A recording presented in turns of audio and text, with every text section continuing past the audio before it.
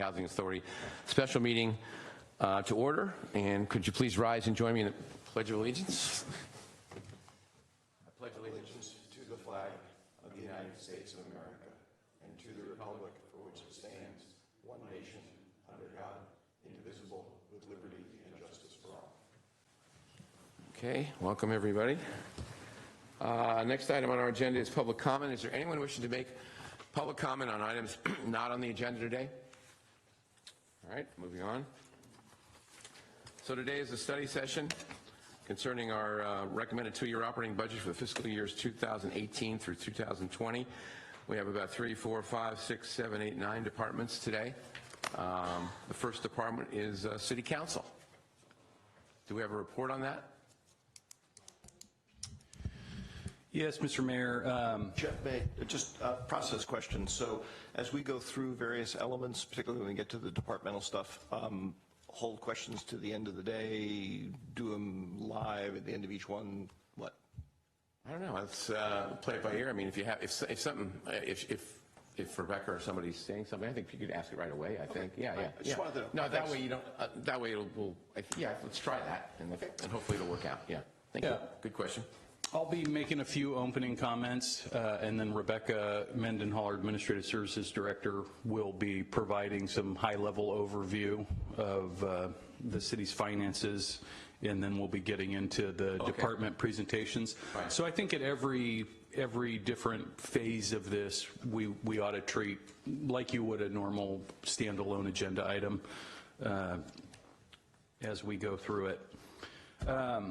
Gosh, it's hard to believe it's been 2 years already since the last time we did this, but it has been a very busy time.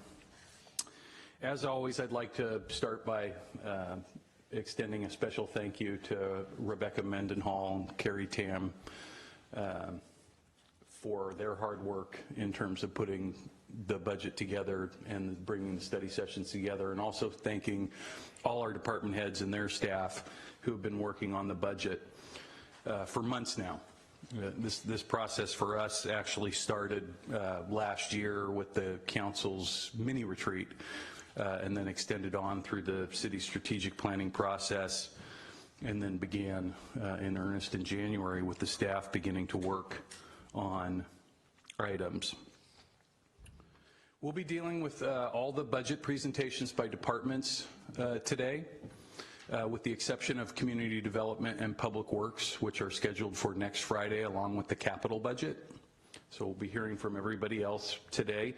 This is the department's opportunities to talk about what it is they have done over the last 2 years with the resources that have been granted them by the City Council.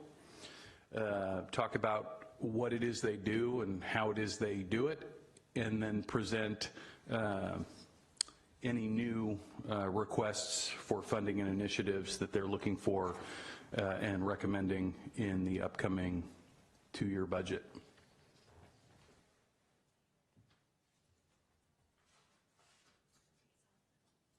I don't think it's on. You're correct.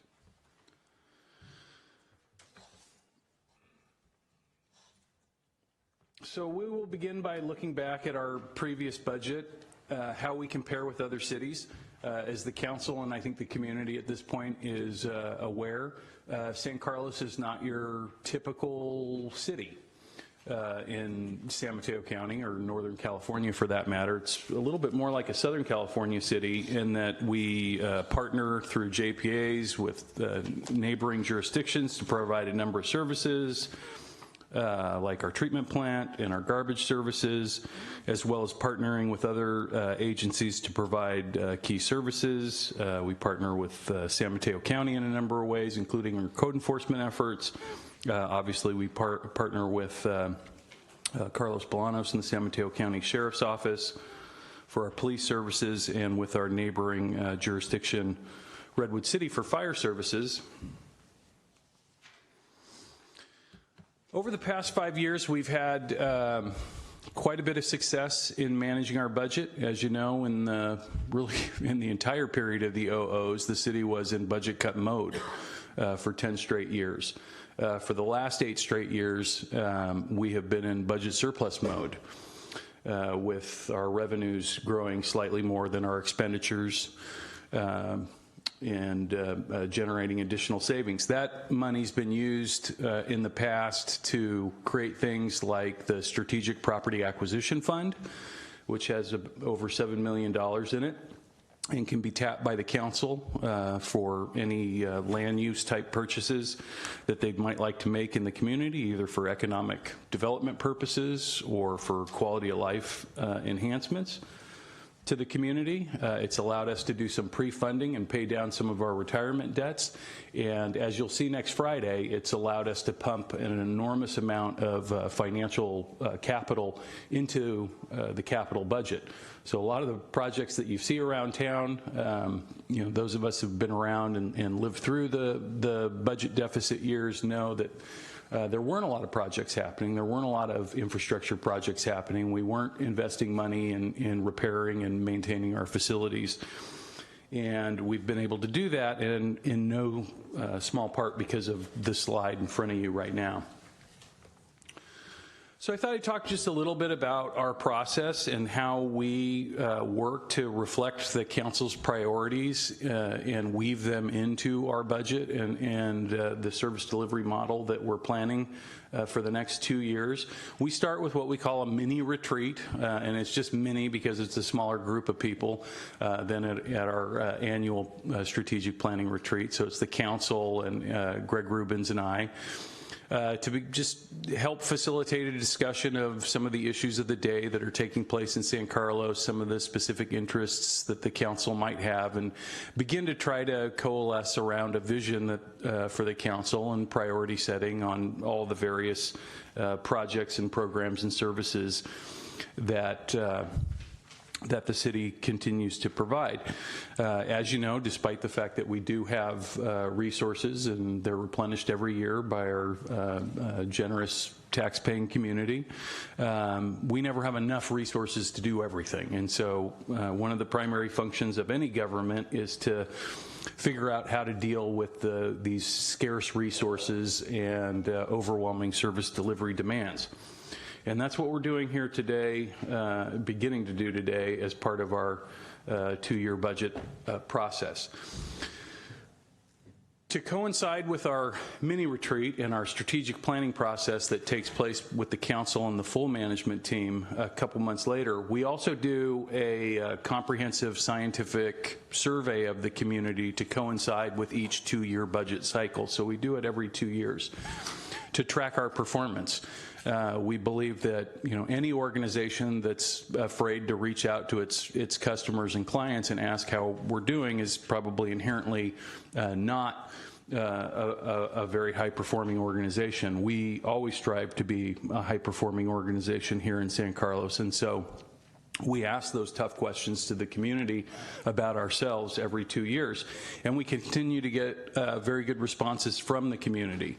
With over 87, and it's ranged between 87 and the low 90s in terms of satisfaction with the city government and the municipal services that we're providing. Folks in town feel that we're doing a good job, and this is kind of a unique outlier, I think, as a community in terms of communicating. As you know, the council's given us quite a bit of financial backing and support for all the newsletters and outreach that we do.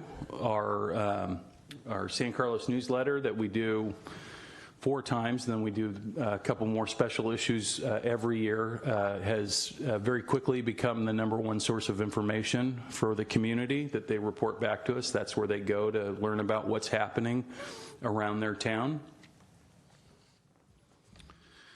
Starting to get a little bit into numbers, and this is really just more to begin to paint the picture of how it is we're different. These are some of the metrics that we look at in terms of performance and comparative data as we're monitoring our finances and service performance. So you could see how we rank. This is based on a per capita, so it's not necessarily just dollar for dollar, but relative to size of population. You could see that San Carlos is kind of in the middle of the pack of comparable cities in our immediate vicinity. And we have these numbers we've kind of moved up a little bit in recent years in terms of our ability to do spending per capita. This interesting slide, I think we'll move quickly past, but it's telling you about the public safety spending, but again on a per capita basis.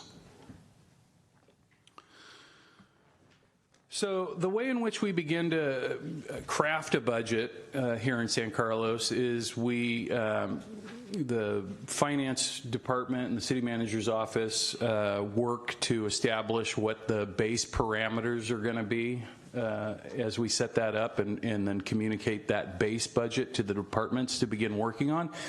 And we build into that base any sort of contractual obligations that we know are already coming. So if you've had a memorandum of understanding with your various labor groups, and we know that's already going to be in effect for the next year period of time, and it has certain cost increases or cost of living adjustments and salaries or that kind of thing, we already know what those will be. We can calculate them for the departments and give them kind of a cleaned up base budget.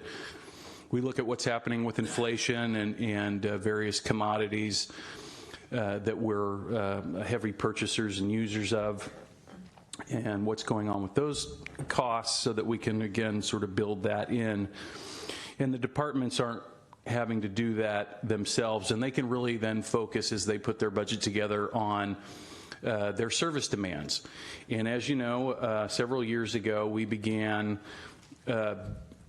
shifting our budget in a way to be more of a performance-based budget, so that we are beginning to track and collect data on metrics that tell us a story about the services that we're providing. So in the presentations today from the departments, you're going to start seeing more and more data. This will continue on into the future and become more and more powerful as that data record lengthens. So you're going to see more this year than you saw 2 years ago in that area. As you can see here, this is going to give you just a quick snapshot of what you're going to see over the next week. This is just looking at the operating budget, so you can see for most of the departments, very little in the way of new requests in terms of funding. 2 departments stand out that we'll be talking about next week, and that's Community Development and Public Works. And I think when we step back and we think about the current economic environment that the city finds itself in, we can understand what's driving these costs. We continue to receive an unprecedented number of development applications, building permit applications from our residents, and that's what's driving these costs. We've had a number of, in response to that growth and that demand, the city council's had a number of special project initiatives looking at lot splits, house sizes, those types of things that are putting a premium and demand on the Community Development Department, who's been doing an excellent job in keeping up with that growing demand and also getting and bringing in projects in a timely manner that have been a priority to the City Council. Public Works, if you'll recall that slide I started with that talked about the 8% annual growth in revenue versus the 7% growth in expenditures, and the categories that I talked about that money flowing to, quite a bit of it's flowed to the capital budget, which of course means primarily that Public Works has been busier than they have been in probably 20 or 30 years in terms of designing capital projects, getting them bid, and then managing their construction as those things are being implemented. So you'll hear a lot about that next week. This is a quick snapshot of our of how the various units, employees in our organization are divided into employment units, represented and unrepresented. So our AFSCME and our Teamsters are our 2 represented units. Obviously, we don't have represented public safety employees in police and fire, with one exception, and that's our fire inspector, who's a AFSCME employee, but does receive a safety pension. Management and confidential, those 2 groups are unrepresented, non-union employees. Comparable staffing levels with other organizations. This is probably the one piece of data I can show you that best explains how different we are than most of our neighbors in how we provide service to the community. We do it without much of our own full-time staff, and that was by design.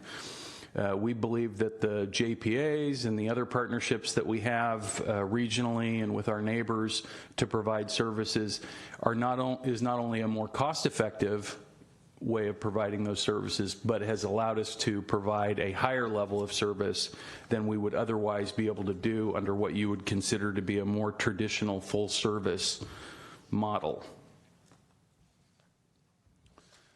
Looking ahead and starting to think about threats, and this is something all our management team spends a lot of time doing in their individual areas, but at this time of year, we spend a lot of time thinking and talking about it. CalPERS has been an uncertainty for the last 20 years, and it's going to continue to be uncertainty for the next 20 or 30 years. And that primarily, it really has less to do with our unfunded liability that we have with PERS as much as it has to do with PERS changing their own funding requirements. In other words, as folks are living longer and they're changing life expectancy rates and their investment discount rates in terms of what they believe they'll bring in and year out on these pension investments, they've been more conservative, which is probably a good thing for the system, but it can be a difficult thing for its system members when they change those things and our costs go up. We don't have a lot of control levers as a city after voters passed the PEPRA initiatives to put sort of what I would call, at least for the time being, the final tier in place for PERS agencies, which is a much lower level benefit than what had existed in the past.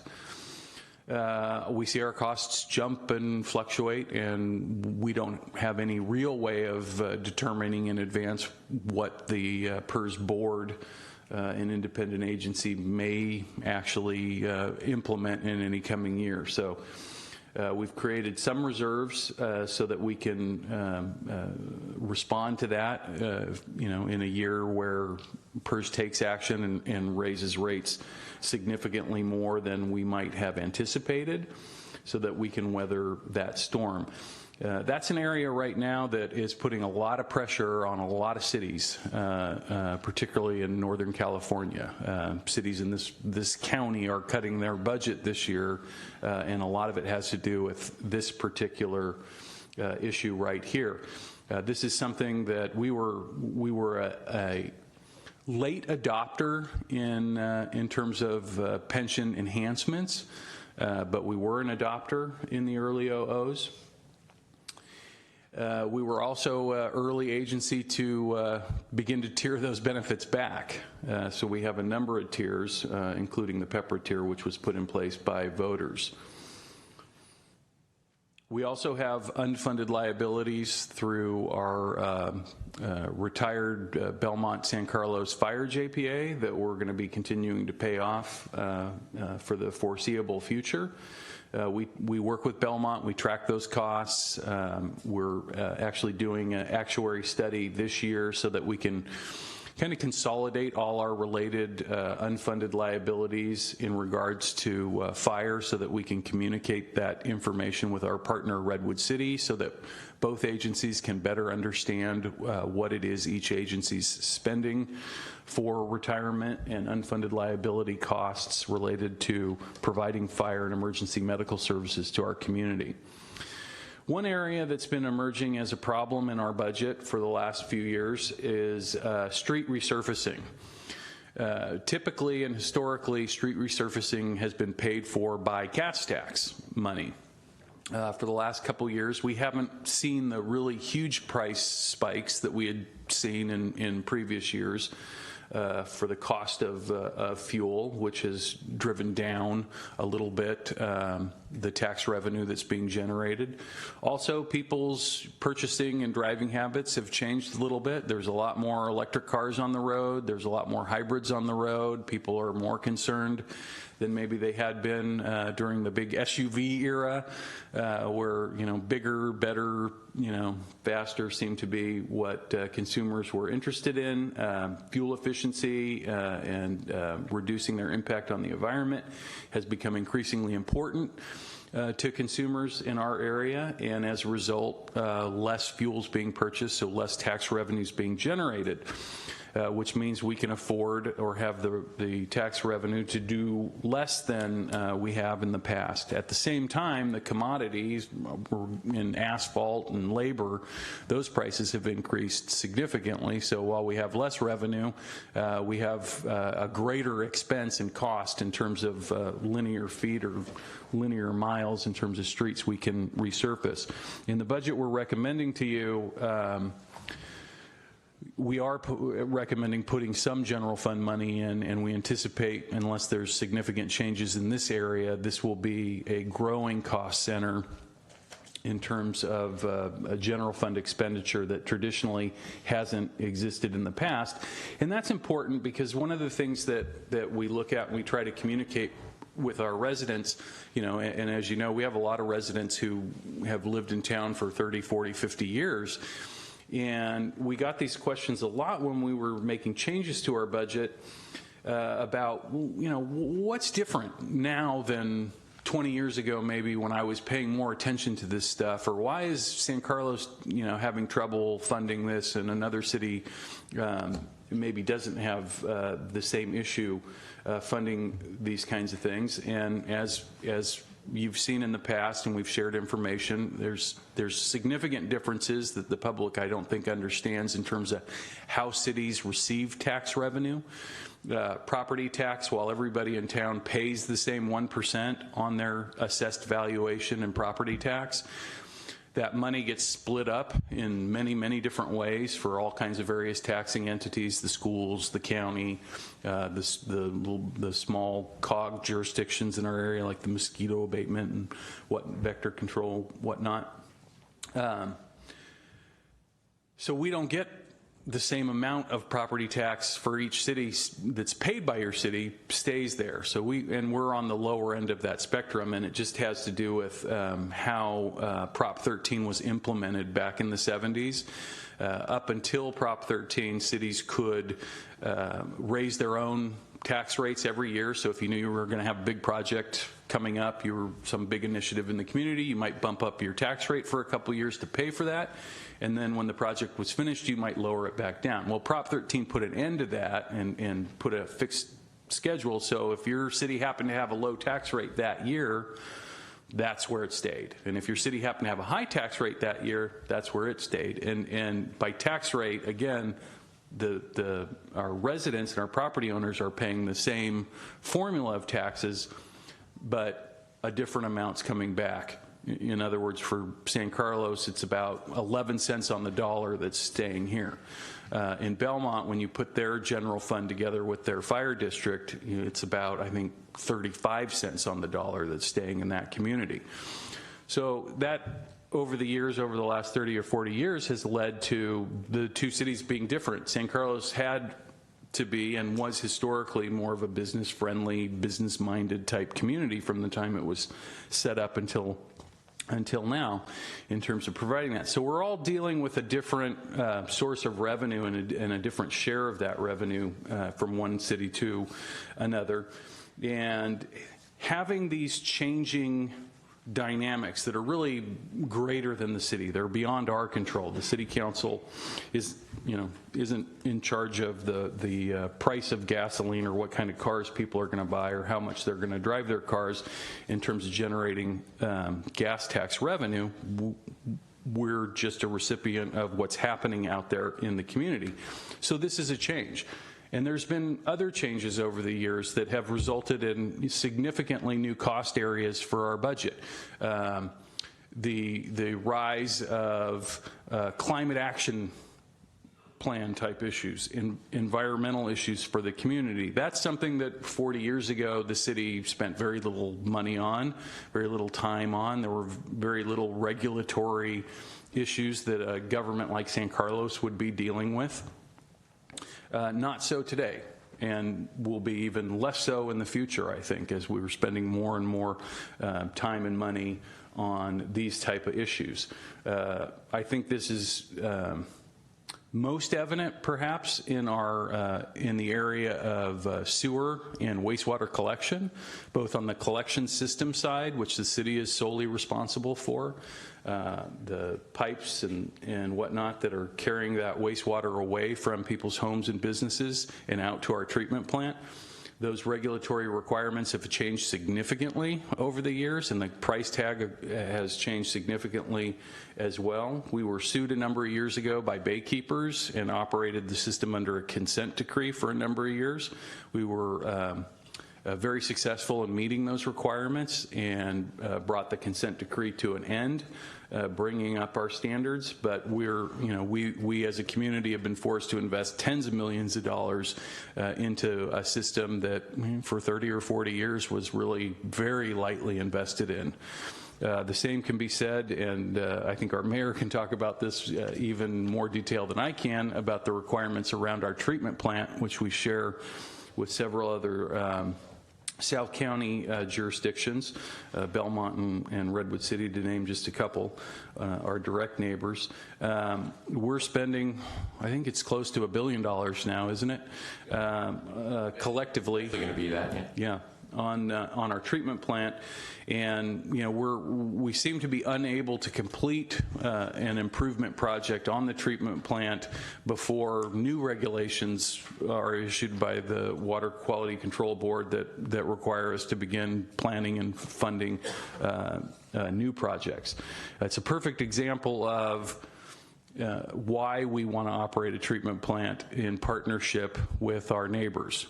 One, they're messy, they're ugly, they're stinky, but they're also really, really expensive. And sharing those costs with other agencies gives us a lot more buying power in terms of making those improvements, but also operating the plant. State budget uncertainties are always an issue that we take a look at. Right now, the state doesn't seem to be having too many problems with their budget, but in years past, this has been a significant area of concern. And while voters in California have enacted a number of constitutional protections for local government revenue to keep the state out of our pocket, which they got very good in the 90s of, their idea of cutting their budget was taking money from local governments to cover their own deficit and letting us cut our budgets. A lot of those protections now have put an end to some extent of that behavior. But the state continues to consider and pass new legislation that has big impacts on what it is we do. And in the coming year, we expect to see a number of initiatives. There was one failed recently, but we're quite certain that they'll be back, putting more pressure on cities to allow the building of multifamily and affordable housing. And while the council's been supportive of affordable housing, workforce housing, as we often refer to it, being completely preempted by the state is not something that we think is necessarily the best way to do that. And we also, for years, paid for our housing efforts out of our redevelopment housing fund, which the state took away a number of years ago. So there's really is no funding source. The council stepped in, created a linkage fee for housing, commercial linkage fee for larger scale developments that come in to begin to develop a revenue source that'll allow you to be a partner with the affordable housing community in terms of creating that. So there are always issues. We had an item recently on the council agenda talking about some of the legal pressures being put on JPAs. As I discussed sort of the model of government that we operate here in San Carlos, anything that threatens JPAs or makes them in any way less viable as an option for providing services to the community is of particular concern to us and a number of our neighboring jurisdictions in the county who also heavily participate in JPA, Joint Power Authorities, to provide those services. So we look at this continually. We keep on retainer a lobbyist in Sacramento to help keep us informed of what's happening, because as you know, it's not always as easy as just reading what's going on in the Capitol with some of these bills, with the gut and amend approach that is often taken to legislation in the state's capital. Where it may be a bill about groceries and farming one day, and then the next day all of a sudden it's turned into a bill that very much has to do with the type of work we're doing here in our community. So that'll conclude my comments. Thank you for being so patient. I know today and next Friday, it's not the easiest thing to do to sit and listen all day, but this is our opportunity to communicate to you what it is we do, how it is we do it, why it is we're doing it, and also communicate that information to the public. I know, like the City Council and like our residents told us in our community satisfaction survey, I feel very fortunate to work with the employees that we have in this agency. I think this year in the budget presentation, more so than in the past, you're going to have an opportunity to not only hear from the department heads, but also a number of the division heads are going to be up here in front of you. We have a lot of very talented individuals who know the day in and the day out, certainly better than any of us sitting up here on the dais, and having the opportunity to hear from them and their enthusiasm and excitement about what it is they do and what it is they'd like to be able to do for the community and in the community in the coming 2 years is a great opportunity for them, and it's a great opportunity for the council and the community to learn a little bit about their city government. So with that, I'm going to turn it over to Rebecca. Rebecca, before you start, Mr. Grokoff, did you have a question? Yeah, question or comments. I know these are just, you know, these things that we've got here, Jeff, are your PowerPoint presentations, but just a couple of comments on them.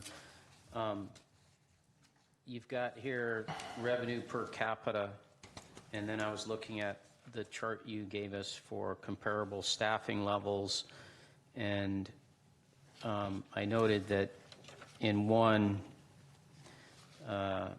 revenue, in the revenue one, Belmont's not in there, but then in the staffing levels it is, and it would be nice to have consistency, so when we're looking at all these things, we're always looking at the same basket of cities, understanding that there's no way they can be perfectly, as you pointed out, aligned, because they're set up different. Each city's got its organization set up a little bit differently, but still. And then just a comment on the staffing levels, I think it would be nice, and I think we've mentioned this before, never mind the fact that we buy service from the county for police and buy service from the Redwood City for fire. I think it's pretty easy to look at, you know, with the sheriff's department, we have so many deputies on hand on a regular basis, plus the chief. And with the fire department, same thing. We've always got so many people working in our fire stations and on the trucks and engines and so forth. And to include those numbers, because personally, I don't think it's fair to show that we have 76 employees. Yeah, those are the ones that actually get a check from the city of San Carlos, but we've got all these other people who we have through a contract. It's very consistent. It's easy to have those numbers in there so that we have some what I would consider to be real comparisons. This to me is a little bit artificial. You have your box here on budget threats. It would have been nice to also see budget pluses, because I think we've got homes selling consistently in this community now for 1.8 million, 2.3 million, even up to 3.5 million. We didn't see that 2 years ago. That's got to be making a difference in revenue.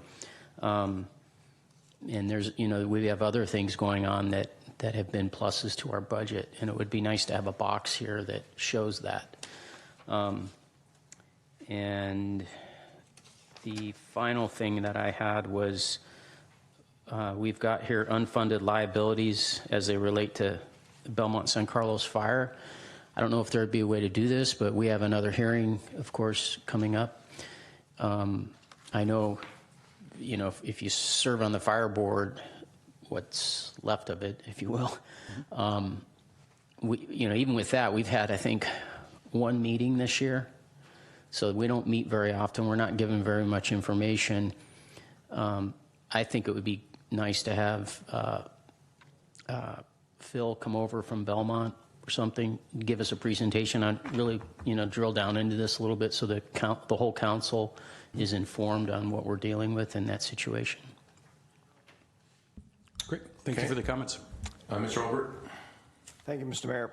Jeff, you're going to enjoy this. If you could briefly flip back to that slide that you wanted to pass through because the labeling got messed up. And by the way, on the hard copy, it came out fine. So and just for everybody's benefit, the lower slice here is safety-related costs, and the upper slice is other services. So the question I have is, and Jeff, is the eyeball, actually, let me start with a simple one.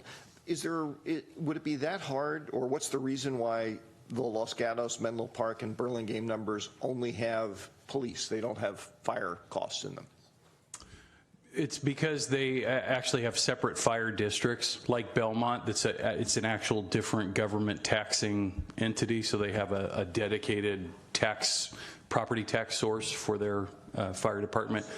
So let me make the request that in the future, it will obviously require some analysis and allocation, which is inherently, there's noise associated with that.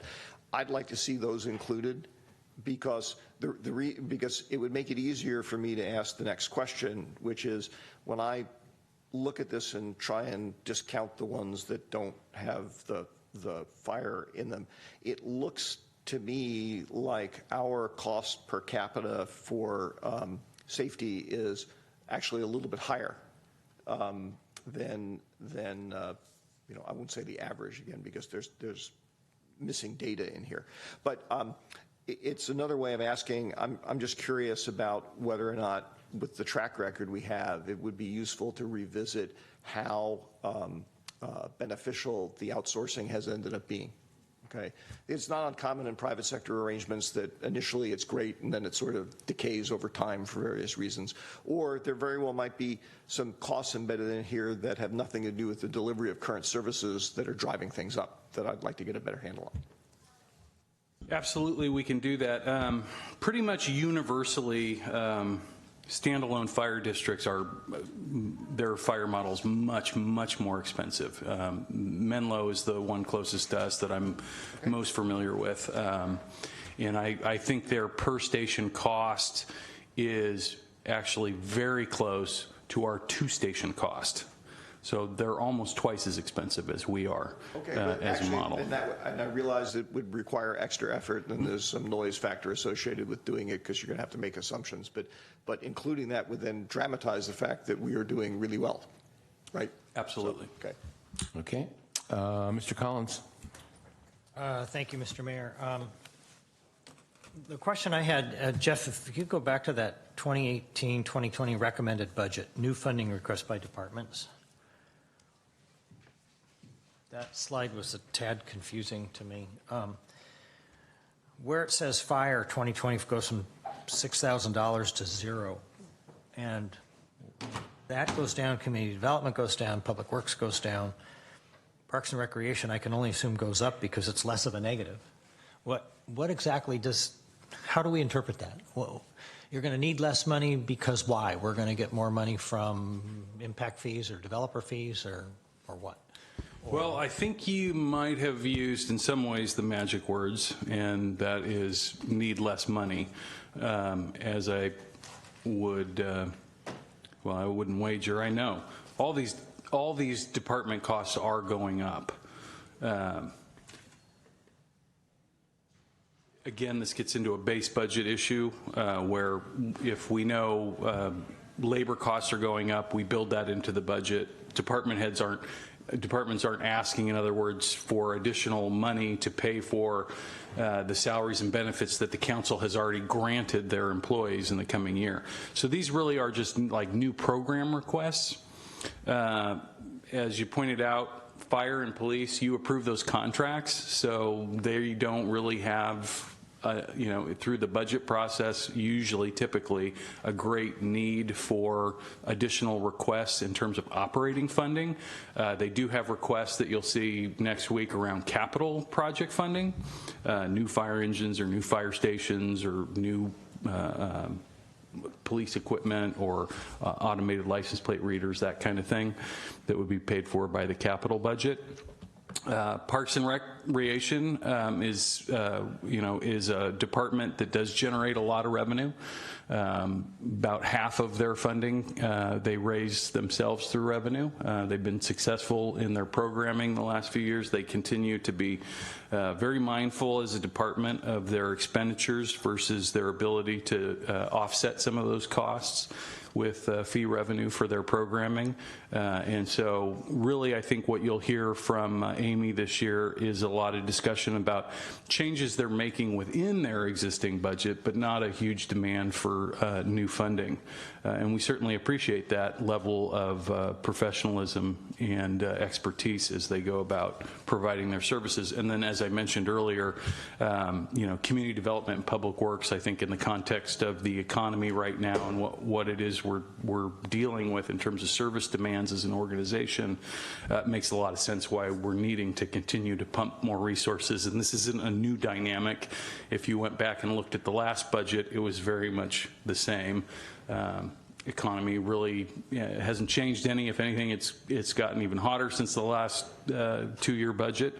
And so, these departments continue to struggle with the demands that are being put on them. So, Thank you.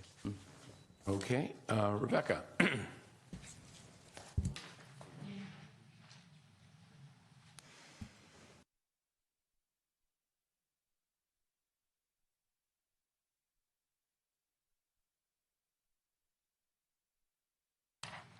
Good morning, Rebecca Mendenhall, Administrative Services Director.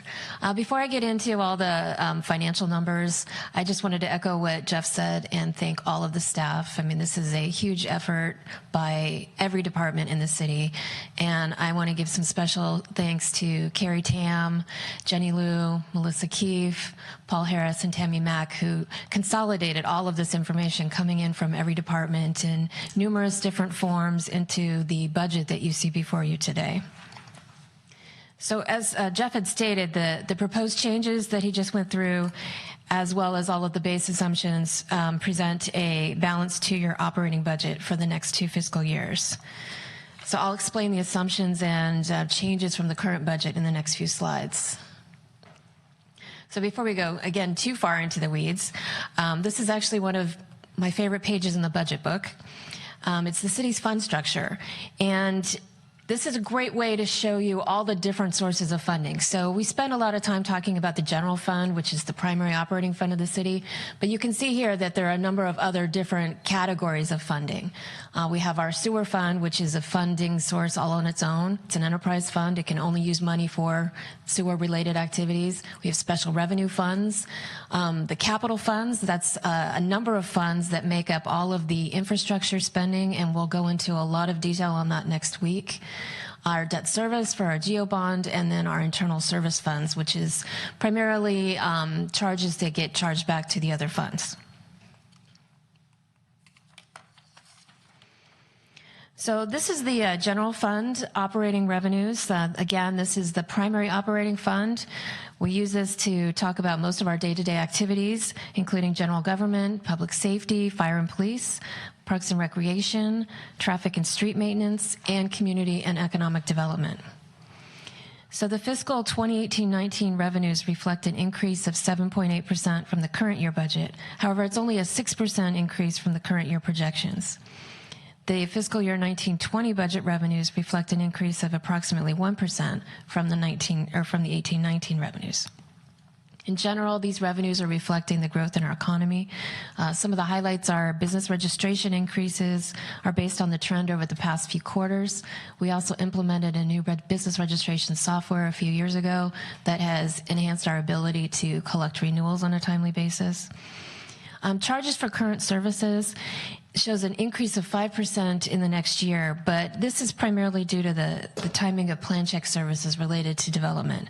This category also includes recreation fees, camp fees, classes, and such, but because of the changes in the development, this category tends to fluctuate greatly from year to year. Next year, you see an increase for large multi-residential and mixed-use infill, and pre-development work associated with a large development on the west side, and some tenant improvement projects. those will all be discussed more in detail during the Community Development Department presentation. But most of these large increases in revenue are then offset by large increases in expenses, as we have to hire consultants who specialize in certain activities related to these complex projects. 2019 shows a decline. Again, it's just when we feel these large projects are going to come forward. We work very closely with community development and public works to, pull out the crystal ball, try to predict when these things are going to come forward. But it's difficult to determine. All of these things are out of our control. It depends on when developers get their funding and such. Several years ago, we didn't see such big fluctuations in this line item because the projects weren't quite as large. We can have one project that has several $100,000 of plan check fees coming in a given year. So you're going to see these vary greatly from time to time. So similar to charges for current services, our licenses and permits rely heavily on the timing and size of development projects. So it looks like 19 is going down. It's actually, again, just due to the timing of when we think these large projects are going to come forward. Depending on the size of the project, the timing between when they take their plan check to permit could be 6 to 18 months. So it's just depending on when the timing happens. This current year assumes the permits will be pulled for the Meridian 25 project, but if those permits don't get pulled, they'd get pushed into the next fiscal year. So we'd recognize the revenue at that time. Can we pause just a second for a question? Yeah. So I'm not getting why, for instance, on the column that has revised budget for TOT, it's at 2.4, but then the projections are at 1.8. So why the difference? So again, that relates to the crystal ball. So when we put the budget together a couple of years ago, we had assumed that the Landmark Hotel would be in operation by now. So hold on, I'm just trying to answer my own question here and using you to do it. So the 2.4 is when you revise the budget. That's what that means. But what you're saying is now we're looking at real numbers, and so the projection, what I'm trying to get, Rebecca, is the definition. Revised means we did the budget, then we revised the budget based on how things were going at that time, and now we're looking at the projections, which are more real and on-the-ground numbers that are coming in. Is that right? Right. The revised budget includes all changes made from when we originally adopted it 2 years ago, and these are changes made by council. So when we brought the budget forward in the last mid-cycle review, we made some changes to the revenues. We don't normally make a lot of changes to revenues on the in the mid-cycle review. It's typically on the operating side for any additional requests that come in during the year. And what we're not seeing here, there's not a column that shows us where we were originally when we established the budget 2 years ago. No, the adopted budget's not in there. No. Okay. And then real quick, Rebecca, what line item is digital billboards? That shows up in other uses of money and property. Thanks. Mr. Mayor, I was going to wait, but as long as we're asking We're just questions. following No, that's here. fine. No problem. So, Rebecca, I've had an offline conversation with Rebecca that's going to result in getting some information on basically how well our property tax, sales tax, and total revenue budget versus projection versus actual compare over time, because my sense is that we are, for various reasons, consistently undercalling the revenue increases. And in particular, if I can, just because this is convenient looking at this chart. So if you look at the property tax line, the revised budget, 9.9 million, the projection of 11.2 million, the projection, as Matt was saying, is something that's the most current update for 2018 at this point, correct? Whereas the what we're calling revised budget was basically when we had this meeting last year and we were doing the update to the budget from 2 years ago. The property tax number, I don't believe we changed it much last year. I think it's from 2 years ago, which was our best estimates at that time. Okay. So the question I have is in general, what drove the increase of about $1.2 million, $1.3 million of what we thought 2018 was going to be, what we think now versus what we thought a year ago or 2 years ago, whenever it was that we last thought that? So we hire a third-party consultant, HDL companies, to help us review all of the property tax assessment data that we receive, and they work with us to help us tweak all of the projections. And so 2 years ago, when we put this together, those were the best projections that we had at the time. Since that time, we've had a number of changes in our assessed growth that has increased our revenues. One of the things that's in that line item as well, though, is the airport revenues, which can fluctuate. It just depends on how many planes are sitting at the county airport. You know, if somebody moves a plane or such, we could see a drop. So we tend to budget this line item conservatively. Just as an aside, I mean, how big an impact can, I mean, the planes are, if property taxes, even on a plane, is 1% of the value of the plane, right? It's limited by Prop 13. So, I mean, we're not parking 747s at the airport. No, we have seen some drops, like $50,000 in 1 year and things like that. So, yeah. Because, you know, what we're looking at here is $1 million too. So basically, I think what I heard you say is fundamentally the projections here, we rely upon this outside consultant to do, and they have some big complicated model. Who knows what they're doing with it. But it'll be interesting to see that analysis that you're working on for me, because my recollection of this and my gut tells me that those kinds of corrections are happening relatively frequently, which to me would call into question the notion of maybe the outside consultant needs to do a better job of forecasting stuff, that they're missing stuff, okay? So. Well, if I may too, 2 years ago, we were also seeing the final stages of the triple flip, which was where the county was backfilling property tax with sales tax, and so they had the line items a little different at the time as well. So you see in the sales tax line item, we're not going up as quite a big jump. And that was just the differences between the categories. So actually, as we prepare that information for you, we're going to prepare property and sales tax together, because that way the triple flip is not a factor. But let's talk about that, because I don't think I want to do that. I want to break it out differently. Okay. One quick question I have on PAMF. I know we get money. Aren't we, how many years was it? 6? It was 9 years, and then we get the principal? I'd have to go back and look at the agreement. This target revenue is built into the agreement, though, for the life of the contract. But I'm just saying, I remember when we got it, we're getting this much every year, but eventually we get the principal, as I remember. I don't remember what year that would be. I know, do you remember that, Mr. Motley? I don't. I mean, that was pretty significantly before my time. Okay. I wasn't involved in the negotiation of that agreement. Well, if you could just look that up maybe at lunchtime or something. Just, yeah, I'm not sure that's the case. As far as I understand, as I remember, do you remember that, Matt? I remember the concept, but not the details. But I remember that we were going to get the money after a certain amount of time. Are you referring to the original endowment? Yes. It's after 50 years. 50. Okay, well, I was a little short on that. Okay, good. Never mind. It's okay, Bob. You're still going to be mayor then. If I may, I apologize. My questions were organized around the memo that staff wrote, and as long as we're asking, I had a couple others that I should have realized relate to this chart.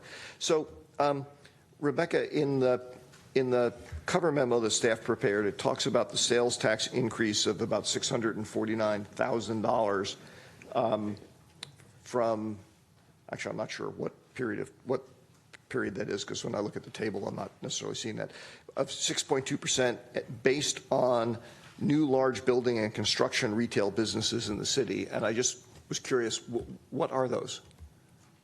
So this is our ongoing, the new influx of, we had Lingso a couple of years ago, so those OSH. There have been some new smaller ones on the east side. I don't know the exact names of them. Okay. In the coming years, I believe in 2020 is when we start, or no, 2019, we start recognizing revenue from the new Honda dealership. Okay, those three. Thank you. And then question I have, and again, I'm doing this off of the staff memo. The description says transit occupancy tax, the increase of $148,900 is based on the trend over the past 6 quarters. When I'm not seeing where there's an increase of $148,900 when I look at the corresponding table in the staff report. It's from the revised budget. Revised budget, 2.44 million, and then, okay. To the proposed, so revised budget to proposed budget. Yes. Got it. That was confusing me because normally I assume that delta analyses are done off of the latest projection, which would have been what you're calling the fiscal year 2018 projection. Okay, thank you. Yeah, the projections, we still fine tune those as we go when we have 2 months left in the year. Using them as a benchmark for Right. doing the write-up. Okay. Right. I mean, as I mentioned, there's, especially in the licenses and permits area, we could have one of the larger developments that we have forecast for next year pull their permits in this fiscal year, and that would change our projections. So, we try to focus our analyses on the revised budget. A very minor nit and I don't recall seeing it here, but for me going forward, the next time we do this, it would be great to have something like in bold letters that say, by the way, all the text is comparing this column to that column. So I don't get confused on that, because again, my instinct is to go, the delta analysis is off of whatever the latest estimate is. And what you're saying is we don't do that because the latest estimate is too variable.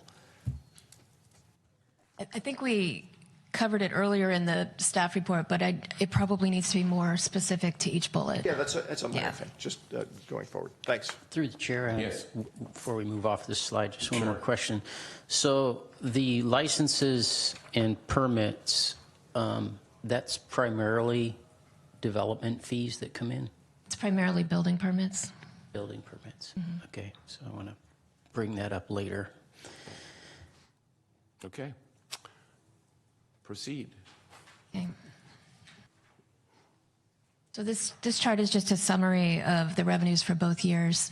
One thing that we tend to look at is how much of our property and sales tax is compared to the rest of the revenues. It's about 54%, or 22.5 million. So moving to the budgeted expenditures, these again include all of the recommended department changes that Jeff had talked about earlier.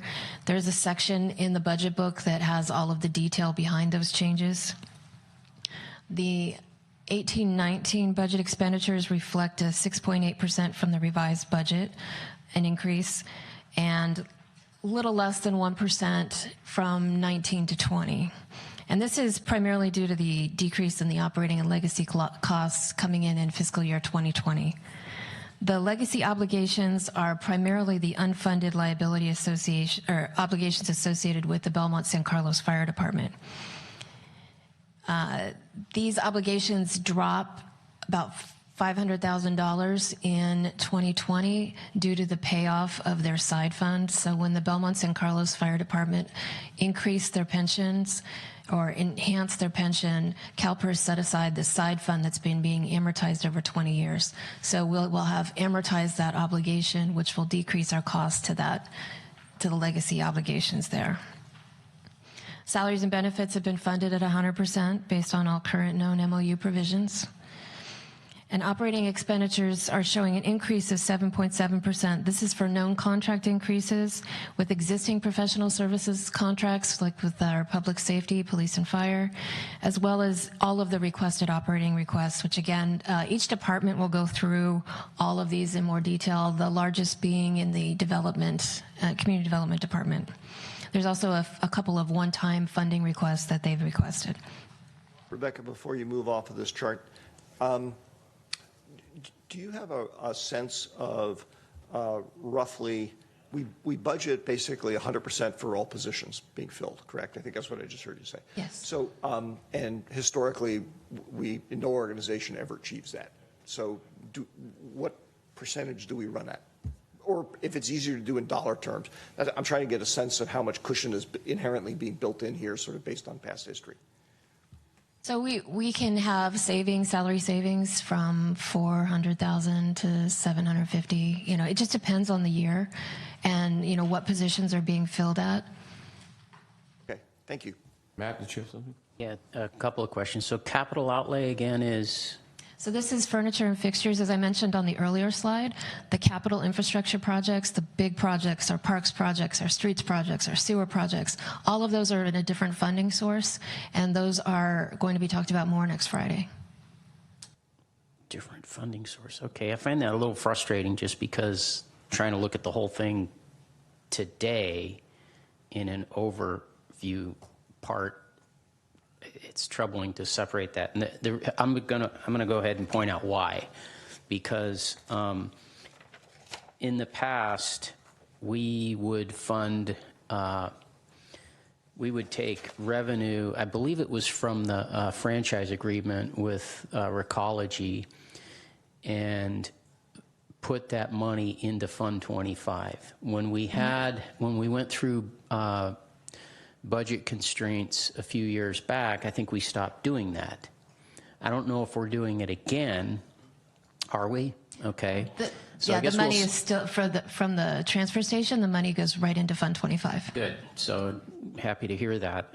And that's why I was also looking at licenses and permits, because as I commented sometime at a council meeting earlier, or it might have been one of our retreats, with all the construction going on and the heavy truck traffic and our roads getting torn up and our sidewalks look like, bombs went off, I think we need to take some of this money, and we can talk about this later, but I'm just, doing it while I'm thinking about it, mentioning it.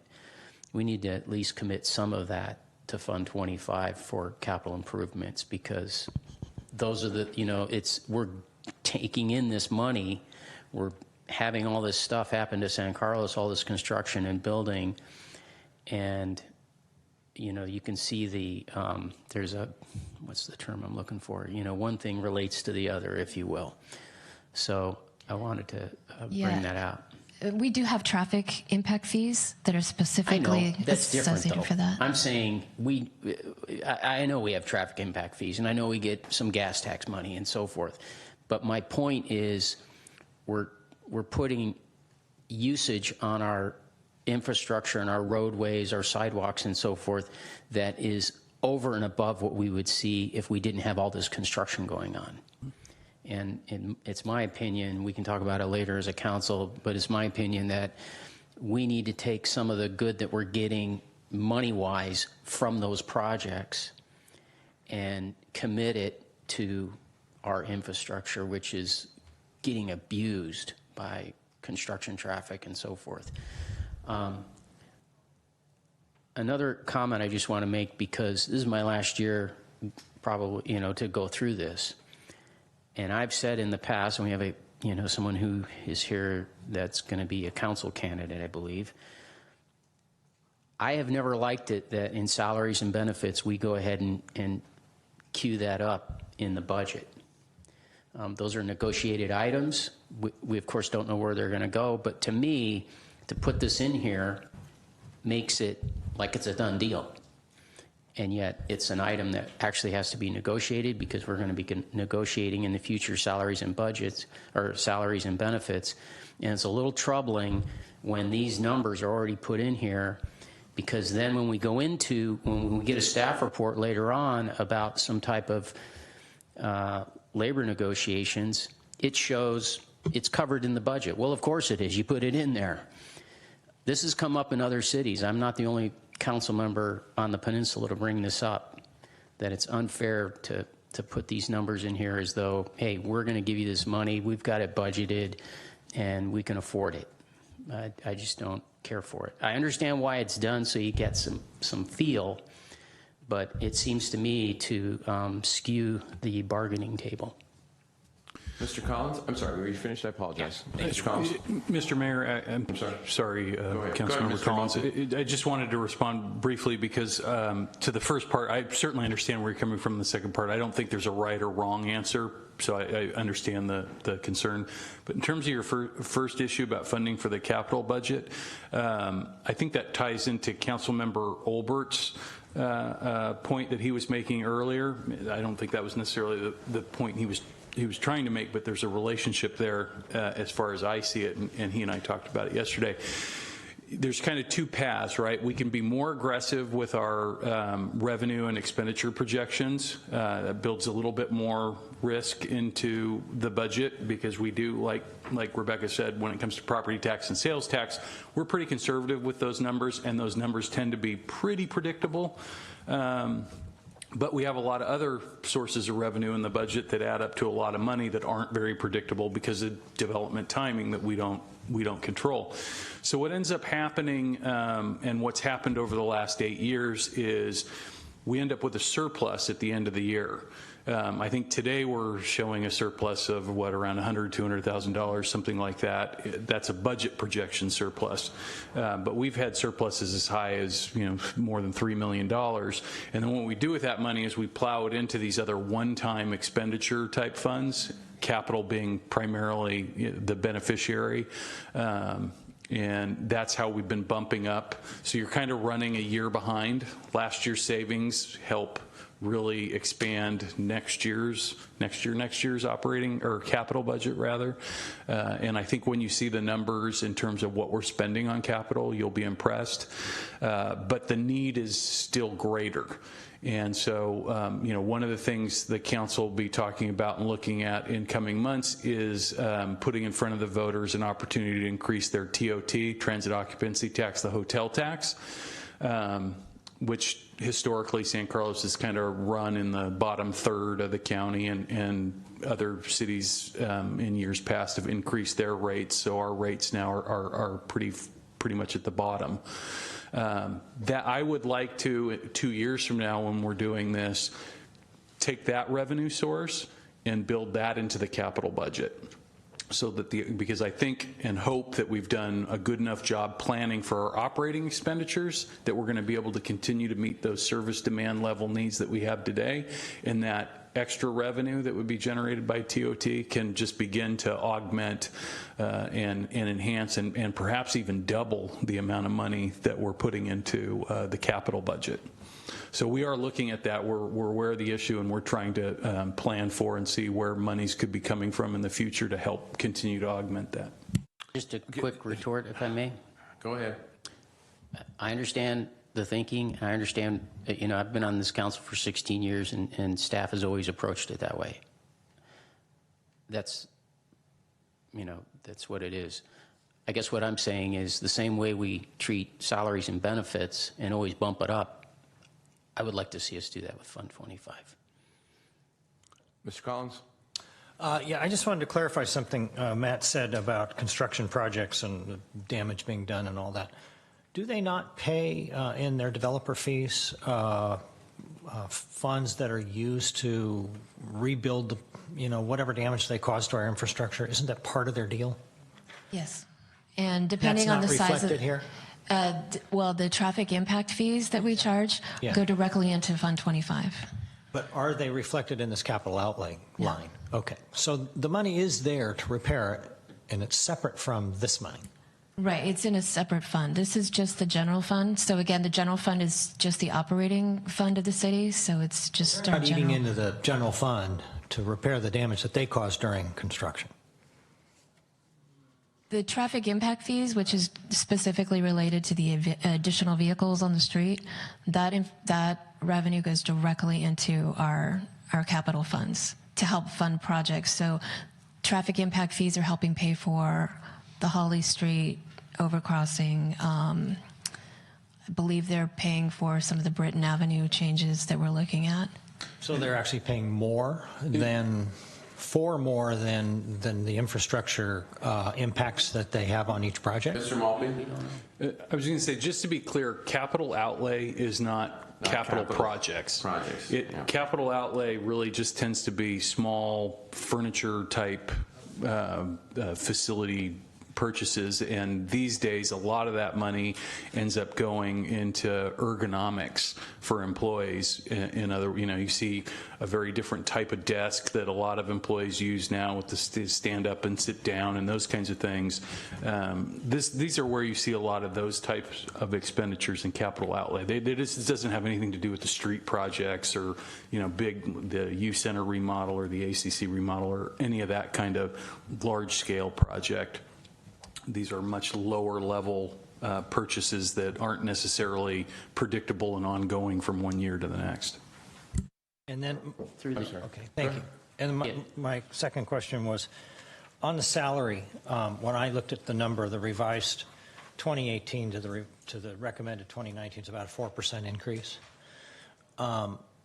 Is there a way to calculate historically what the average salary and benefit growth rate has been, say, over the last 10 years? We can pull that information, yes. I'm just curious because it might give us some insight as to, what these numbers are. I mean, we have to anticipate some growth, correct? Right, and this also includes increases in CalPERS. So it's not just related specifically to salaries. It includes increases related to our healthcare assumptions. So as healthcare costs rise, we have to put that in here as well. It includes the CalPERS. It includes the other post-employment benefit obligations we have. Much more than salaries. So it's much more than just salaries. Thank you. Mr. Olbert, did you have something? I did, but I withdrew it. Okay, Mr. Grocott? Yeah, I think Ron, by his question, raises a good point, which is some analysis of, we get traffic impact fees, but then, when you got to rebuild a whole block of Walnut Street and perhaps even, when trucks come in and out and they're hauling things, the impact to all the streets that are on that route, whatever it is, and then we have to rebuild that, is an analysis of how much are those fees helping to pay for the overall bottom line cost to redo that infrastructure. That'd be a good thing to know. And that's why I'm saying I don't think it covers it. It's nice that it's there. It's good that it's in there, but I don't think it covers it. And that's why I'm going to keep pushing that we need to use some of this money to go to Capital Fund 25. Again, I agree, and I think we want to see more money begin to flow to Fund 25 in the future. But for the type of project like we're talking about Wheeler Plaza, typically the council will put into their conditions of approval, and they did in Wheeler, that they actually have to restore the street to the pre-existing condition. So if they lightly damage it, it's going to cost them less to do that. But if it's heavily damaged, it costs more. Now, obviously, those trucks don't just blink into existence on Walnut, right? So there are other, and that gets to, some of the other issues that we do need to deal with as the budget, because those are harder to predict. Okay, Ms. Mendenhall. Okay, so this chart is just a summary of the recommended budget expenditures by department as a percentage of total. Public safety is 46% of our total expenditures, or $20 million, so less than the amount that we bring in for property and sales tax. And while property and sales tax aren't specifically allocated for public safety costs, we use those as a benchmark just to see where we're at. A few years ago, before we did the outsourcing, these costs were nearing 65% of our total budget. So this table represents the ending fund balances, incorporating all of the recommendations. The total recommended additions, as noted in a previous table, were $941,000 in fiscal year 2018-19 and $743,000 in fiscal year 19-20. These leave an unrestricted fund balance of $2.1 million in 18-19 and $2.7 million in 19-20. And you can see on the line item that says total change in operating funds, you can see we're projecting slight surpluses in 19 and 20. This slide also represents the recent decisions that council made to transfer $7 million of our infrastructure reserve to Fund 25. $3 million of that will be paid back when we receive the money from PG&E next month. And then it also shows the $7 million being paid out to fund our unfunded pensions.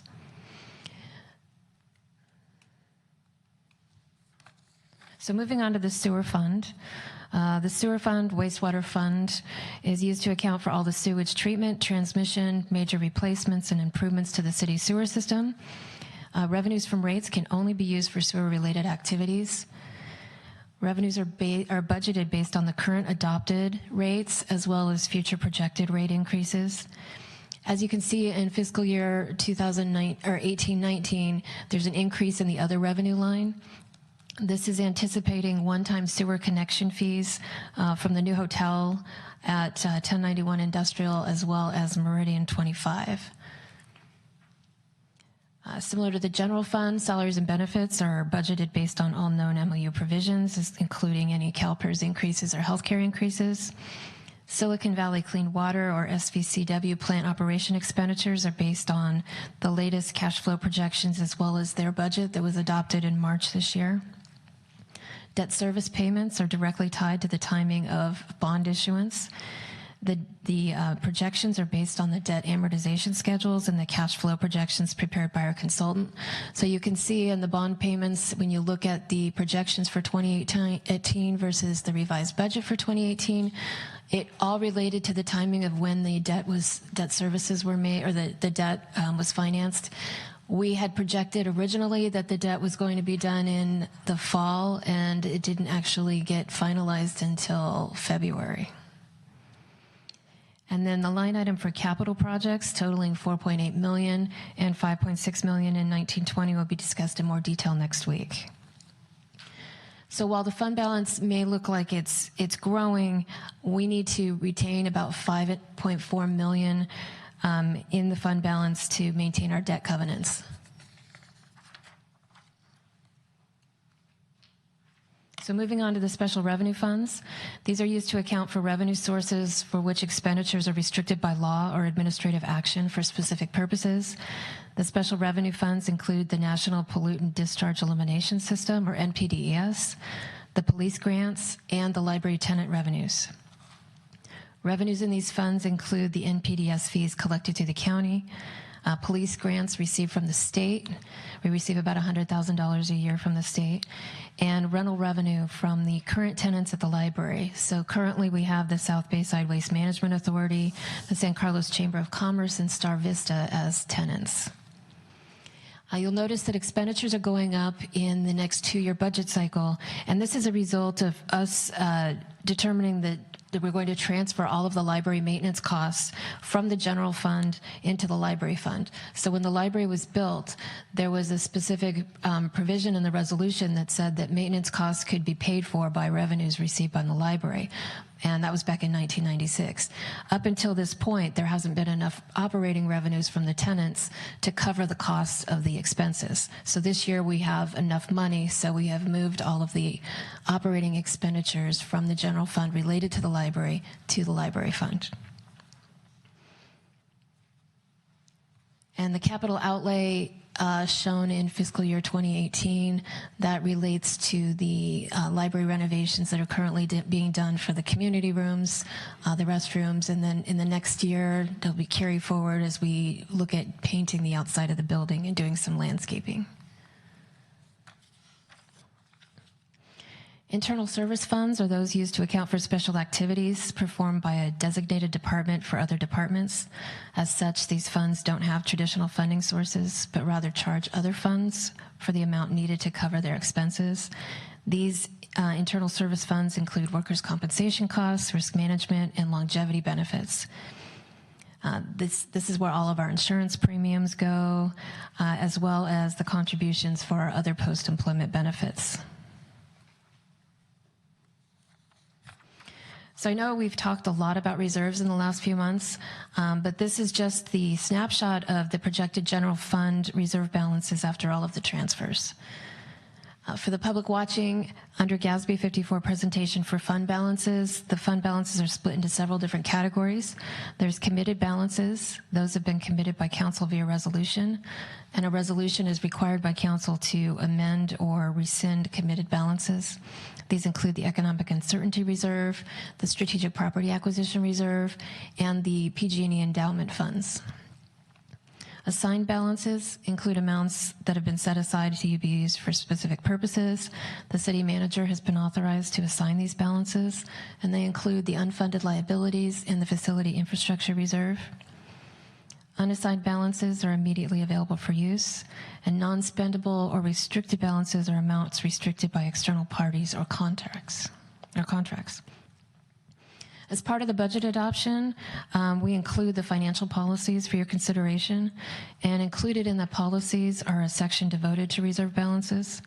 You can see in the reserve, or in the recommended budget, I have moved $1.5 million from the assigned economic uncertainty balance into the committed economic uncertainty balance.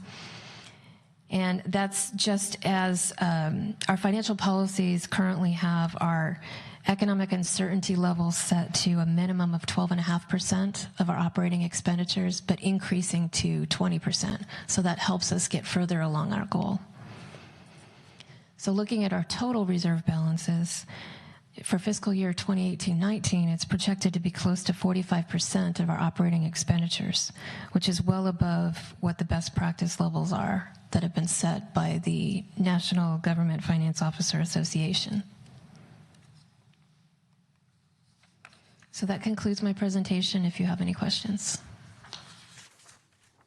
Okay, seeing no questions, we can move on to the next area. City Council, I guess. The big one.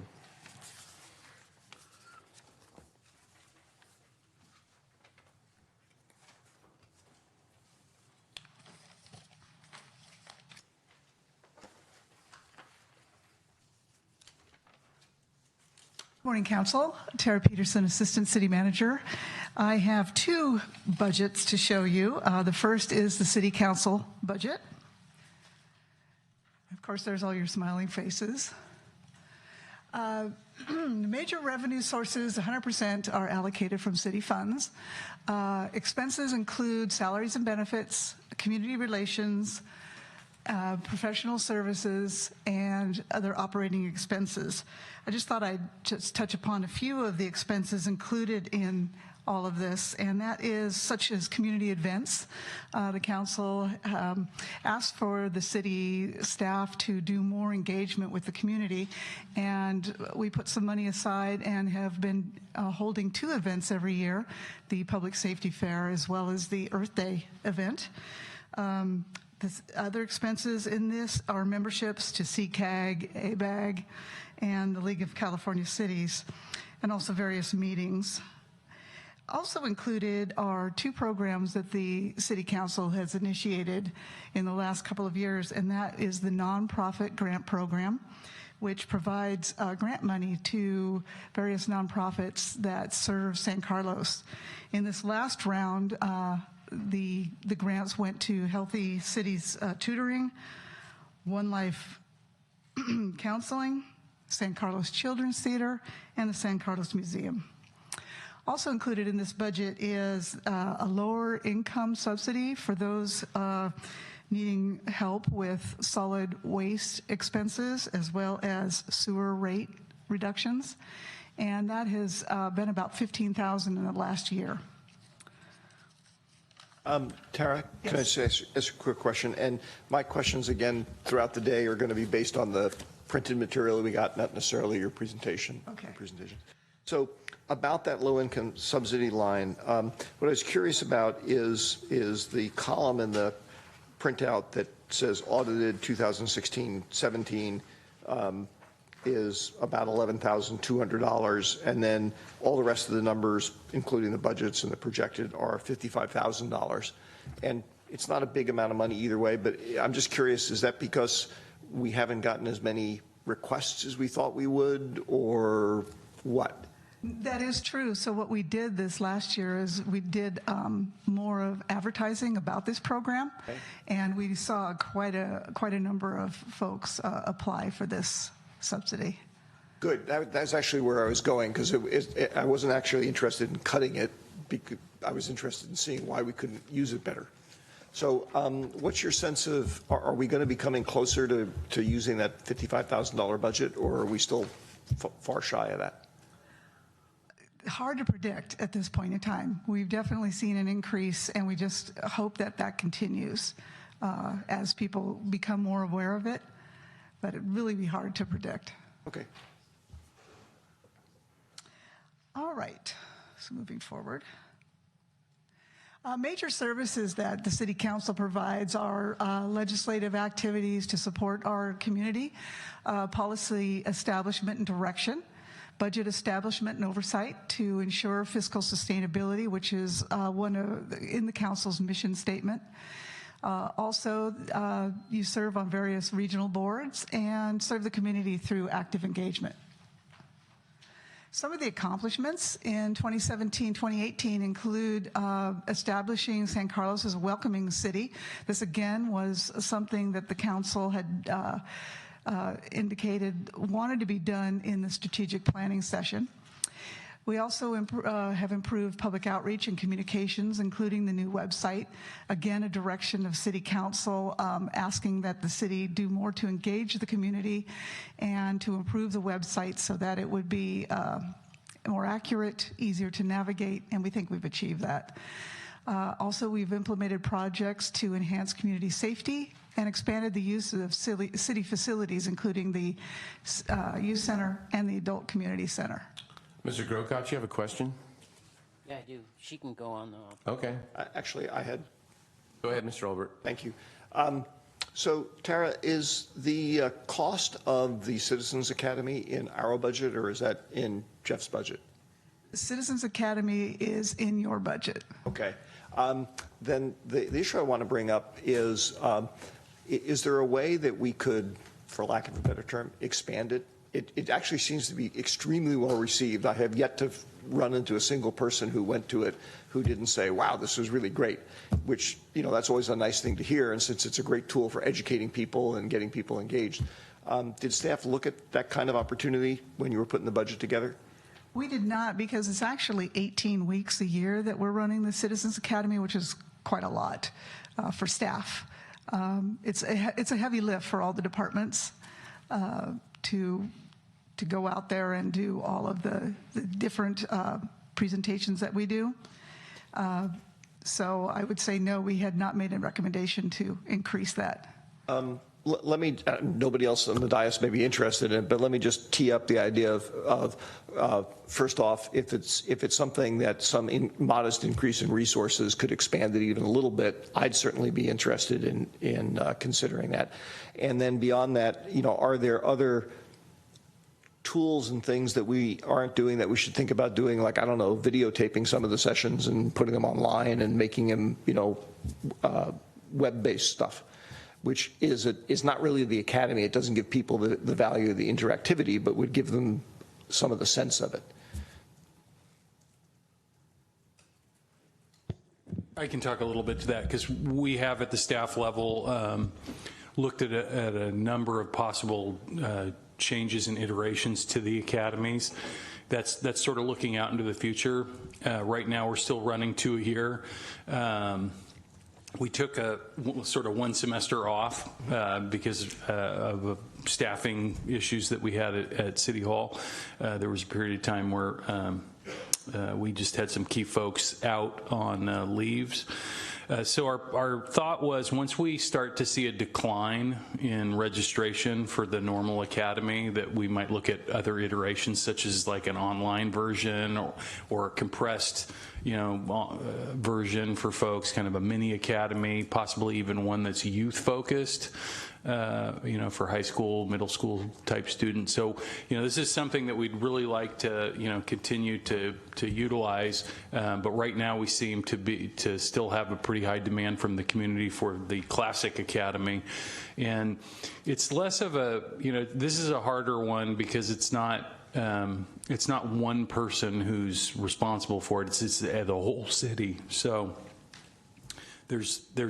we start to run into a bandwidth issue with departments and their ability to do all the other special projects and their regular daily work, and then the academy as well. So it's hard to, it would be, you know, it was a bit of a challenge for us that we threw down to do 2 a year. So going much beyond that would probably be difficult. But I think it's proven itself to be a very valuable tool, and we should be asking the kinds of questions you're asking about how do we keep this relevant for as long as possible in the community. I appreciate that, and I certainly, we have a city to run rather than just telling people about how great a job we are doing running it, which is valuable. It's important too, but it's a different kind. I'm always a little unclear during these budget reviews. I guess basically what we're doing is we're giving staff feedback on what we'd like the final budget that we're going to vote on to come forward. So let me just say that I personally wouldn't mind if we allocated some additional funds, even if we don't necessarily know how we're going to use them now, to start doing some of the things that Jeff is talking about. Not necessarily expanding the program because of the bandwidth constraint. But that's the feedback I would give. I don't see if anybody else is interested. Mr. Collins? Jeff, you made a comment about doing it online. Do you mean streaming it online or creating an online version of it? I mean, creating an online version of it like you would take an online college course. And that's actually where we're going to turn for advice and recommendations, is talking with universities who provide online education. Because we think, you know, at some point we're gonna see the number of folks who are interested and available in that regular in-person participation model that we have now start to decline to the point where, you know, maybe we're only doing one classic session a year, or maybe we're only doing one every couple of years. But we think then our focus can begin to shift, and we can begin to try to find ways where we can be flexible in reaching our residents and our population in groups of people who just aren't ever going to be able to participate in a classic academy to make that type of time commitment. And so we're excited about it. It's forward-facing, future-looking, but we think there might be something there. So my other question would be, I assume it's not currently televised, and if not, would there be a significant expense to televising it? I would definitely not classify the expense as significant. There would certainly be an expense, and you may be spending as much as $50,000 to televise. There's a lot of sessions, and they're a couple hours long, and then there's editing and things that would need to be done behind that.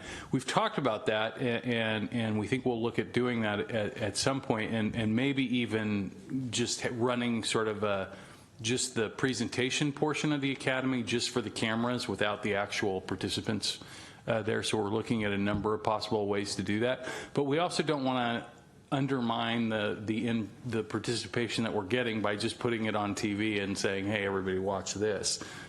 Because they're not being able to interact with the staff and ask your questions and get them answered in real time, whether it's online or in person, we think takes away from the experience significantly.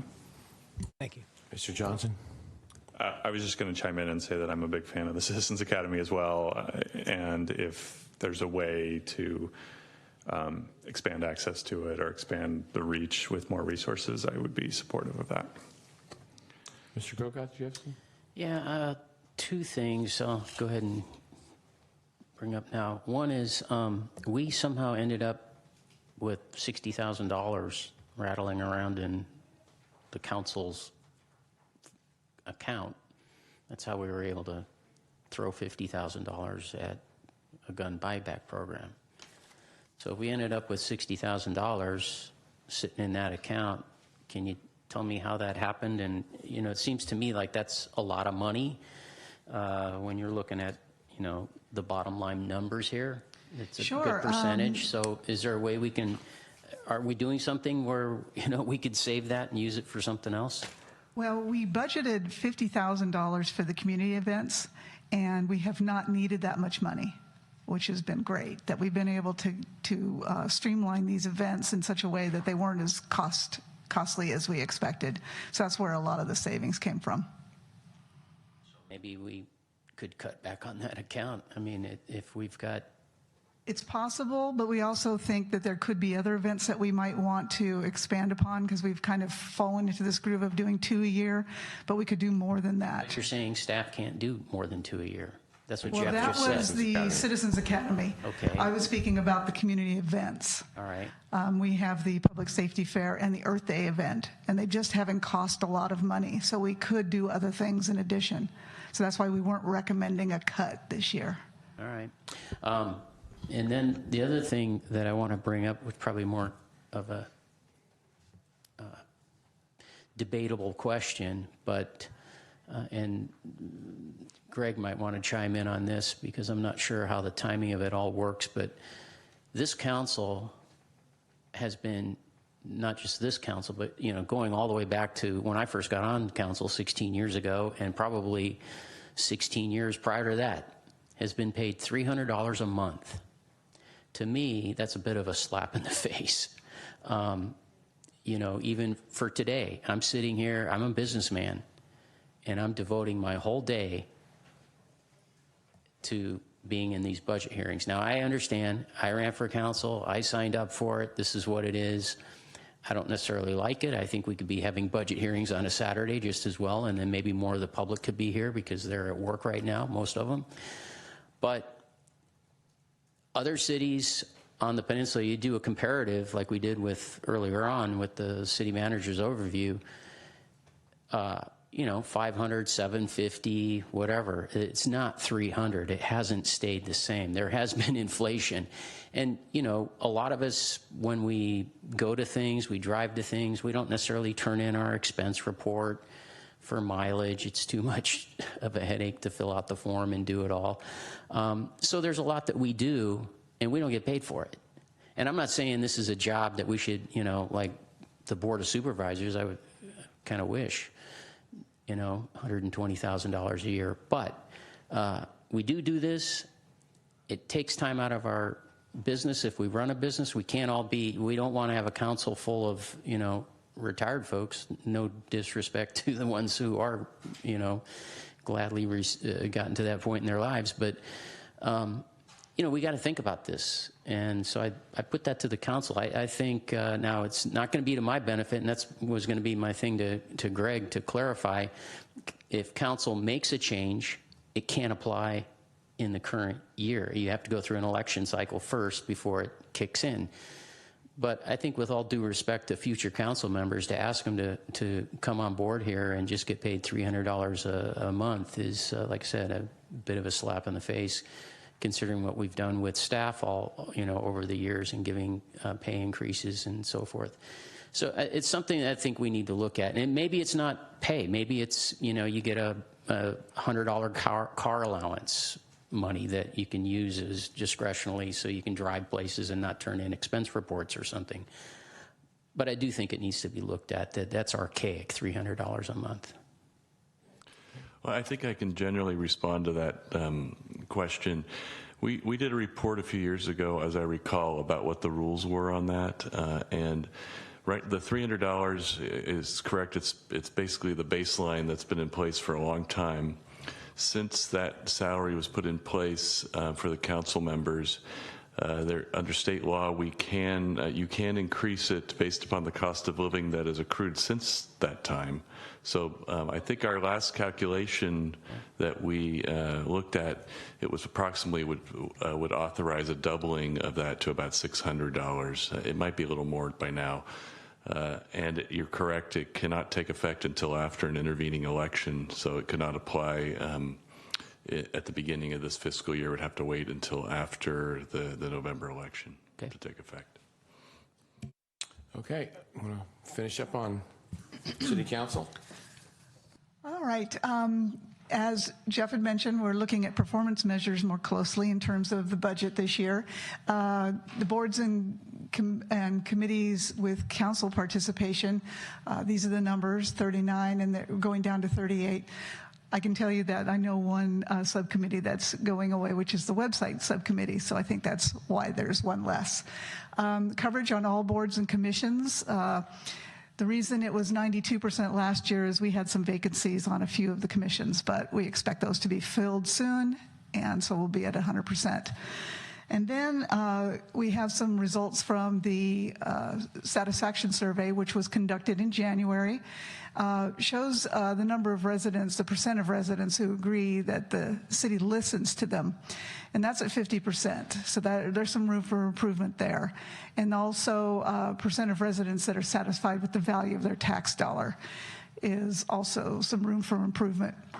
But the percent of residents that indicate that they trust the city is quite high at 68%. And I apologize, that last one is just a duplicate of the first one. So at this point in time, we're not recommending any changes to the existing base budget for the City Council. The goals, 2018-2020, are basically goals that the council has set through its strategic plan to provide high-quality, stable, and cost-effective public safety services, to encourage workforce below market rate housing near the transit corridor, to plan for strategic infrastructure improvements and maintenance, and to implement parking improvements. And now I can answer any other questions that you might have about this budget. All right, any other questions? All right, it's 10:40. I think we should take 10 minutes, so we'll reconvene at 10:50. There's no way.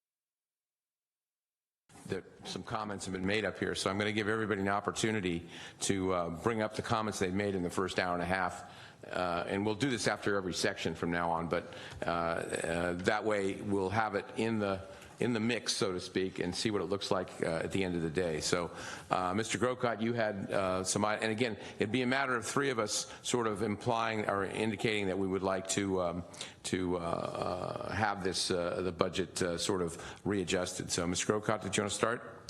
Yeah. Any items that you had? The one item in particular that I'd like to look at is compensation to council, and what I would say is to have staff look at it. It could be the monthly stipend. It could be a travel allowance that, similar to what the city manager gets, something to give a better, increase the compensation from what it's been for probably 20 years.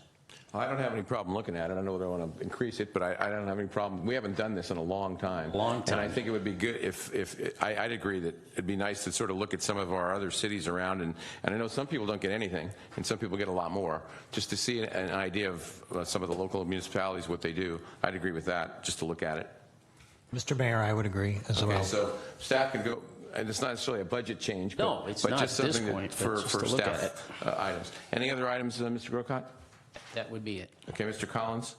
Yes, I just wanted to add the comment that I am in support of increasing the budget for the Citizens Academy. The only reason I didn't mention anything the first time was I didn't want to be increasing the burden on the staff if they were already stretched too thin. But if there's a way to to enhance it without that burden being imposed on them, in favor of it.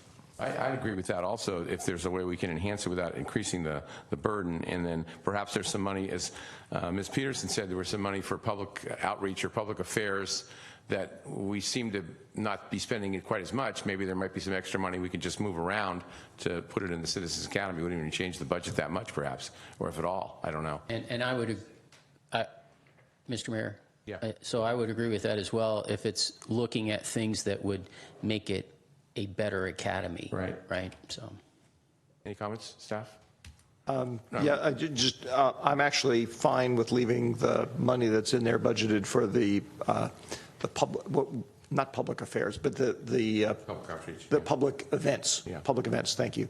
I don't see a need to change that. I mean, if we don't spend it, we don't spend it, and you roll it over. So.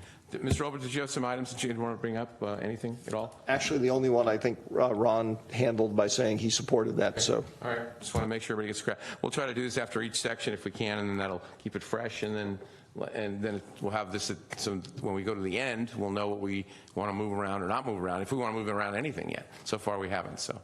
Okay, city manager budget presentation. Ms. Peterson.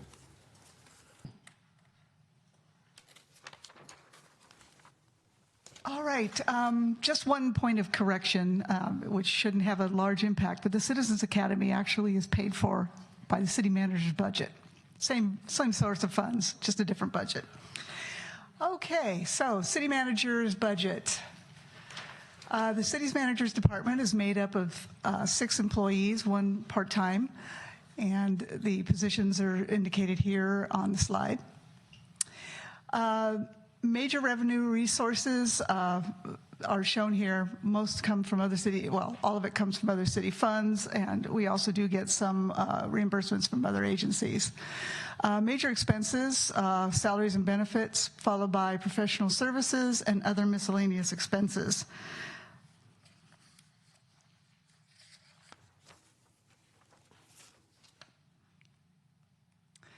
The major services include management of the overall city operations, departments, and programs, providing council support, and overseeing community relations, engagement, public information, social media, and the website.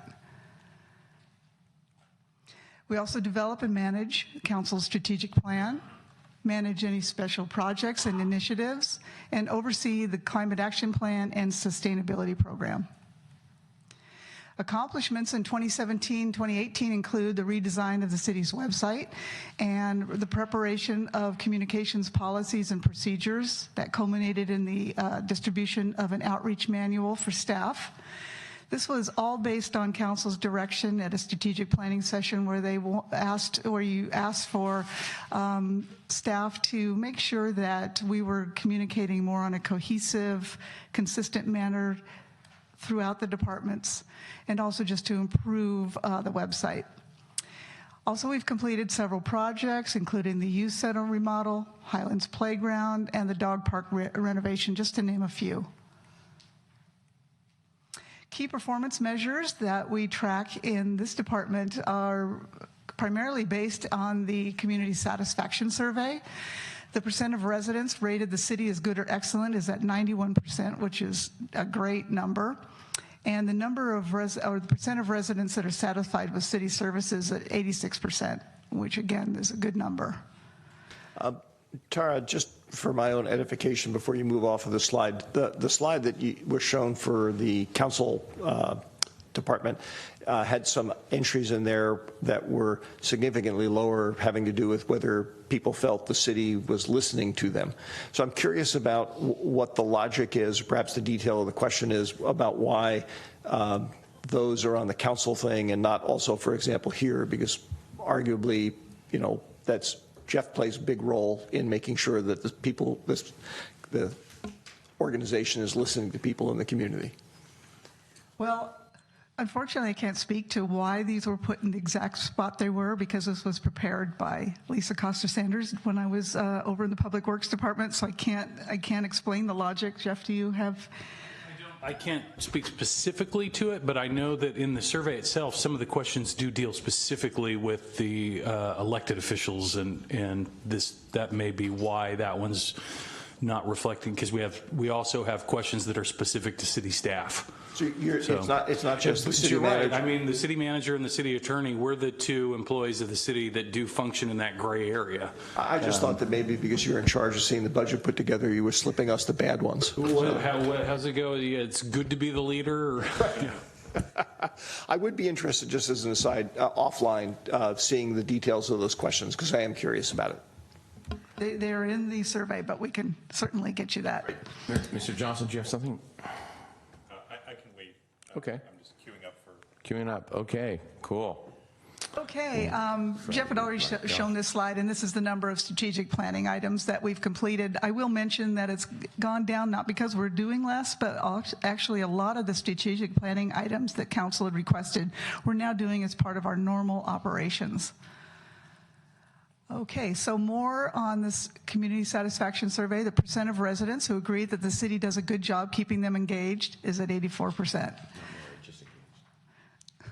And then we're making a lot of effort to post on Facebook and Twitter. You'll see that we're doing over one a day, and we want to keep up that level, again, based on council's direction to engage with the community more.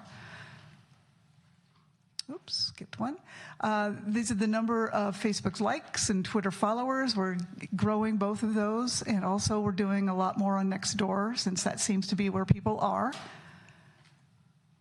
Instagram, we're continuing to grow that. That generally, since it's photograph-based, is for the younger St. Carlins. We also are increasing our e-Notify subscribers and the number of topics available. And the same can be said with Shape San Carlos, our online town hall forum. May I jump in and ask a question Go on ahead. this? How much do we coordinate with, for instance, I believe it's the Chamber of Commerce that's doing Hometown Days? Mm-hmm. Is that correct? They mostly put on the Art and Wine Fair. Okay. But they do participate in many events. So who does Hometown Days? It's a nonprofit organization. Because the reason I bring that up is, for instance, I've been telling people about it at coffee. Nobody knows about it. There's no posters or anything. And it seems like when events like that come up that are good for our community and promote our community, if we as a city could jump in and help out and do some of the printing and, carry some of those burdens, I think that would be a benefit. A good thing. Right. And fortunately we do, but we can do better. We are promoting events on the billboards that we have access to. Hometown Days is one of those. We put out things on social media. I think we're just a little bit early before we really start that press. Okay. But you're right that we should start seeing some posters around town and things. And we're using the triangle signs as well, or for some things like that? Do we still do that? Amy here to answer that question. Sorry about that. I would say that where they can be put, they are doing that. All right. Okay, climate action plans monitored. This is the number that came from the climate action plan that council approved back in 2009. So that number doesn't change year on year. I can say that we've had great success with our taking things away from the landfill and putting it more into recycling streams. So that's been a positive. We also continue to post a lot on social media about green initiatives. Are the partners of organizations we belong to in the region will forward their information as well as our own, just again to keep people just thinking about going green and doing better things for the environment. These two other numbers are, again, from our climate action plan, which was established in 2009. I can tell you that as part of the CIP budget, we will be requesting funding for an update, which the general plan calls for. And it's time to do a new one so that we have new numbers going forward based on all the changes at the state level, as well as we're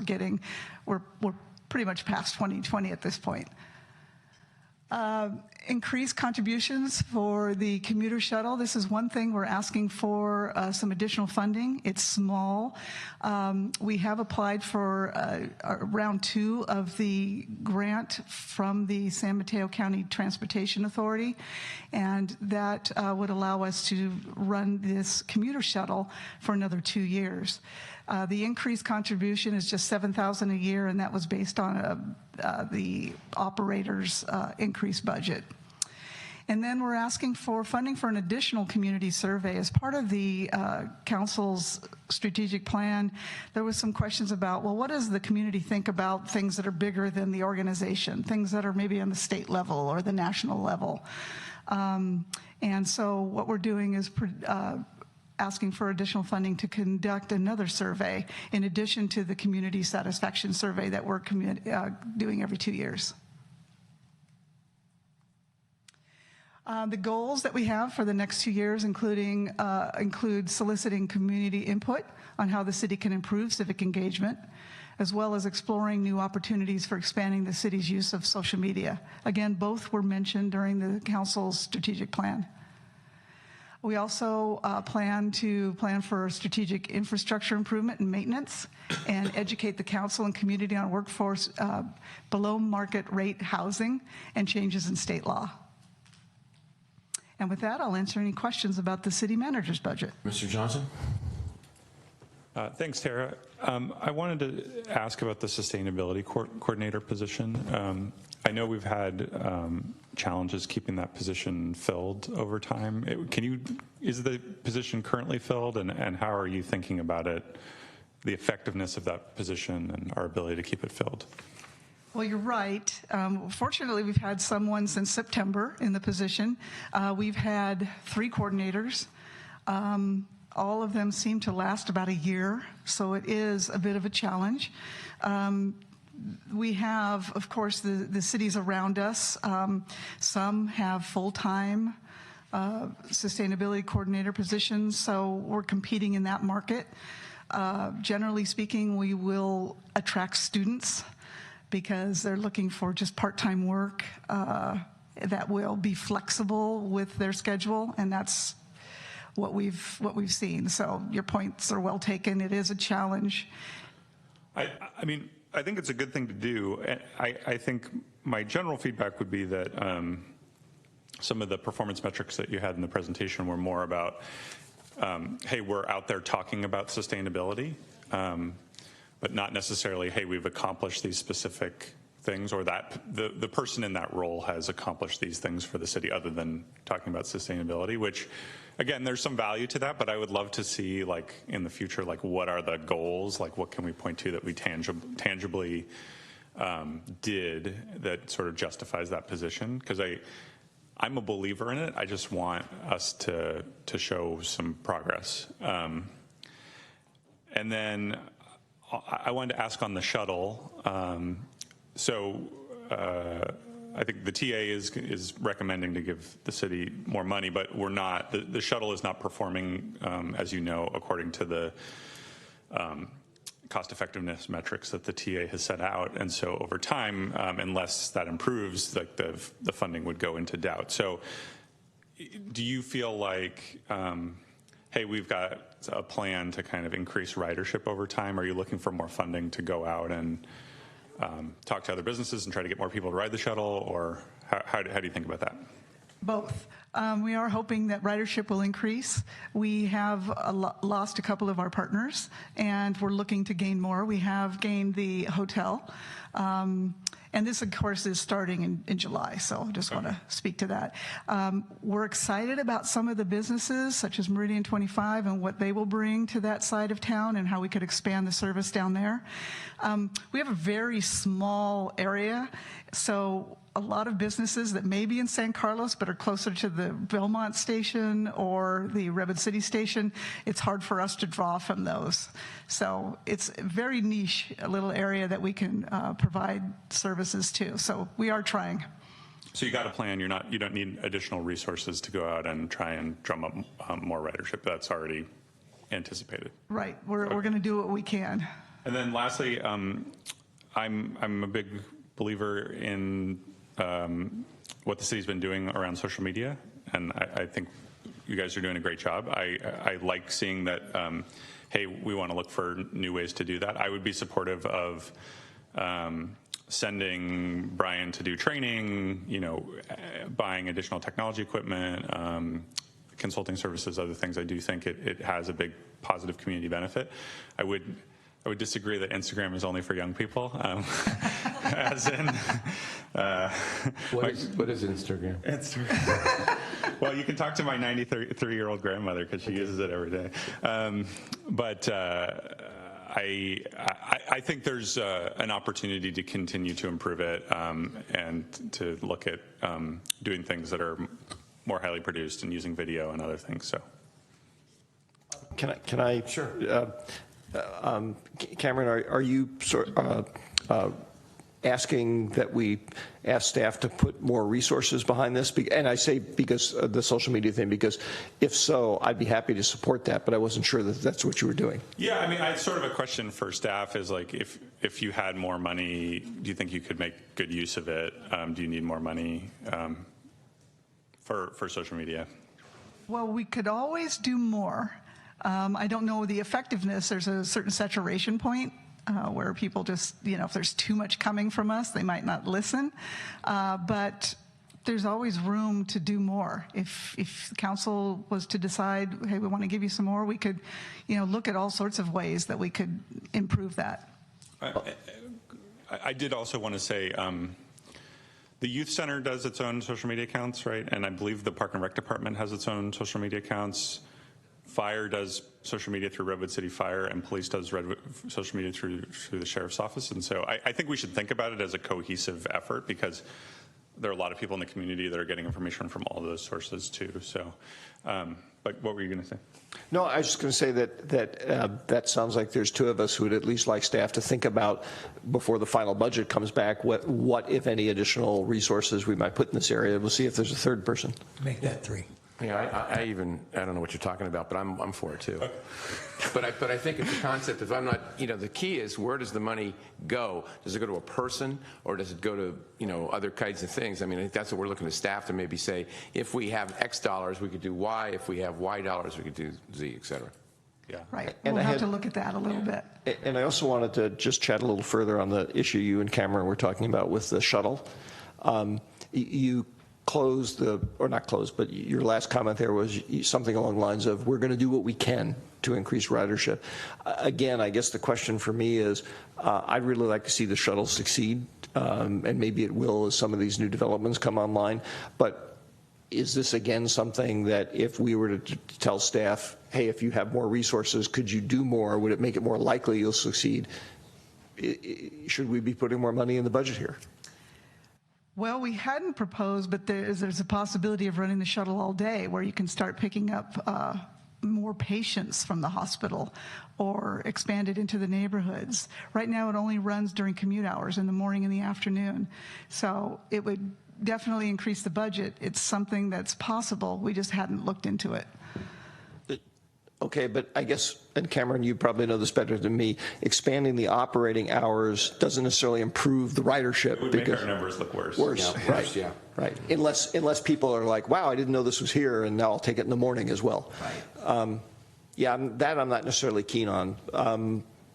So it sounds like we're doing everything we can, and it's either going to succeed or fail. Right, because we're reaching out to the businesses pretty frequently to say, and Commute.org is right there with us. We're both going and talking to these businesses to see if, hey, can you guys think about riding Caltrain and taking the shuttle rather than bringing your own car? So we're continuing to do that. All right, let me just leave a last comment that is for a different venue than a budget hearing, but if staff has not, I'd be interested in staff looking at whether or not there are non-budgetary type things like zoning amendments or incentives that we grant developers when they do projects. If there are things there that can encourage the use, that might be something to think about too, sort of on a policy level, not a budget level. Well, I could just comment on PAMF, Palo Alto Medical Foundation. It's because of that they're so enthusiastic about being part of this shuttle program. it's because of the requirements that they had to provide some alternate transportation. And do we require that from like Meridian 25 and all big projects like that? There's no way. I would say probably. I really do believe we do, especially the big projects. Maybe not the smaller ones, but certainly the big projects. Perhaps you and I can talk about that offline, just because it's not really a budget issue. But again, I'd be interested in, if we're not, in looking at ways we can encourage people. Thanks. Okay. All right, moving on. City Attorney. Thank you, Tara. You're welcome.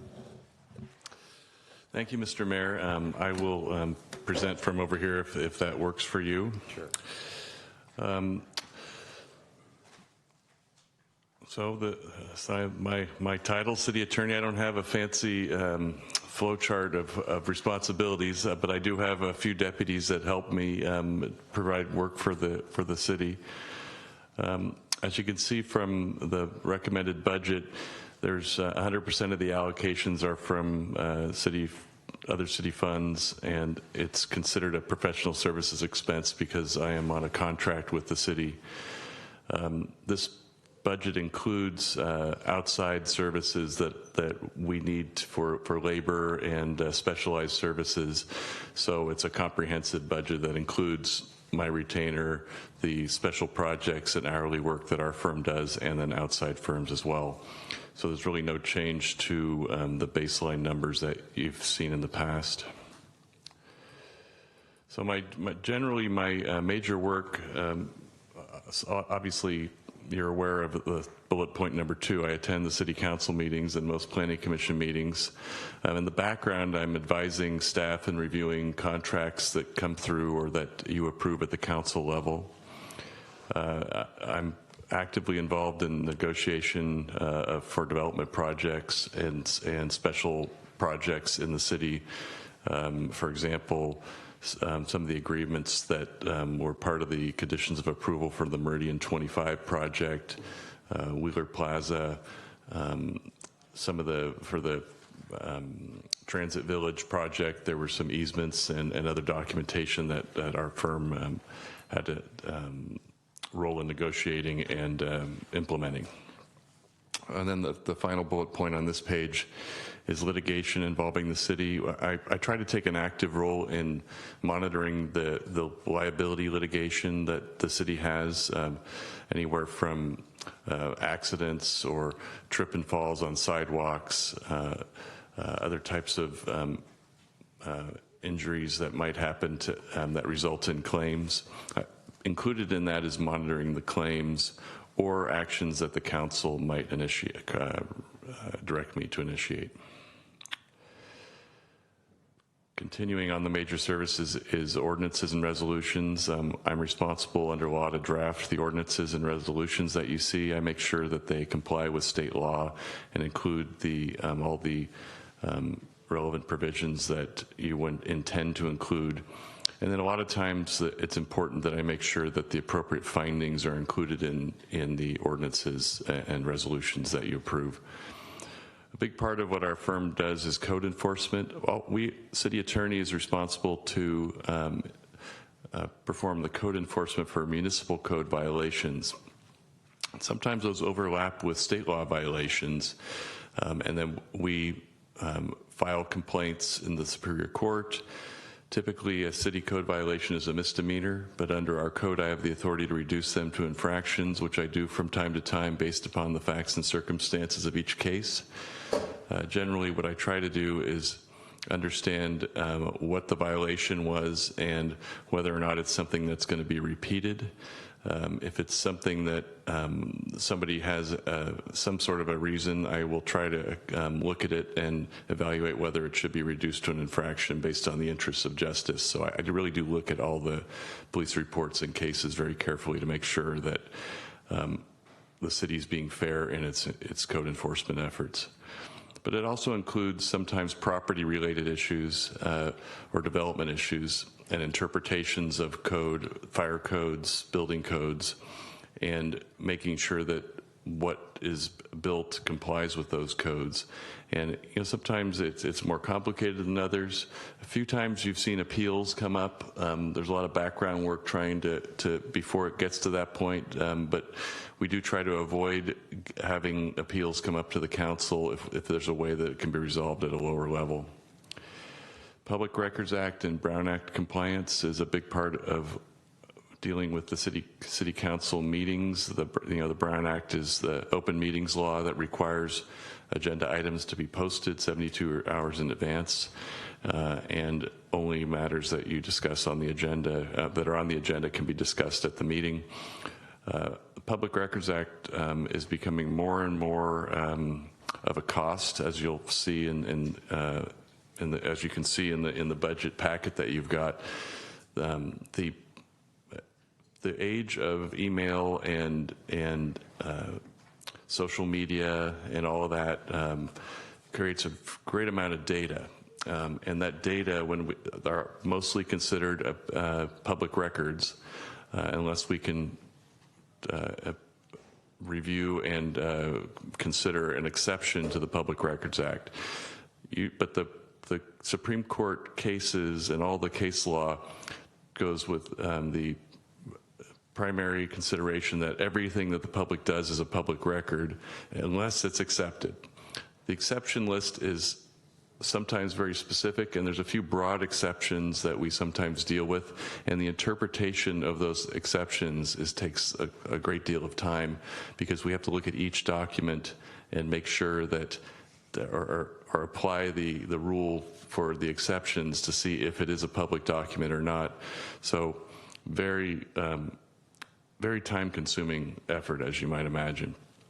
Election law, I work with the city clerk on the election issues that come up. Every 2 years we have a council election. Since the state law mandated most cities to change to even year elections, I was working with Crystal on making sure that we appropriately implemented that law. My accomplishments for the past year, the big one I think is the first bullet point is, after a lot of effort involving Line 147, Line 147 is now just recently been re-pressurized to its full approved operating pressure after a great deal of review with the CPUC about the appropriate way to reactivate the line. You might recall that as part of our efforts, we were able to, through the CPUC, have PG&E thoroughly inspect and review Line 147 that runs up Britton Avenue and through some of our parks and open space areas adjacent to town. That was completed last year. So, and then they had a gradual increase at each step of the way. The line was inspected to make sure there weren't any leaks, and through that process the line now has been repressurized. And for the benefit of the public, that line acts as an interconnect between the two parallel lines. That one runs up near Interstate 280 north-south along the peninsula, and then the other runs along the 101 corridor. So according to the engineering of the system, that line is an important connection between the two. The settlement that we negotiated arose out of some ex parte violations that PG&E admitted to over the past several years. Some of those violations involved the city of San Carlos and our efforts to make sure that the repressurization of Line 147 was done appropriately. So that all started in 2013 when we discovered some emails were disclosed, and we discovered that there was a leak on the line that hadn't been disclosed to the city. And then the ex parte violations that I was most concerned about involved our hearing in December of 2013 that Councilmember Obert attended with me, where it turned out that behind the scenes, PG&E executives had been emailing one of the commissioners to try and influence the decision that was going to happen that day. And when we saw those emails that were disclosed last year, I acted to ask that the city of San Carlos become an interested party in that proceeding, and then it participated in the negotiations actively with staff of the CPUC, TURN, the Utility Reform Network, and the special counsel for the city of San Bruno, and the result was this $97.5 million settlement. That settlement was just approved just approved yesterday at the CPUC. So we would expect under the settlement agreement in the next 30 days that the $6 million will be delivered to the city. So that's, as you can see, it's in your budget because of that. The second bullet point is 7 or 8 years ago, we were sued by the San Francisco Baykeeper arising out of our sanitary sewer overflows. And working with staff, we were able to comply with the provisions of the consent decree that resulted from that lawsuit. And then after 7 years, according to that consent decree, it was automatically ended if we complied. So Baykeeper doesn't do this with every agency, so I think it was a big accomplishment for us to get out of the consent decree, so we're no longer under federal court supervision for our sanitary sewer system. Through the chair. Yes. Just, do you have, Greg, what you're bringing up is, it just occurred to me, we've got the PG&E ruling, and that's a plus for us. Then we have negatives where we've been sued or, do we have a balance sheet that shows us where we are on legal matters such as this? A balance sheet as in cost to us, or the? Well, like I said, we've, so PG&E is going to be paying us $2 million over the next 3 years, right? It's going to be $6 million in one check we're going to get. Oh, one check, yeah. Okay. Because it looked like in the budget it was marked out as You've earmarked 2. previously $2 million to go to the foundation. Gotcha. Okay. But anyways, so having something that says, here's where we are in the legal world of, either suing and winning or being sued and losing, and here's our balance sheet. Well, I think the $6 million settlement was a big plus on that balance sheet. But I think if you look at the overall budget of the city attorney, it's about $500,000, $400,000, $500,000 per year over the past several years. That includes all the litigation costs, and sometimes it's not all spent. You can see on the. If I can interrupt you for a second, Greg, what I'm saying though is, for instance, we hear, the city's being given $6 million because of the PG&E lawsuit, and we all go, boy, that's great. We've got $6 million. Not thinking, but we were sued by Baykeepers, and that cost us money. Yeah. So we're not really ahead $6 million. No. So that's what I'm asking for. Do you have anything that you could show us? I could try to develop something for you that would help understand comprehensively. Yeah, I think there's another element in when you're dealing with litigation that is a little hard to quantify, is because, like with Baykeeper, there's an argument to be made that the way we settled that case saved us a lot of money too, because we could have, if we've decided to fully litigate the case, we would have spent a lot of money on attorney's fees, and we could have at the end of the day been fined, and there could have been a lot of adverse impacts from that. So, I can try to talk with you about how that interplays with some of these. I just think it'd be helpful on something like that for the council and for staff, quite frankly, just to add caution to, you won the lottery over here, but don't forget you got these expenses over here because you lost over here. So just to, tamper down the Oh yeah. There were cases where we have to evaluate when we look at the facts of each case and how the law applies, and sometimes what seems like a loss isn't really a loss, and sometimes what seems like a big win is something that was the law was on our side, and we were probably going to win at some point. I'm not saying that applies to any of these cases I'm talking about, but just in general, sometimes that's the way they work. If I may, like you said on Baykeepers, because of the way we approach it, there was potential savings, but what I'm looking for is bottom line. You got $6 million over here. Bottom line, you had to spend this much over here because you got sued and lost. So That's what I'm saying. Okay, I'll keep moving. Thank you, Mr. Mayor.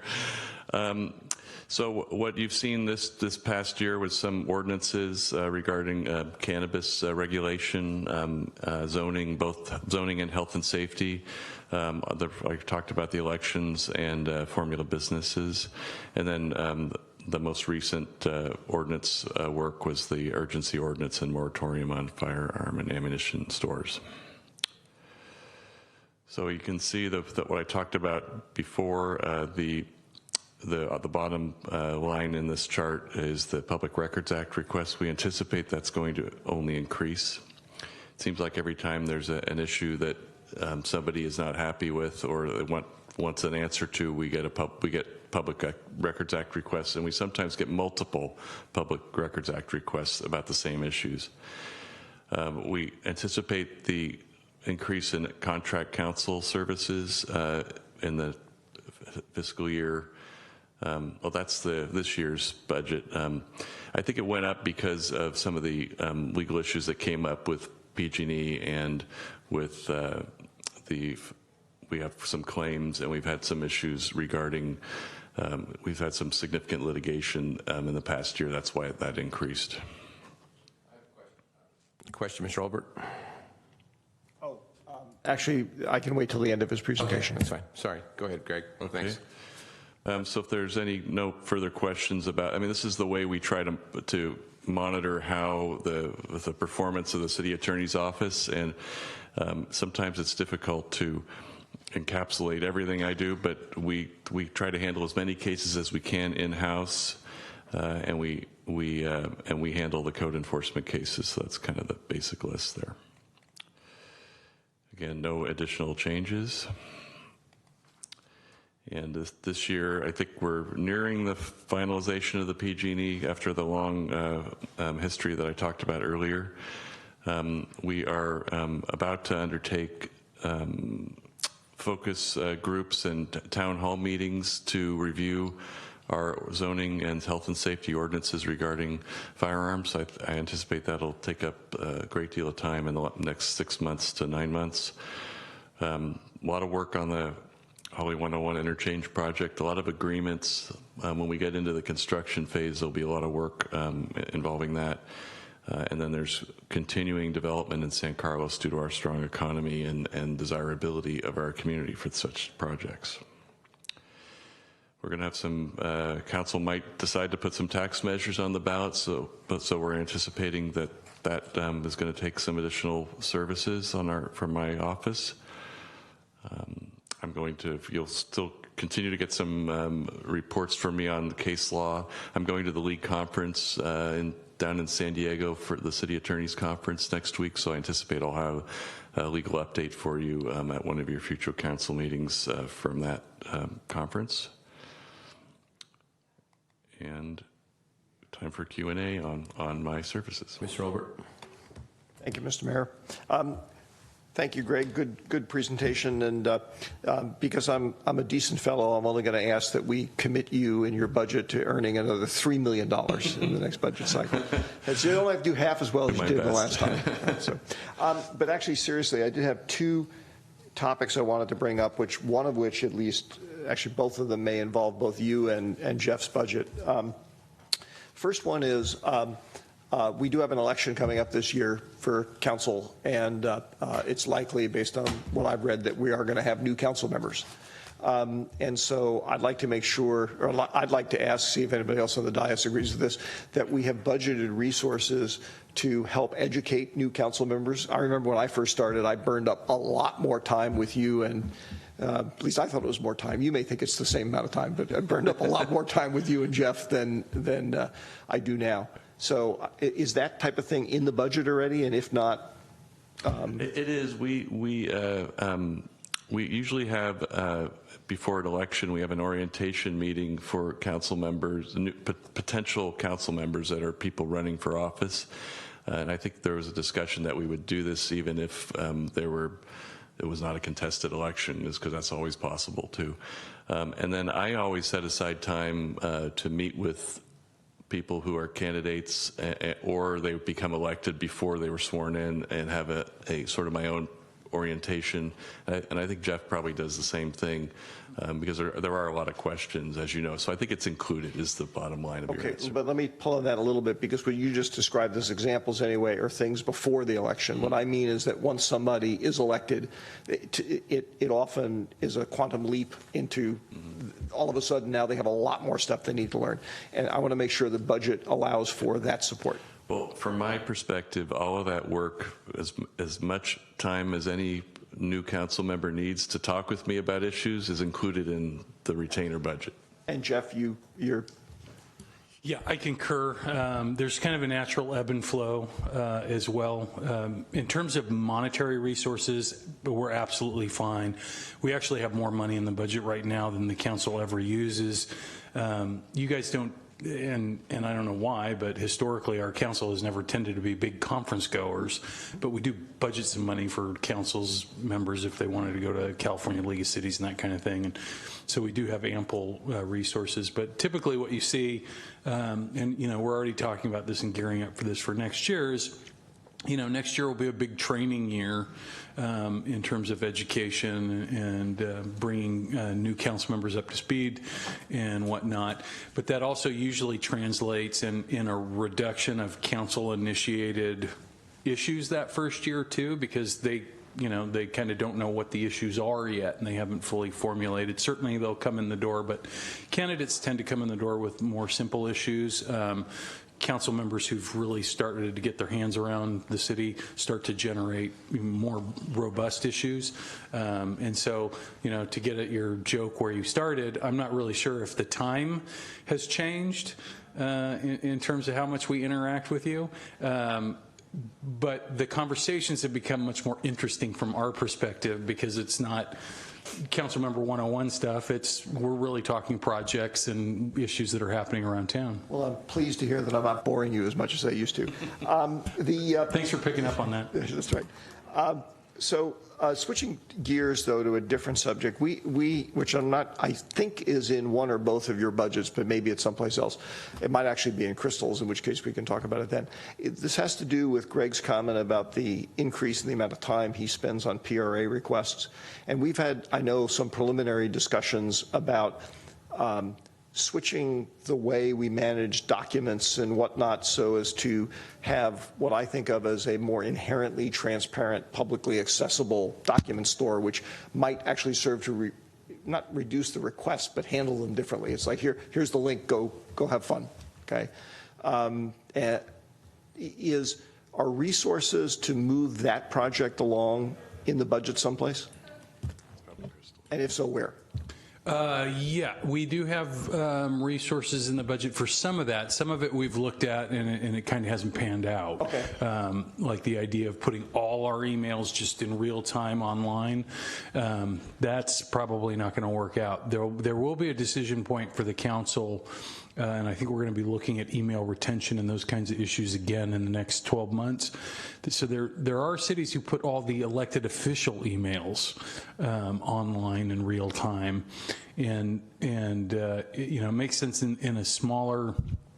With a smaller group of people, not necessarily because you're elected officials, to make it manageable. Because one of the big issues has to do with privileged communication. There are lots of emails and issues that touch legal cases and things that aren't public records at this point in time. And so we've been looking at all that. But in terms of our records and our record management, most of those projects are in Crystal's budget.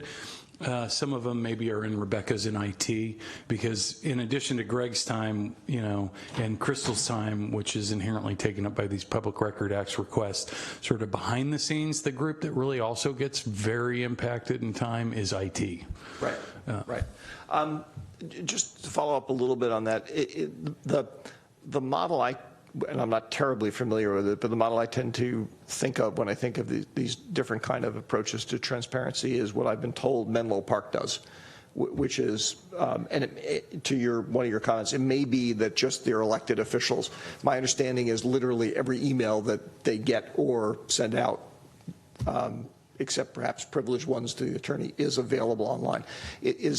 Is that, I believe they operate kind of like I described just before, where it's a limited number. A limited number. It's not Okay. every city employee whose emails are being, and it's just because you just quickly realize how much data we're talking about in emails. You know, they're just all become hundreds of thousands very quickly. And which would occupy a small corner of a closet in Jeff Bezos's cloud empire, but yes. right. But not necessarily ours.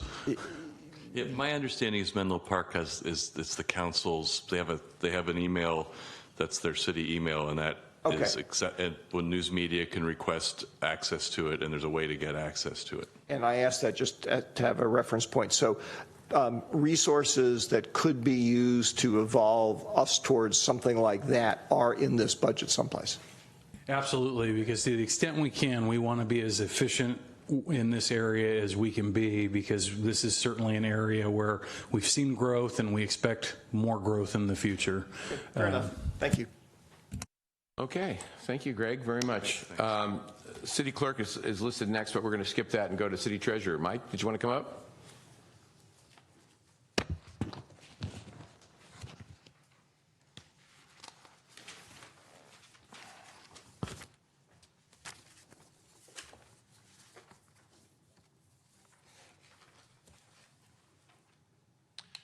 Thank you.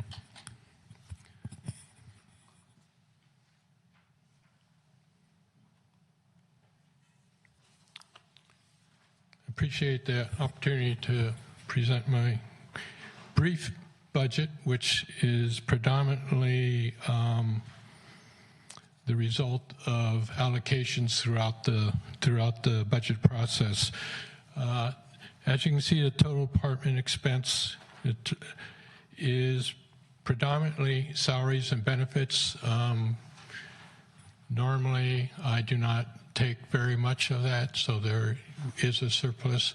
However, I think for the future, it's important to keep this amount in the budget for at any point in time that there's another city treasurer, that we do have it budgeted in the position. There's about under 20% of other operating expense, and that predominantly consists of professional development related to governmental accounting and city treasurer's responsibilities and duties.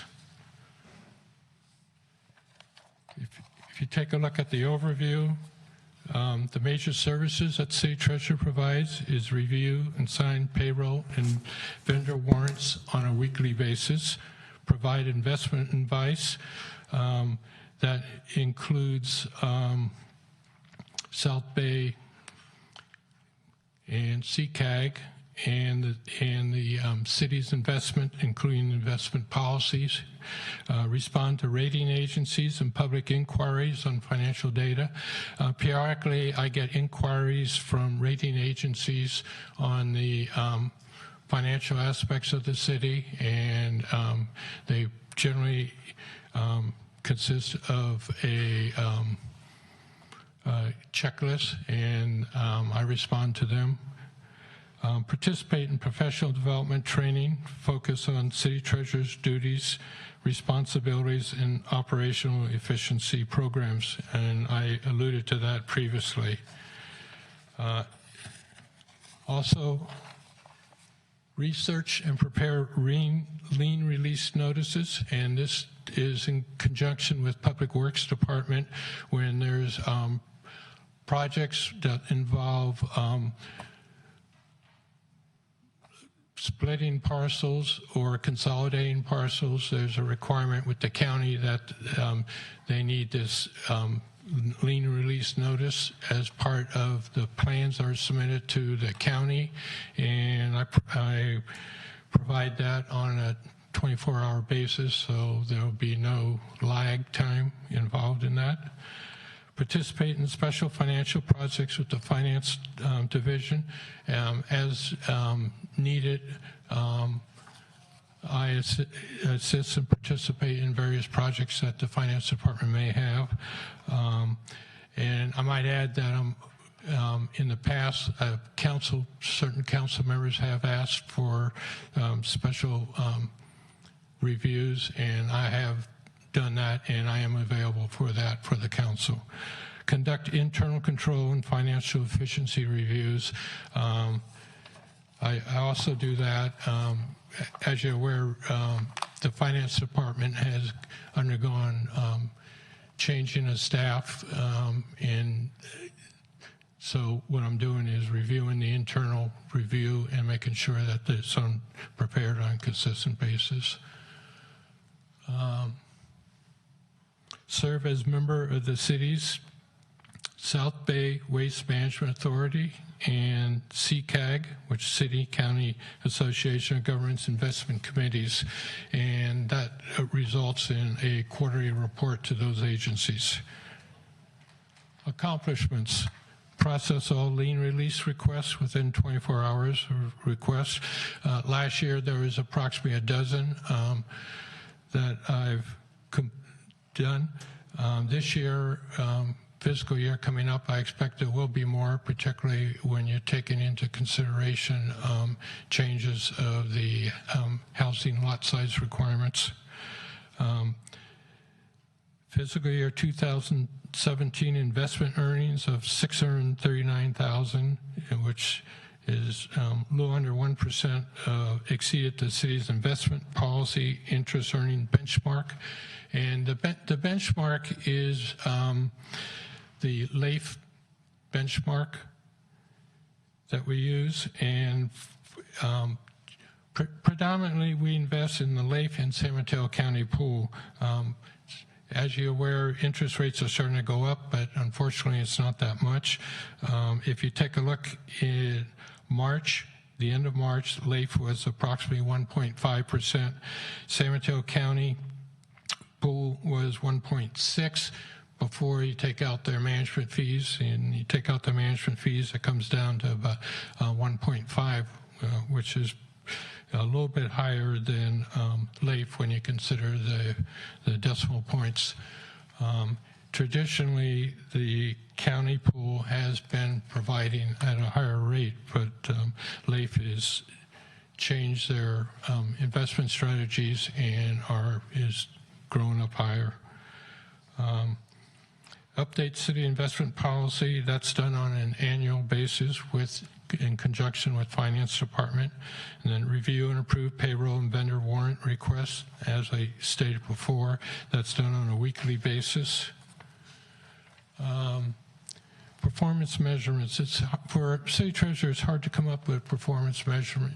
The only thing benchmark that we could come up went too far.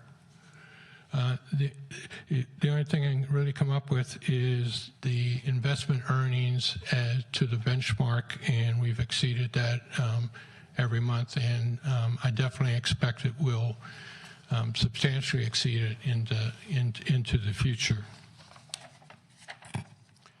No additional changes to the budget. And if we go into 2018-20 goals, it's continue processing all lien requests, professional development, which I've talked about, review and update the investment policy, and review and approve payroll vendor warrants. And with that, that completes my presentation. Any questions? Questions for Mr. Galvin? Okay. Thanks, Mike. I appreciate it. Thanks for your service. Okay, next one we would do would be City Clerk. Crystal?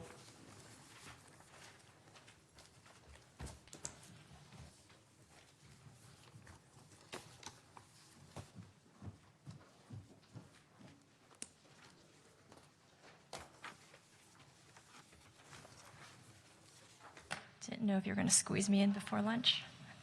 Okay, good morning, Honorable Mayor and City Council. My name is Crystal Moy. I am your City Clerk / Director of Community Relations. There I am. My department of two consists of 2 full-time employees, so me and my administrative assistant. 99 There it goes. 99% of our department's revenue sources are allocated from other city funds. And over half of our major expenses goes towards salaries and benefits, and 39% of it is towards operating and professional services. That includes election services, publishing public notices in the newspaper, as well as codification of our municipal codes. So the City Clerk's Department operates under one program, which is the Council and City Manager Support. So here's an overview of the major services of our program.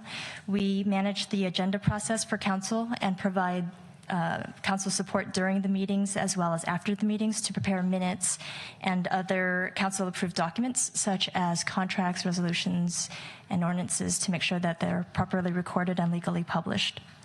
Another one of our major services is that we administer the municipal election for the city.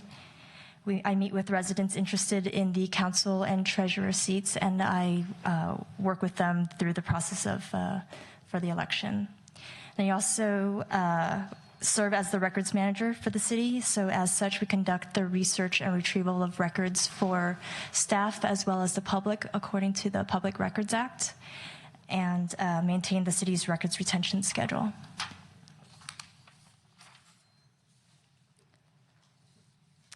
We also manage the recruitment process for the city's commissions and boards and orientate each of the new commissioners, and serve as the compliance officer for the Fair Political Practices Commission.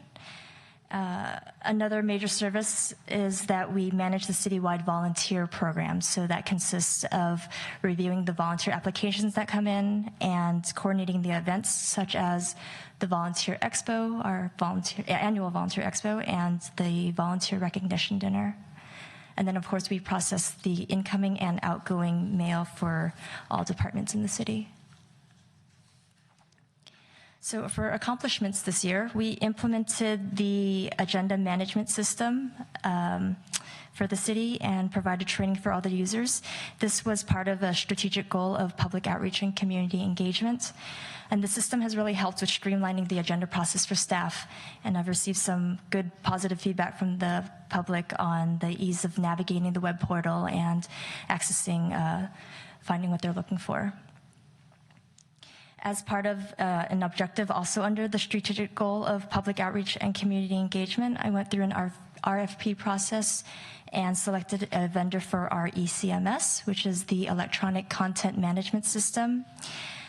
In addition to automating some business processes, the system will enhance transparency and assist with keeping the community informed and engaged by providing easy access to several public records on the city's website. So that touches on what you were speaking with about, Mark, on helping with easing the increase in public records requests that we've received.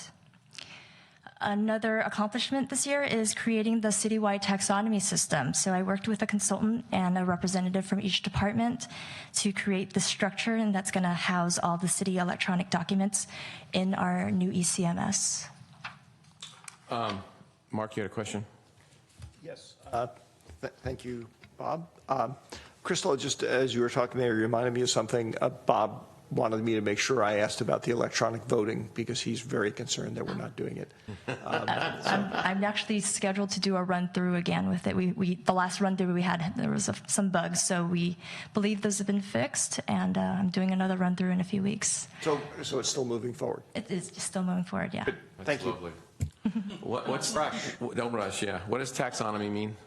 I'm sorry, that's a new word I'm not familiar with. It's basically a structure of that we're going to be using to house all the documents. So there's different kinds of taxonomy. So you can just maybe another way to say it's like a filing system. Okay. So having some sections and cabinets and.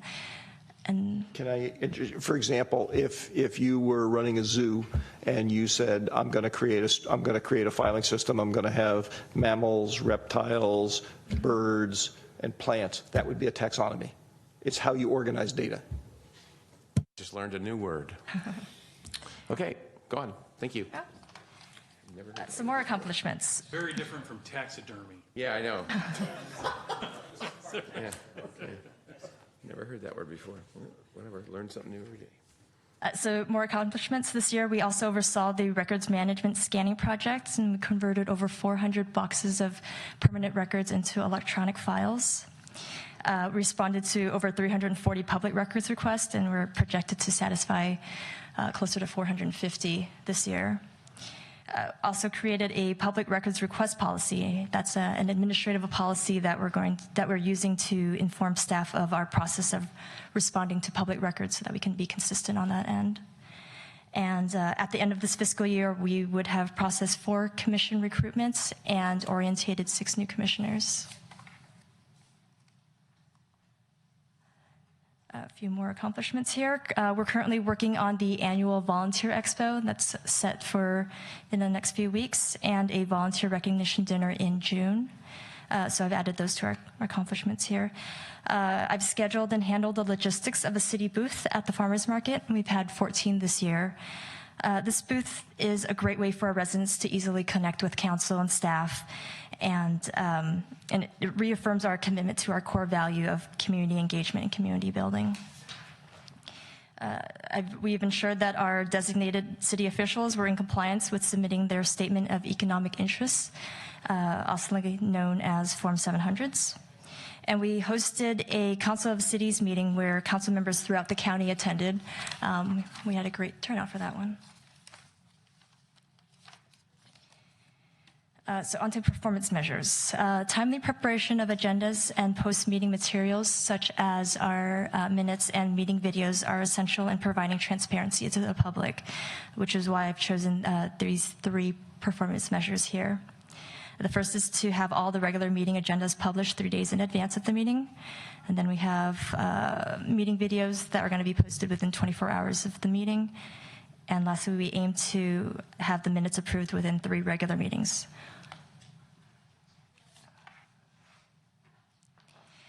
This slide shows workload measures that I feel are important to recognize. Our department processes and prepares a lot of documents throughout the year, and so it's nice to tally them up and see what we've accomplished each year. You'll see that projected numbers for 2018 are in the same ballpark as the actuals for 2017.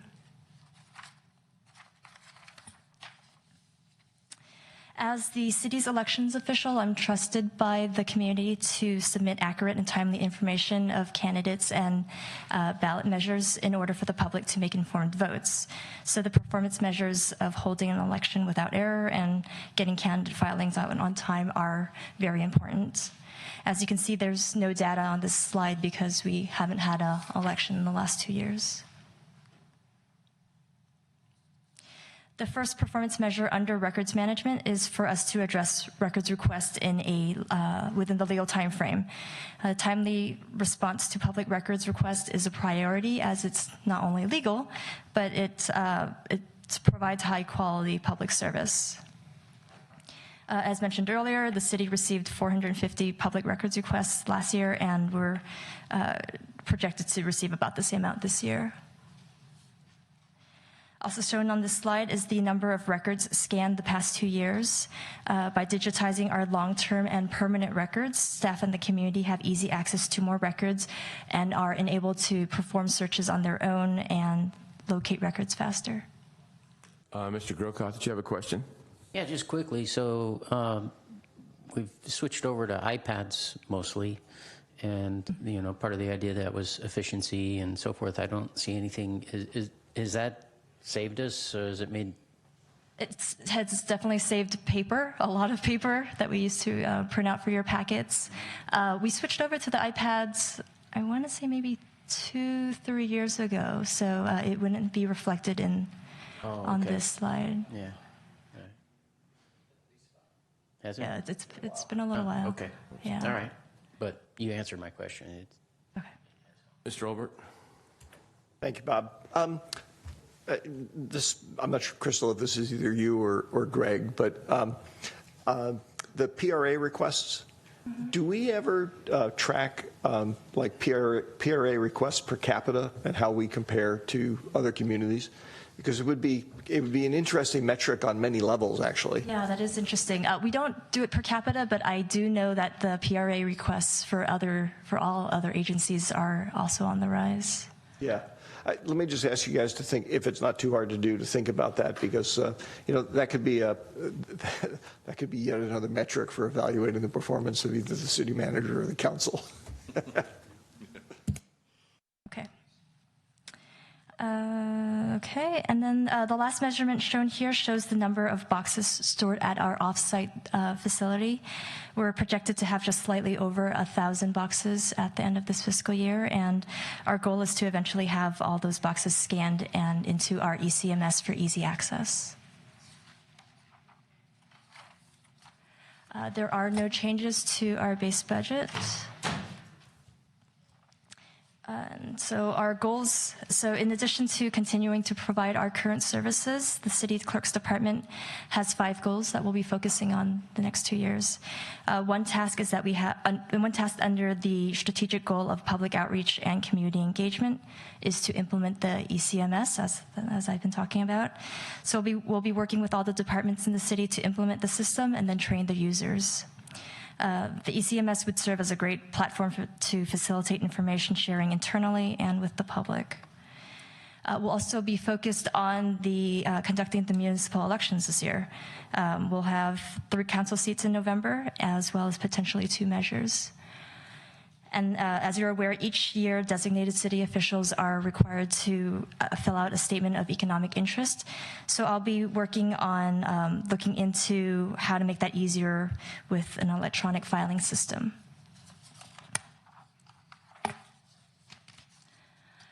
And these next 2 are actually required by the state. We'll be reviewing the conflict of interest code, which entails reviewing the current code as well as our employee job specifications to determine if a position should be designated officials and or if any adjustments to the assigned disclosure categories are required.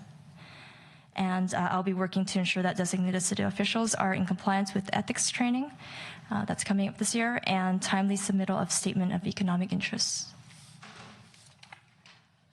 And that concludes my presentation. Happy to answer any other questions. Mr. Johnson? Thanks, Crystal. Looks great. I just want to talk about the small part of your role, which is the volunteer coordination. Mm-hmm. Everything else looks wonderful. So in the past, we had a role that was half kind of social media outreach and half volunteer coordination, and then we moved volunteer coordination over to the clerk's office. Is that right? Mm-hmm. But you don't really have personnel to do volunteer coordination, it seems like. So is it just those 2 events a year, and that's kind of like, that's what the city does in terms of volunteer coordination? So we have an online form for volunteer, anybody interested in volunteer positions. And so anybody that fills out those forms, it comes to me and I'll review it and then sort it out to, depending on their interest. Let's just say they're interested in helping out with youth. I'll connect with Parks and Rec to see if they have any positions available. That's great. I wasn't aware that we did that. Do you have a sense, I mean, that would be actually an interesting performance metric. Do you have a sense of how many of those kinds of requests and how effective that is, and if we do anything to publicize it? The last question, we don't do anything to publicize it. I do speak on it at the Citizens Academy. Mm-hmm. I do a whole volunteer kind of outreach topic. I'm sorry, what was the first question was? About how many of, we get. I'd say on average maybe 2 a month. But a good majority of them are people who are interested in, work on the weekends, mm-hmm. and we don't have many volunteer opportunities at that time. Well, I do just anecdotally feel like there's increased demand for looking for volunteer opportunities, either as a response to people feeling like, hey, there's a crazy political situation and how do I get involved, or people who have young families and they say, hey, I want to think about how do I get my kids more involved. So I hear that, and people ask me, what do I do? I think that that service that you're providing is great. I think we should try and publicize it and see if we can do more. Any other questions? Yes, thank you, Mr. Mayor. Actually, that discussion you were just having with Cameron sparked a thought, Crystal, or staff more broadly. Would we be allowed to have a program that basically, and maybe we have one, I'm not familiar with it, do outreach to new residents in town? I'm not, I'm not sure how we would even keep track of that. We'd have to partner, I imagine, with realtors and whatnot. But if that's something that we could have the authority to do, it might be interesting, both from the point of view of talking about volunteer opportunities, but also services and how to get to know the city and whatnot. It's kind of a welcome package for new residents. That could be one way of doing it. Yeah, you could do it probably online nowadays too, relatively easily. But again, I don't know if we're forbidden by law from doing that or what. I don't think so. I think you kind of hit the nail on the head. It's a little difficult for us to know who to target, who those new people are. So we could look into see, what avenue might exist to allow us to do that. Years ago, I know this because I put it together when I was an analyst here. Did you not we had bother a to keep- handbook. And it was very comprehensive. It was about 100 pages long, and it had all kinds of information, not just about the city, but about Cal Water and all the other things with phone numbers and everything. And that eventually, it kind of all the information sort of got absorbed by the website, and it became available that way. But when we did have it, we would once a year and through realtors, we would send it to real estate agents and say, hey, put this out when, you've sold a home, and we did that kind of thing. So even if we can't get to everybody, there probably will be some avenues where we could, get to most everybody. Yeah, and I mean, nowadays it might really be more a matter of what kind of marketing materials do you, for loosely defined, do you use to drive people to the website? Because exactly. Now it's probably one thing that just lists all the online sources that you can go to for it. Anyway, I'm not suggesting, this one I'm not suggesting we necessarily put it in the budget, although if somebody wants to propose doing that, I wouldn't object. But maybe it's something that could be left as an item for further review by staff to see whether it's even possible to do, what might be involved. Okay, so it's 12:05. Why don't we take 30 minutes for lunch? Does that work? Sure. Okay, so come back at 12:35, and we'll finish this up. Do we have lunch? We do.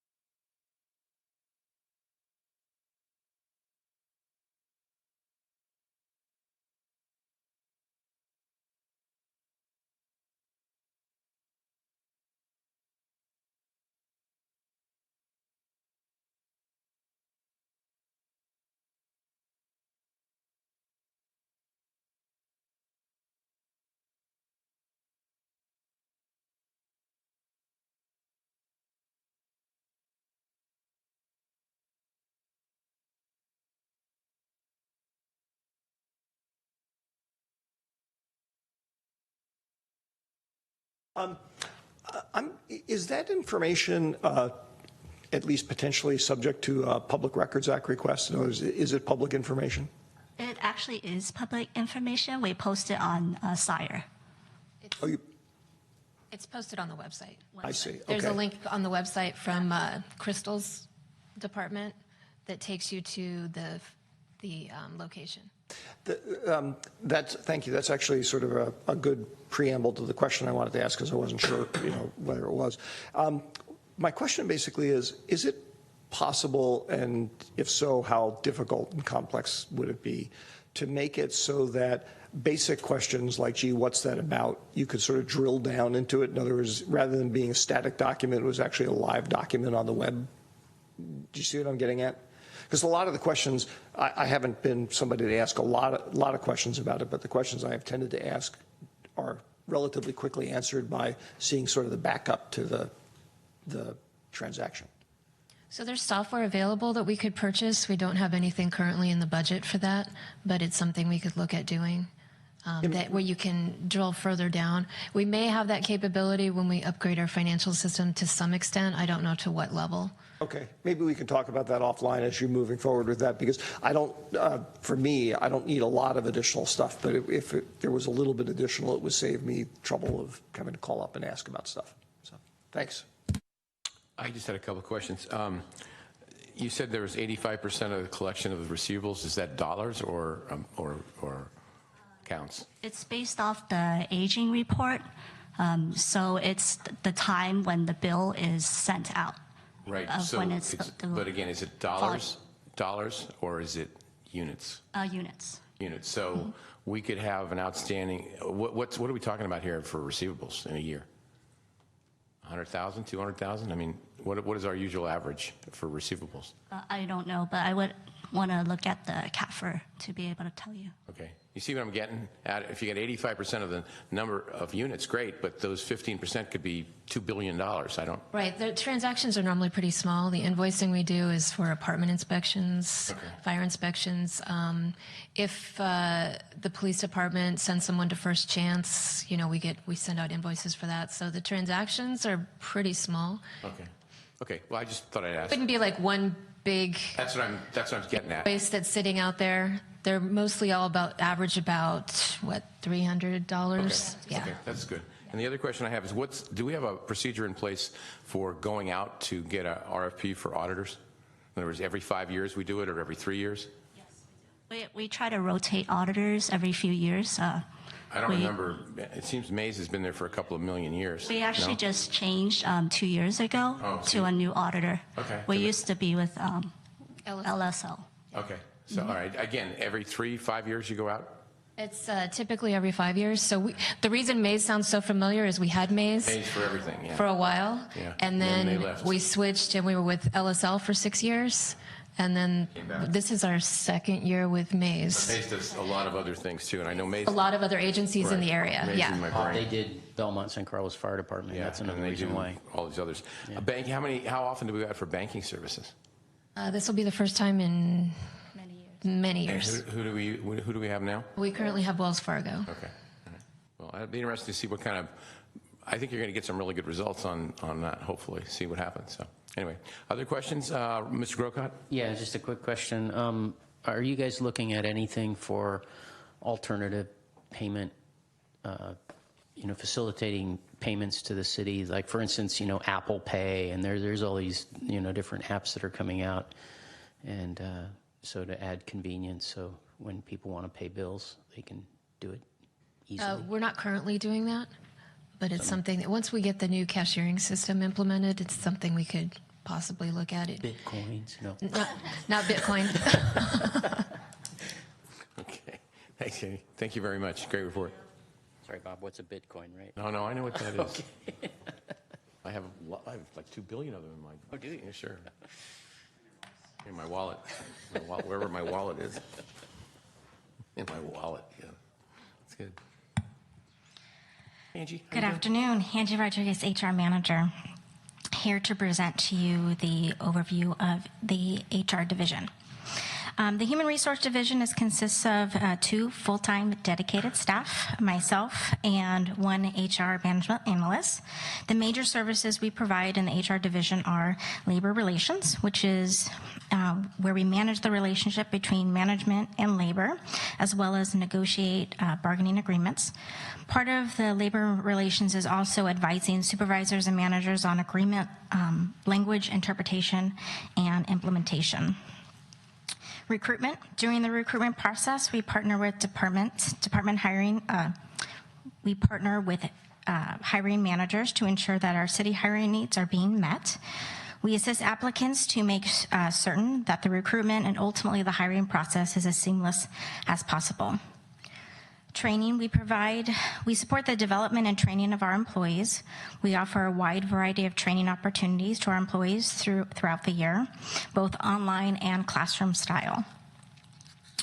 Benefit administration. As a way to stay competitive, the city offers a variety of benefit programs. The HR division is responsible for responding to employee questions, assisting employees when they have qualifying events that would allow them to enroll mid-plan year. And employee relations. We support employees and managers to ensure respectful relationship exists between working groups. We provide coaching and training to resolve conflicts and to respond to sensitive information or sensitive issues. Some of the major accomplishments we have achieved in fiscal year 17-18. We successfully negotiated and implemented 3 new MOU and salary and benefit resolutions. We offered customer service training to all of our full-time employees. We had a 99% participation. We achieved this by offering 4 different training dates and times to accommodate and to ensure that all of our full-time staff was able to attend at least 1 session. We successfully implemented a new benefit vendor for flexible spending and commuter plans that was more user-friendly and easier for our employees to submit claims and check their account balances. Since changing to this vendor, we've had an increase in enrollment. Assembly Bill 119 was a bill that was passed and became law on January 1st. It mandates union access to our new hire orientation. Passing this new law required us to negotiate with each union group on the structure, manner, and time of such orientation access. The recruitment and selection process is one of the most important aspects of what we do. In partnership with hiring managers, we source candidates using a variety of methods to find suitable candidates for our job vacancies. During the fiscal year, we have successfully hired 11 full-time employees and 23 part-time employees. With the upcoming summer season, we do anticipate our part-time number going up slightly, but that process is currently underway. Below is just a small list that goes on for 3 slides about the hiring that we have done.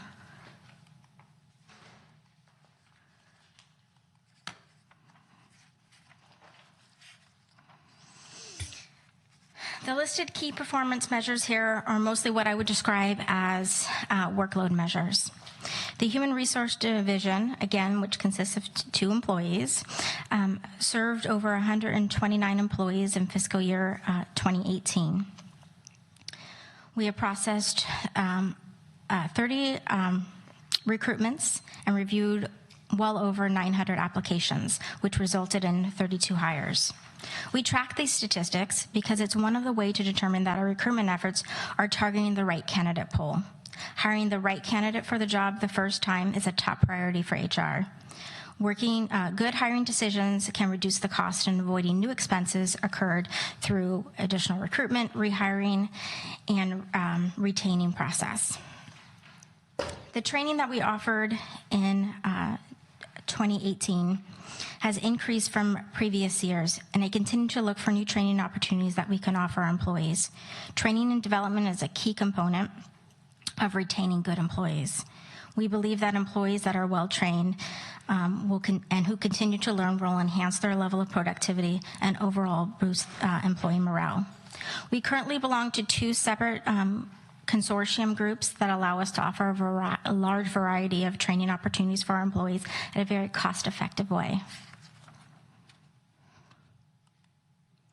We have no change to the existing base budget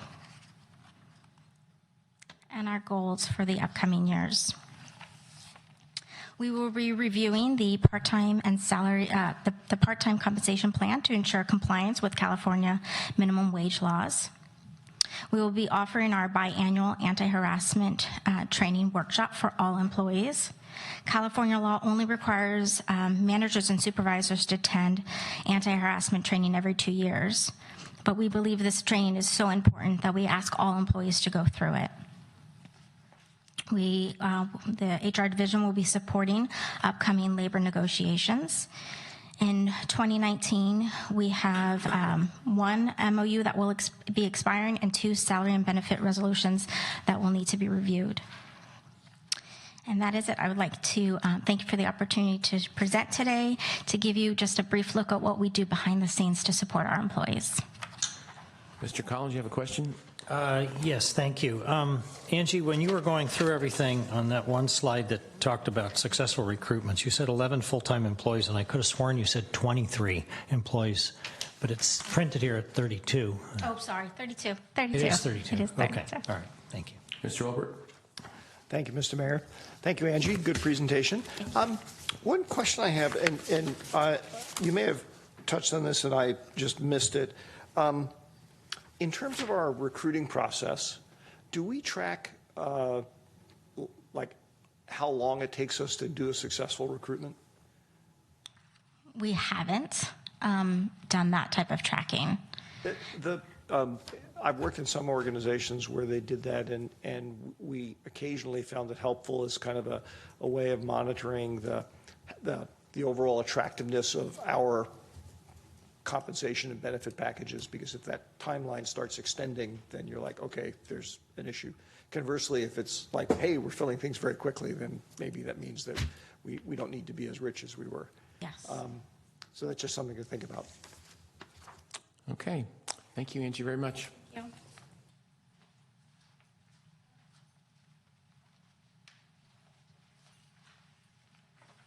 Welcome, Will. Good afternoon.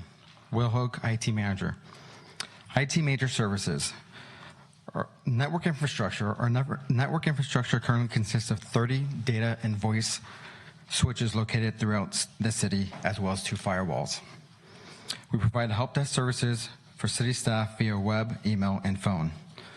We provide system support for phones for city staff, including sheriff office personnel, software support and integrations, support for 85 mobile phones and tablets, hardware support for computers, servers, monitors, AV equipment, and other related IT equipment such as networking equipment. We are responsible to replace hardware, including computers, servers, printers, and copiers according to the technology replacement schedule.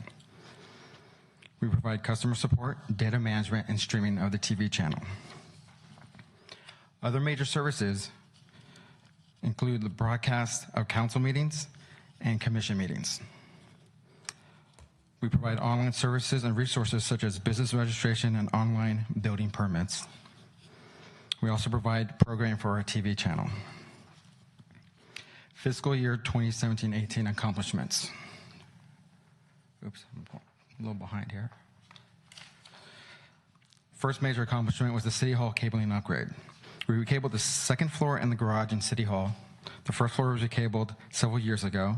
The new workstation cabling brought us to the current industry standards and guaranteed 1 gigabit connection from the switch to the computer. Also, we installed a new fiber optic backbone, which connects our switches at 10 gigs. The new cabling and speeds eliminated latency and connectivity issues, thus improving uptime and productivity. We are currently replacing our firewall with 2 next-generation firewalls that provide high availability and increased security. These firewalls will ensure internet connectivity in case one of the firewalls happens to fail. The new firewalls will provide better protection against malicious attacks, malware, and viruses. More and more services are moving to the cloud, and as the demand increases for cloud services, we needed a reliable firewall that would provide greater uptime and can support a faster internet connection in the future. We have improved email security by adding encryption to protect personal identifiable information, also known as PII. This includes credit card numbers and social security numbers. And we also replaced the endpoint protection application on our computers and servers. We've replaced 30 computers, printers, and broadcasting equipment by using technology replacement. Here are some of our key performance measures. This year, we will support approximately 85 mobile devices, 155 computers, and 190 voice over IP phone users. 24/7 broadcasting of the TV channel. Uptime of our mobile devices is currently at 99.99%, and we don't expect that to change.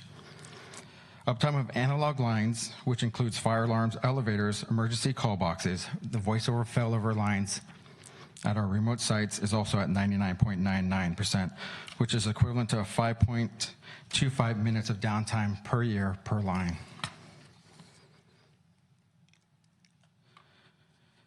And on this slide, a number of upgrades implemented is about 35. This includes any applications such as Adobe Acrobat, Office 2016, the operating system Windows 10, Server 2016, hardware including PCs, networking devices, and other IT-related equipment.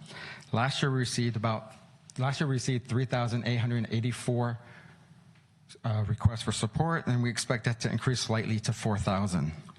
The increase is mainly caused by the implementation of a new website, agenda management application, hiring of new staff, which has led to the increase. We are expecting to implement 18 new technologies this year, which includes several security applications that protect and encrypt data, next-generation firewalls, cloud file and collaboration applications. Our first time to respond to tickets has decreased from 4.1 to 4 hours, or to reply, first time to reply is to 4 hours. It's taken us about 24 work hours, which is equivalent to 3 days, to successfully resolve a ticket. We strive to respond and resolve the issues as quickly as we can. The sooner we can resolve the issue, the sooner the user can get back to the task at hand.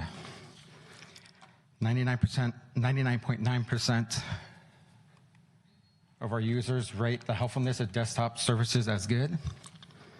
Uptime of servers, infrastructure, and critical applications is also 99.9%. These services and resources are needed to be aligned to ensure the successful operation of the city network infrastructure, or IT infrastructure.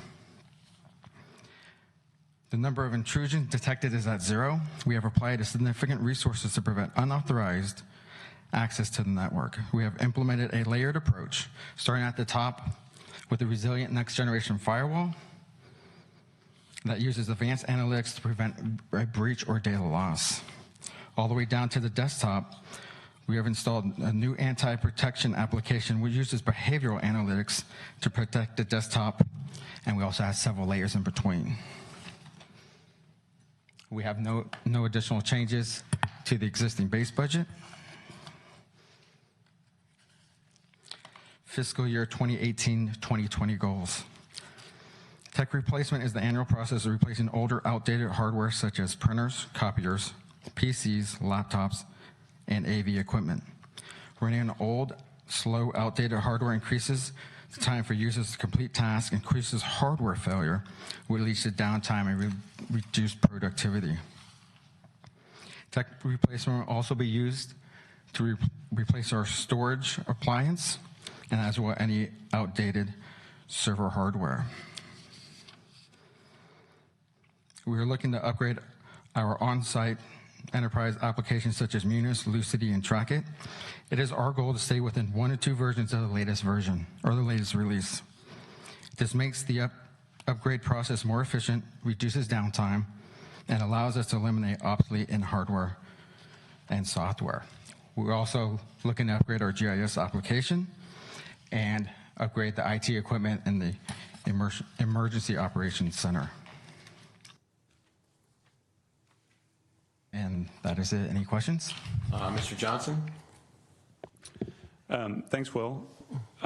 So I wanted to ask about sort of the thoughts about hosted like email and Office versus sort of cloud-based solutions. Are we still hosting like an Exchange server on site?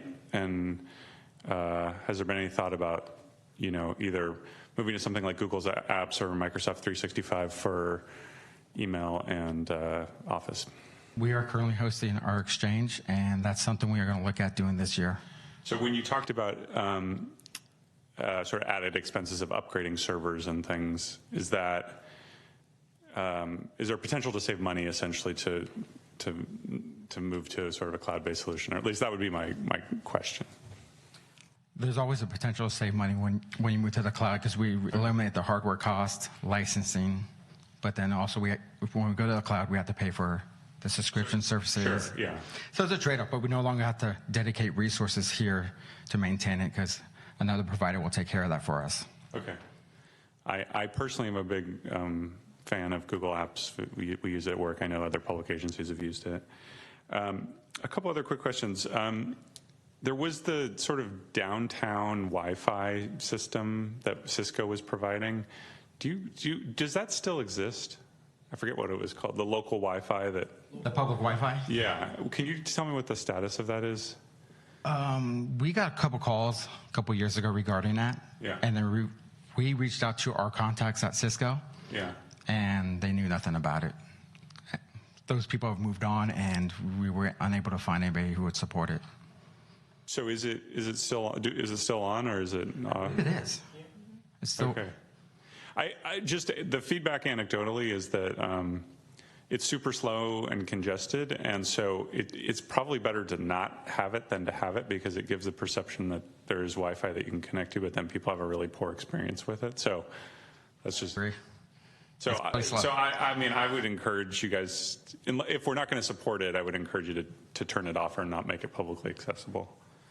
And then the last one I wanted to ask is the City of San Carlos mobile app. Is that something that your team manages and thinks about? And when a member of the public makes files a ticket request for a pothole or a tree that's down or something like that, does that go through to your system? And because I'm interested to know, is that working? I know we made some changes to screen out anonymous requests, and kind of how many tickets are we getting, and is that IT or? So it's a hosted service, or it's in the cloud. And when the tickets come in, and I think we probably get anywhere from 10 to 20 a day, they're automatically routed to the departments. So if it's something related, and a lot of what we get are abandoned vehicle requests, so those get routed right away to the sheriff's office. Some of the other ones we get are code enforcement, or someone is. Actually, it's mostly code enforcement about somebody's not cleaning up their yard or they've noticed trash. Those get routed right away to Chris Valley. And I know he responds within 24 hours. I know the sheriff's office responds within 24 hours. So it appears to be working. That's good to hear. It would be great to see stats about that if they're not in any of these presentations in the future, because it's a key kind of customer service metric, which is how frequently do we, how long does it take to resolve those kinds of requests, and how good are we at resolving them? Just out of curiosity, if somebody picks up the phone and calls, does it also generate the same ticket that would be otherwise generated by the mobile app? No, it does not. So that's just manually taken? It's tracked within the departments if someone calls directly. We're not logging it. It's not logged into the system. Okay. So the only way is through the mobile app? And you can't do it through the website today? You can do it through the website. You can do it through the website? I believe there's a link, yeah. Okay. I think my one bit of commentary is I think it's a great service. I think increasingly people are used to that, which is like I get out my phone when I see something I don't like and I tell someone and it should be solved. And so I think we should do more with that system, do more to promote it, and also do more to track it. Okay, we can add that in. Mr. Olbert? Thank you, Bob. Actually, interestingly enough, my questions are very similar to some of the ones Cameron was just discussing with you. So let me take a little bit different tack.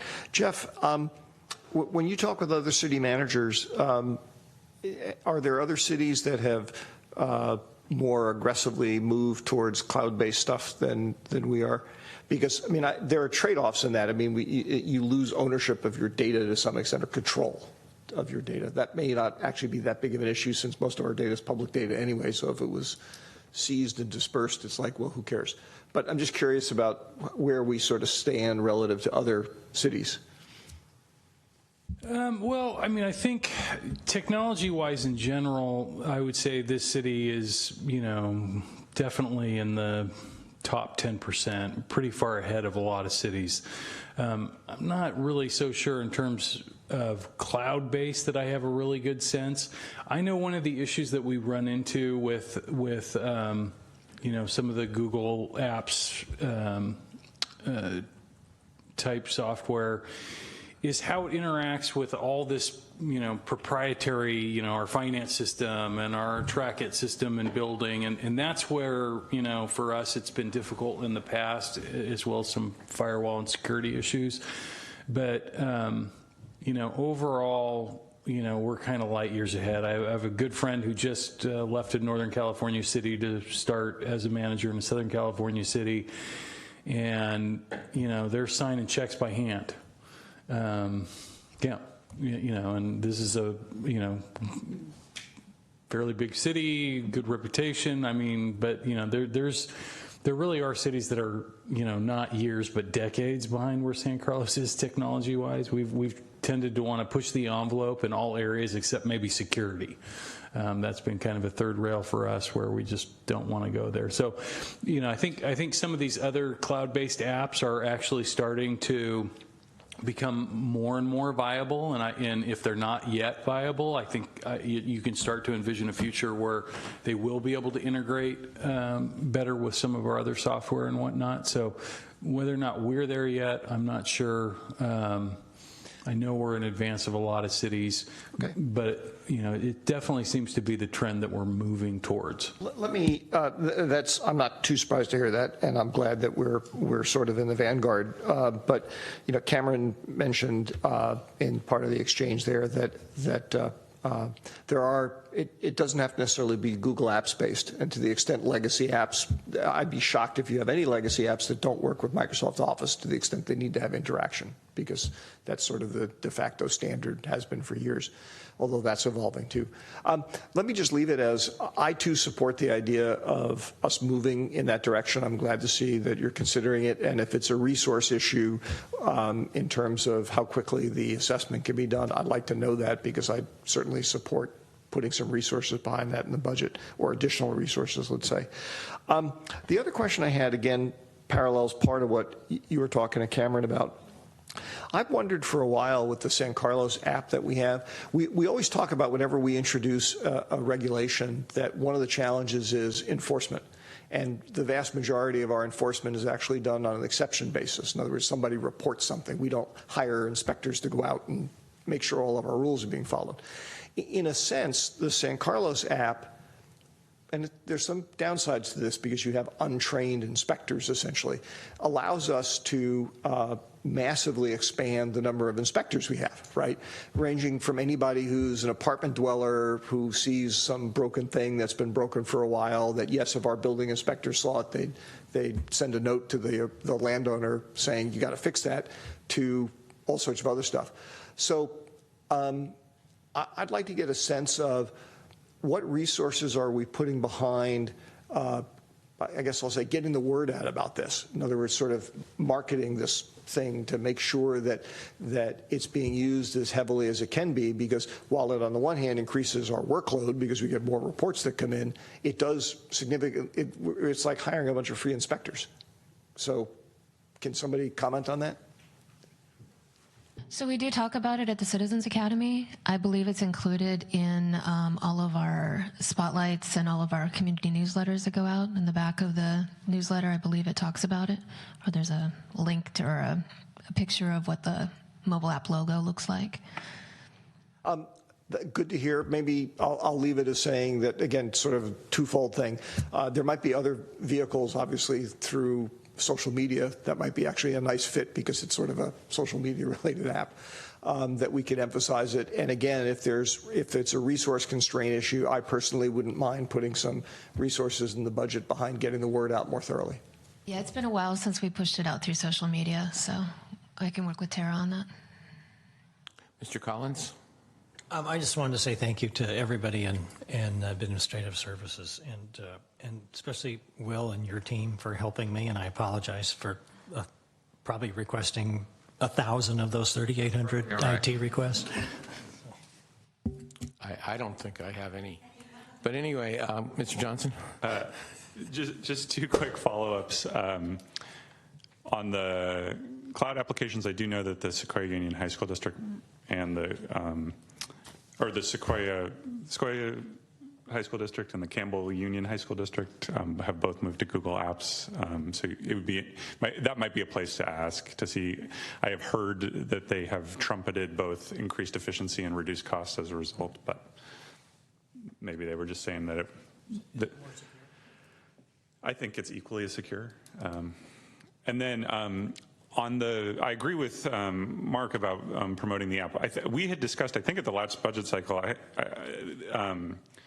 City of Palo Alto at their parks puts up some signage that's like, hey, if you see something broken, take a picture of this QR code and then you can do a ticket request. And I had made that suggestion a couple years ago. I thought we had actually agreed to do that.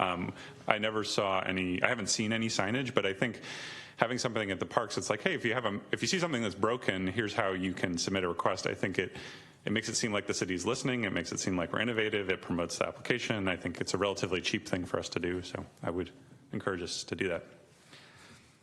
Okay, thank you. Rebecca and everybody who presented, thank you very much. Whole staff, team effort, biggest part of the presentation. Thank you. So Chief Dury, Police Services.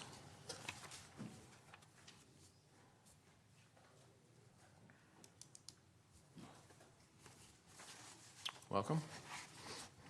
Good afternoon, Mayor, Council. Chief Mark Dury. I'm going to be presenting our police services budget for the next 2-year cycle.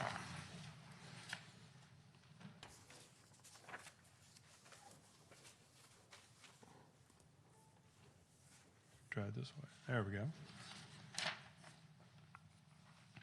As you can see, here's our budget for the next 2 years. Our major expenses is 73% is for the Sheriff's Office actual contract. 15% is for legacy obligations, the prior police department that was here. And 7% is for dispatch services for public safety communications. And 5% is for other operating expenses. Our here's our slide for police services overview. Within San Carlos Bureau, we have 5 dedicated sergeants and 14 deputies that work out of our patrol bureau. And we also have 3 community service officers. And that includes 3 extra help service community service officers that are in background now to be hired here quickly. We run 1 sergeant and 3 deputies per shift. And that is our minimum staffing, so we never go below that. On certain occasions, we have more deputies on duty when we have field training cars, and excuse me. Oh, no problem. We have field training cars, so a lot of times we could have up to 5 deputies on duty. We have two various cars that are 2-man units. We have 1 or 2 detectives that are dedicated to San Carlos. They work out of our Redwood City office, and available to San Carlos or to the San Carlos Bureau is we have 5 detective sergeants and 26 detectives, both trained in major crimes and general crimes. We also have a school resource unit with 8 school resource officers. We have 1 school resource officer dedicated solely to the city of San Carlos. He took over for Wally Rosales. His name is Albert Totopo, and he's a great liaison for schools and has prior school resource experience. We also have 2 traffic deputies that are dedicated to traffic, and both on motorcycles. We have 1 vacant position now that we tested for the other day, so we should be filling that position here shortly within the coming weeks. We also have 44 volunteers office-wide. It's our sheriff's volunteers in policing, our SVIPs as we call them. We have 44, like I said, office-wide, and 6 are dedicated here that work on a routine basis here in San Carlos. We also have a SWAT team with 26 operators that are under the umbrella of the sheriff's office but are available to San Carlos as well, including a full-time bomb squad. And we're also very fortunate to have a crime suppression unit that's based out of San Carlos. It's run by the sheriff's office, available to sheriff's office, for the entire sheriff's office, but they're housed here and we utilize them as necessary. Our crime suppression unit is an undercover unit, and they drive undercover vehicles, and dedicated to that is 1 sergeant and 3 detectives. We also have narcotics task force and vehicle theft task force. And also here in San Carlos, we have our psychiatric emergency response team. That is 1 dedicated detective that deals with people with psychiatric issues that we encounter, whether they be homeless or any kind of criminal or any kind of people that need our assistance in that manner. Excuse me, Chief. Yes. Mr. Logobert, you had a question? Oh, I'm happy to wait till the end. Okay, fine. Sorry, Chief. As far as our police services, as far as our accomplishments, we launched an outreach campaign on texting and driving. It's apparent that that's really kind of our new big driving issue, is that. So we send postcards out and did a lot of outreach. We did a lot of crime education through public safety announcements, social media, and community meetings. That's both our community policing unit and our school resource unit accomplished those goals. As far as school safety, our SR school resource unit is really very engaged in our schools, especially our dedicated school resource officer. We dealt in different threat assessments, preached traffic safety, and over the last 5 years, we've done 9 different violent intruder trainings that dealt both with businesses and schools. We've done those trainings at various schools in Millbrae, San Bruno, the College of San Mateo, and the last one we did was kind of timely, was at YouTube. As far as community engagement, the sheriff's office is out there at various San Carlos events, National Night Out, Play Streets, Coffee with Cops. We do 2 different Tip a Cop events within the city, and we do our yearly Star Camp for ages from 10 to 13. Obviously, our Art and Wine Festival, Hometown Days, and our Farmers Market events.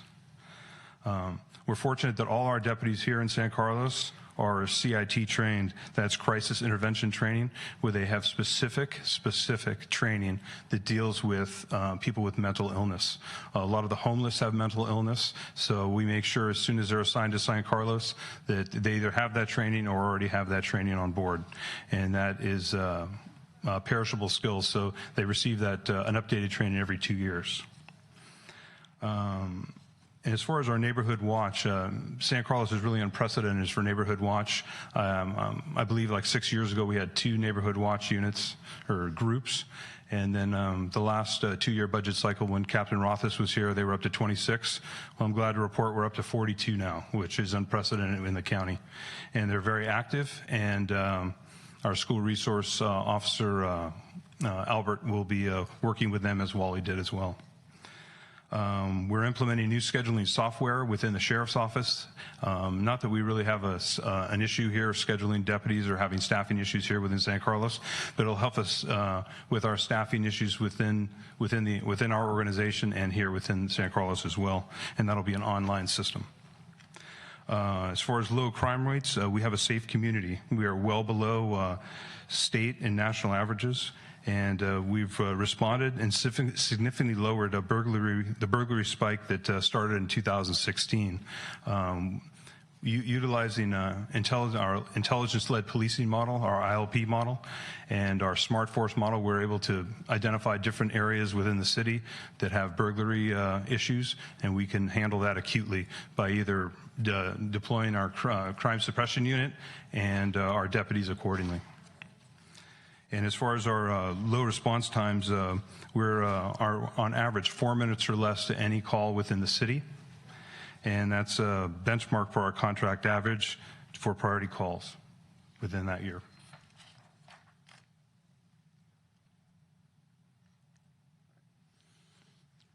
And as far as police services, our emergency response, last year our calls for service, we have 12,474 emergency calls, 132. Non-emergency calls, 12,426. We've taken almost 2,000 crime reports. Moving citations, we're up to a little over 2,000. And we almost arrested 800 people last year within the city. And number of directed patrol activities completed, 606. That's various traffic details, various crime suppression details. And as far as number of emergency response responded to under 5 minutes is 100%. And as far as customers who are satisfied with the police services, we're forecasting 96% for the upcoming year.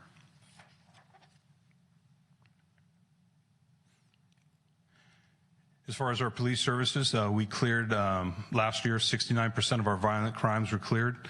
A lot of it was aided by our intelligence-led policing model and our ALPRs. They've really assisted us in getting timely information by victims or witnesses, and we're able to use the ALPR system to identify different vehicles as they're leaving the scene based on the information we're getting from the witnesses. So the deputies are doing a very good job as far as interviewing people and getting the information and making it timely so we can get information on the vehicles and affect either contacts or even arrests.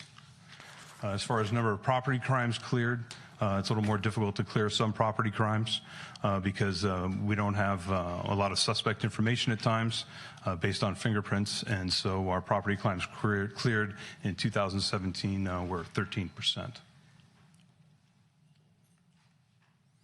As far as public outreach, 89% were satisfied with the level of service for the sheriff's office, which is a very good number. The citizens who agreed that deputies displayed professionalism and we're happy with our services were 92. Those are all really good reflectors on the professionalism of our deputies and how well we really have integrated within the community. The number of citizens who agreed that the deputy displayed job knowledge and technical competence, 91%. And the citizens who agreed that the deputy showed care and concern during their interaction is 88%. So we're around the 90 percentile total there. So that's very good as far as the deputies working within the community and getting their job done. As far as these key performance measures as far as traffic enforcement,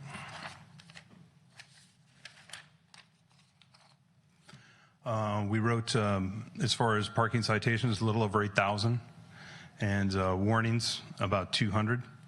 And that was, and the good news is that we reduced accidents over the last year about 12%, and we're forecasting 17% for 2018. As far as abandoned vehicles, marked 810, and we're very successful in getting a lot of those vehicles moved, and we had to tow a little over 50.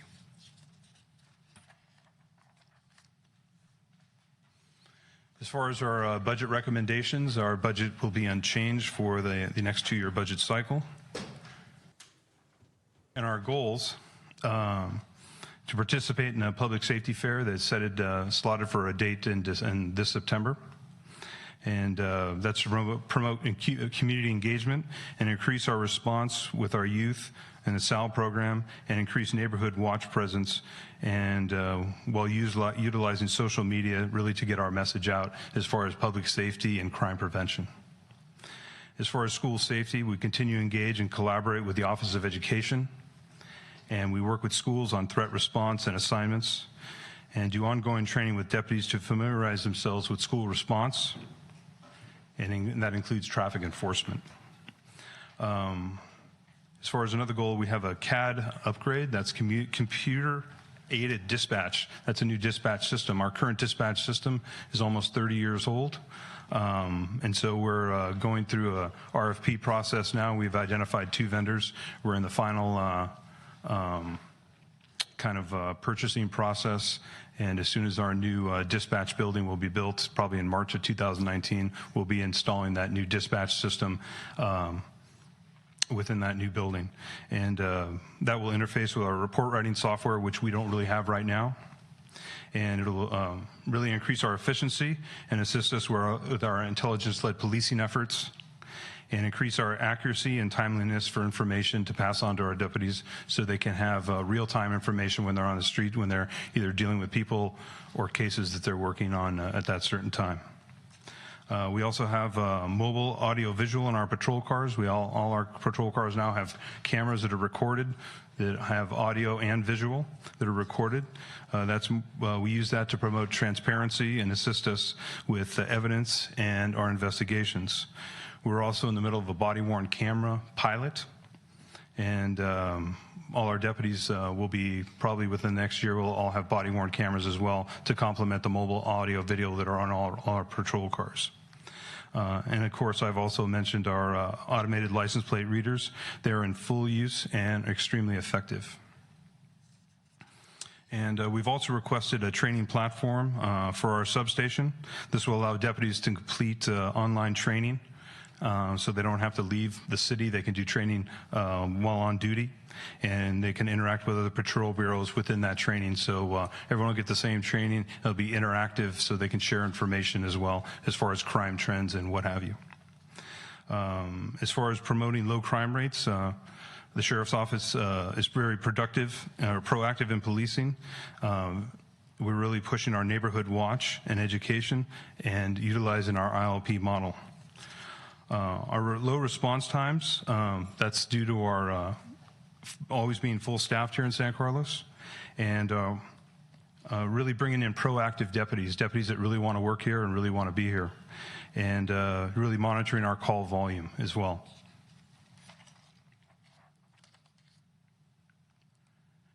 And now it's time for Q&A. I'm sure you guys have a few. Thank you, Chief. Mr. Olbert? Thank you, Bob. Thank you, Chief. Great presentation. Thank you. And I do, however, want to bring up a topic that ultimately, and it's, whether we do this or not depends on whether there's more support for this in the dais, that I'd actually like to consider adding something to your goals going forward. And this has to do with, I think of it as traffic behavior, sort of driving behavior in town. Other than parking-related complaints, probably the most common complaint I get just from almost everybody I talk to is that the behavior of drivers on the street, running stop signs, nearly hitting pedestrians, whatever, at least empirically, people feel it's worse than it used to be. I suspect part of that is just, as Jeff has explained to me, the economy is very active. There's an awful lot more people driving to and from work, and there you go. And parking spots are hard to find on Laurel Avenue. That's exactly right. I had a number of really good discussions with your predecessor over the years about what we might be able to do about this, different ideas, and everything I came up with, there were various reasons why it didn't work. And it suddenly occurred to me as I was getting ready for this budget cycle, I was approaching this wrong, is you're the expert, not me. I would just like to say that, and again, if there's support here, I'd like to see improving driving behavior, traffic behavior, whatever you want to call it, made a goal, and challenge you guys to figure out how to do that with us providing some level of financial support for whatever program you come up with. I have no idea what that is, and that was my insight when I realized I don't really have to, because you're the one who knows how to do this. Duly noted. Right. So is that something that is even feasible, or are there things that can be done, or are you like, thank you, you just handed me a check that I'm never going to be able to use? No, there's some considerations we can look at, but we really have to look at see what our available staffing is and what we can do, but we can come up with some sort of plan. All right, well then I'll turn it over to my colleagues, because if there's not at least two other people here who think we ought to do something about this, or think it's worth doing it at this point, it is irrelevant. But I'd like to see us do something. Well, I'd be intrigued to see what, the professionals know if it's possible. Right. Certainly like to know about it, whether it's feasible or not, except having, lobotomies on every corner. I'm not sure, but sure, if there's a possibility not to overtax you, to come up with some ideas we might be able to implement, that'd be terrific. Okay. I agree. I think that the traffic safety officer that we have around schools is one thing that we do, and the sort of having officers out in to make people aware that they're going over the speed limit and other things. And any additional things, I mean, we've talked about the sort of humorous signs that you see in Redwood City and whether or not that would be helpful in San Carlos. But yeah, definitely. I think I agree with Mark that it is a high priority. Okay. Mr. Collins? Thank you, Mr. Mayor. I just want to see some sort of device that magically puts a ticket on a car, every car that makes a U-turn on Laurel Street to pull into it. Me too. Maybe we should get Will back up here to get some IT help for that. It's such a hard thing to police, and I know you guys see it a lot, and you give a lot of tickets. Ron, but you don't like my idea? Didn't I tell you my idea? 10 kilowatt CO2 laser beamed right down Laurel Street, so you can make the turn, but it slices your car in half. And that would open up more parking as well, so everyone would win. So. Could we stop talking about parking, right, Chief? Because it's really some more mundane questions. First of all, great report. And very impressive that our neighborhood watch went from 6 to 42. Is there any way that you can measure their effectiveness, or how do you know that adding all these neighborhood watch programs really works? Is it because there's is there less crime, or is there more reporting by people of suspicious activities? What comes out of it? My answer to that is all the above. I think we're really making the citizens proactive and really making them feel part of the sheriff's office and the sheriff's office in the city, and making us feel part of them. It's when we fight crime or traffic issues, we're all in it together. That's why we're here today. And so I think they feel heard. We're open to listen to what they have to say, and at the end of the day, the biggest thing we preach to them is if you think something suspicious or something wrong, please call, and that's usually makes a difference. It's when we don't get the call and we have to respond to take the cold report the next day that I saw some suspicious person by that house and it ended up being a burglar. So I think it really gives the community a sense of pride, and it also gives the community a sense of purpose, and really just gives it a sense of community that we're all in it together to fight crime. So I think it just builds good relationships and open dialogue. Okay, thank you. I had one other question, is that maybe this is an easy one to answer, but I noticed that there was a slide that said accidents were down a fair amount. Is there really a correlation between the number of citations you issue and the accidents? I mean, when citations go up, do accidents go down, or is it not? I think when sure, citations do work, but I think it's really the education that works, because not everyone that gets pulled over gets a citation. Some people get pulled over and we tell them, hey, you ran the stop sign or you did this wrong. And I think it's really the education, just the proactivity of going back to neighborhood watch and being engaged with the community. I think it's really all the above. I mean, citations do work. They're not the most positive thing for people, but I really do, the deputies pull people over and they don't always cite, but it's really about, enforcement and education. Thank you. Okay, thank you, Chief, very much. Appreciate your time. Thank you. So next we have Fire and Emergency Services. Deputy Chief Pucci, see if you can do as well as Chief Jerry. That was a setup. I can never follow up on him. Okay, Mr. Mayor, King Council, it's my pleasure to be presenting to you. It seems like a little deja vu from earlier in the week. So Dave Pucci, I'm the Deputy Fire Chief, acting as the Fire Chief for San Carlos Fire. I'm working with Chief Maupin. These are the numbers that you saw. These are the numbers that you saw earlier this week. No changes from there. I did want to explain one thing I don't think that we touched on Monday night was the revenues. We did talk briefly about plan checks and administrative services as well as inspection fees. And that ties into the hiring of a new San Carlos Fire Department inspector. So we hope to see those numbers start to rise as we aggressively continue to work on our fire and life safety inspections. Also, part of that money is part of the JPA agreement through countywide by providing ALS services on our engine companies so the ambulances can be available for other calls. We get reimbursement for those costs. That's where some of that money comes from. So our major services obviously is fire suppression, emergency medical services, being part of that ALS JPA. We have paramedics on both pieces of equipment here in San Carlos. Fire prevention. Fire prevention is an area that we're definitely seeing a big impact both in Redwood City and San Carlos, because of the development, the pace of development, plan check, and everything to do with fire prevention. Very, very busy right now, so it's going to be fully staffed.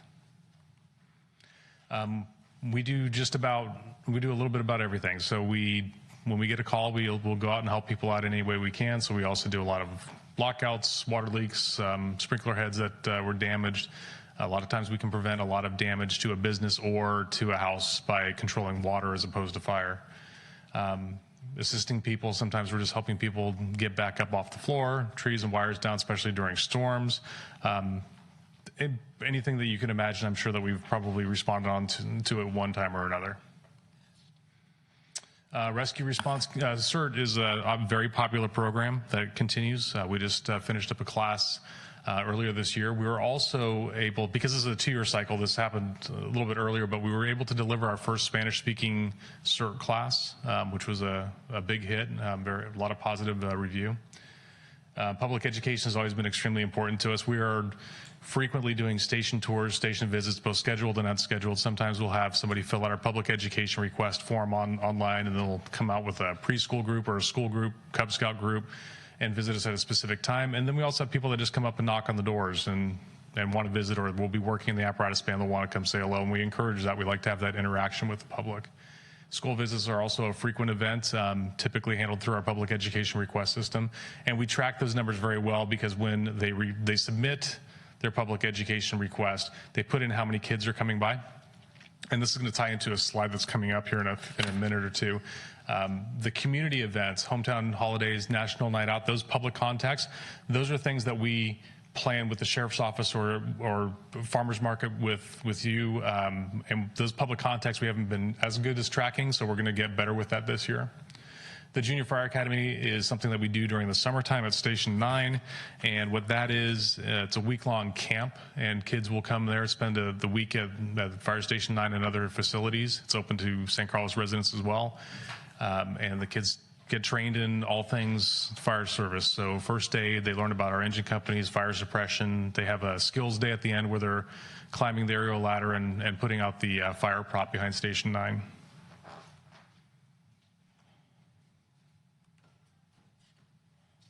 Some of the big accomplishments, earlier this week, we renegotiated the new contract for fire services. Other significant events that happened this year, we purchased a fire engine, which I was speaking to you, I think, about 6 months ago now. That fire engine is actually it's a couple months away from actually looking like a fire engine and starting to talk about delivery. It'll take a couple months to get that in service once we receive it, because we have to spec it out to accommodate our equipment once it arrives here. We also purchased our new SCBAs. The SCBAs typically have a lifespan of about 15 years, and the last set that we had certainly reached that peak. We definitely used every bit of them. Another thing that we embarked on this year was tactical Spanish. This is a Spanish class that it's really focused on the types of communication with community members that we need to be able to do, talking about medical emergencies and being able to do that evaluation in Spanish when needed. Some other new things that we did. So we got a little creative this year. One of our issues that we have is workers' comp. Workers' comp has been a problem in the fire service probably since the day that workers' comp was created. So we did some things different this year. We contracted with a company to do what's called FireFlex Yoga. So we were a little wondering exactly how yoga would be received in the fire station, and actually everyone really enjoyed it and learned a lot of good skills and stretches that actually helped us. That in combination with some other things I'll talk to about when it comes to fitness is, for the first time in a very long time, we're actually seeing our workers' comp go down as opposed to up. We had some promotions. Again, I mentioned your fire prevention officer, who is a San Carlos employee, is onboarded. We have our fire marshal in place, and we had some promotions. So we're actually at a bit of a period of stability where we're focusing on some leadership training and getting our captains and battalion chiefs trained up and comfortable in their role. So we've, with the development going on in both of our cities, we're definitely seeing a pretty consistent uptick in activity level, and it's kind of across the board. So we've been seeing these numbers rise by 50 to 100, a couple hundred a year consistently over the last 10 years. So we have a lot more people, a lot more traffic, and a lot more emergencies and service calls associated with that population being in town. The numbers are fairly stable, with not a huge change in any one particular category. The one question that we always get is that good intent call. What exactly is that? A good intent call would be something along the lines of somebody calling in a column of smoke they may see, or a traffic accident that they saw as they were driving through an area. And when we get there, it's not there anymore. So there's no emergency to deal with, but it wasn't malicious. Somebody wasn't trying to get us to respond to something that was invalid. So pub eds.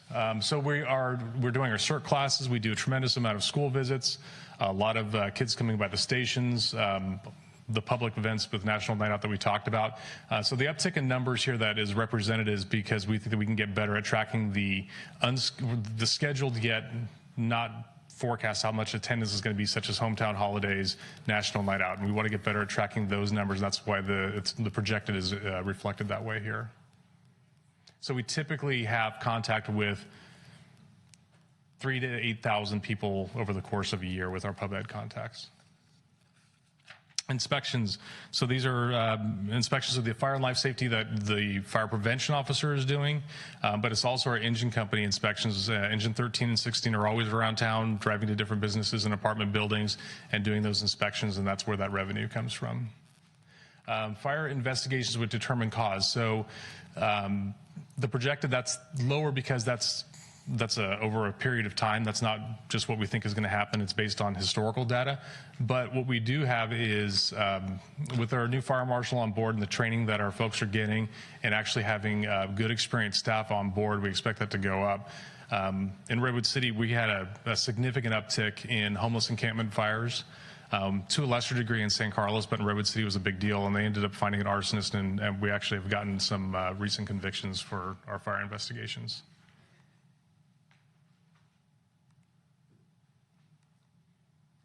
So our only budget recommendation for this year is is new gym equipment. What the intent of this is to basically get Station 13 and Station 16 for those gyms to mirror the rest of our gym equipment in the other stations. And the reason for that is because we're going with really a comprehensive wellness program. And this is also some of the things that we're doing to really attack that workers' comp cost. The equipment that we're looking at getting will actually get us to do what we call functional movement exercise. So there's types of exercises that are specific to the fire service, strengthening our backs, flexibility, and the things that we can really try to work on our wellness. Also, to go along with that, I already mentioned the FireFlux yoga, but we also are aggressively working on exposure reduction. We now are training our folks to make sure that they have their SCBAs in place when they're within 20 feet of a burning building. So we're trying to completely isolate ourselves from smoke and the contaminants that we get. When we're coming out of a structure fire now, we're making sure that we decontaminate right after we get outside, and we bag up those turnouts so we're not carrying this toxic mix of stuff that is absorbed into our gear and getting them laundered by professional service. One of our big concerns with the change in the types of fuels that we have in houses now is the level of carcinogens is sky high compared to what it was even just 20 years ago. So we are finding that many of our members are getting diagnosed with cancer at younger ages, and we can see in some forms of cancer, studies are showing a 200% and 300% increase in the fire service over general population. So it's a significant event. With that, we're also doing physicals. So once a year, it's a voluntary program. Every one of our firefighters can go to Kaiser, and they have a full comprehensive physical with blood work in addition to some of the mandated things that we did. And we're having some good success with that too. One of our members was actually diagnosed with a very early stage of cancer, and I think that program may have actually saved that individual a lot of misery if it had not been caught when it was. So it's been very successful for us. So this is, I already touched on one of our primary goals is it's a countywide shift in the way that we deal with the contaminants of structure fires that we're dealing with on a frequent basis. We're dealing with structure fires as a hazmat. So we're trying to keep our people completely out of that hazmat, or when they come out of the hazmat with their equipment, we're isolating them from that. So that has everything to do from when we're going on air, how we deal with our safety gear after the fire, how we launder it, and also it even comes into play with the structure of a fire station, where you have areas that are designated to be the dirty areas of a fire station, and then you keep the living quarters as clean as possible. We are continuing with our rolling 5-year forecast of data. So what that is a company that we are working with that we're constantly getting the data right out of the CAD system and putting it into a program that will track our response times. We use this system when we did the 12 and 16 study, and you can put hypotheticals in the system where if you moved a station here, it'll tell you exactly what it'll do to your response time, and that's what we use to present to you. And we're holding on to that and continuing to just keep that data because it comes in handy for a lot of things. We are well below our mandated 5-minute response time. We consistently have a 5-minute or less response time to emergencies. It's typically closer to 3 minutes and 30 seconds from the time of call to when we arrive. And what we're going to be hearing a lot about over the next couple of years is we're initiating the design and planning for Station 16. Station 16 is essentially reached the end of its life for use in the city. We're having problems with maintenance of the facility, and we'll be reporting to you a lot more on this. But just in a couple weeks, myself and some folks from city staff, both here in San Carlos and Redwood City, because we're looking at Station 12, are going to a design conference to actually start really formulating a plan on what we can do with that plot of land and actually update that facility. One of the other successes that we've had recently, and we're just starting to get data back on this, but it was about a year and a half ago we really radically changed the way that we deal with cardiac arrest in the field. And the maintenance of the airway and the administration of drugs really dropped on the priority of what we do, and aggressive and rapid CPR and getting community CPR ahead of us is really being emphasized. And we are seeing an uptick in the survivability and actually discharge from the hospital to the tune of about 10% above what it was before. And that's been a good success for us. So we're going to continue down this path because we want to get more people trained in CPR, more people willing to engage in CPR in the public, and that's why you'll see that hands-only CPR classes being offered throughout the community, because people are a little bit more likely to engage if they know they just have to do the compressions. And also making sure that we encourage the use of AEDs and then high-performance CPR used by us. And that's my presentation. We have questions? Thanks, Chief. Mr. Johnson? Thank you, Chief. I just wanted to ask a question. You said that there's less of a focus on administering drugs. There's obviously like a big national dialogue about emergency service personnel dealing with drug overdoses and, carrying naloxone or Narcan or whatever. Is that at all even part of the dialogue for the Redwood City Fire Department? Do you guys carry that medicine? Do you see any increase in drug overdoses that you're responding to? We do. So the de-emphasis of drugs had specifically to do with the treatment of a patient in cardiac arrest. We have a lot of cardiotonic drugs that we do. When it comes specific to the opiate, it seems that we have periods of time where we see a significant uptick. And you can almost tell when a shipment of something that's laced with fentanyl arrives in town, because we'll have 3 or 4 or 5 incidents happen at all at once where we give them Narcan and wake them up. And so it kind of comes in waves. Not in San Carlos, but we have seen fentanyl a little bit more on the other side within Redwood City. But it is becoming more common, and it is something that we treat. We recently just were trained. We can give Narcan intravenously. We can start an IV, but we also were recently trained to administer it nasally, so we have that capability too. So it goes up and down. It's certainly not the crisis here that you hear about in some other parts of the country where they're doing this every single day or multiple times a day. For us, it seems like a couple times a year we'll see a cluster of overdoses, and then it kind of disappears for a while. Okay, so it's on your radar screen. It's not like a significant source of cost or your activity. No, and the drug that really is indicated we've carried for 30 plus years. Okay, thank you. Mr. Olbert? Thank you, Bob. Thank you, Chief. So a quick question actually about the last slide that you had up there about the automated electronic defibrillators. Mm-hmm. Say that 3 times fast.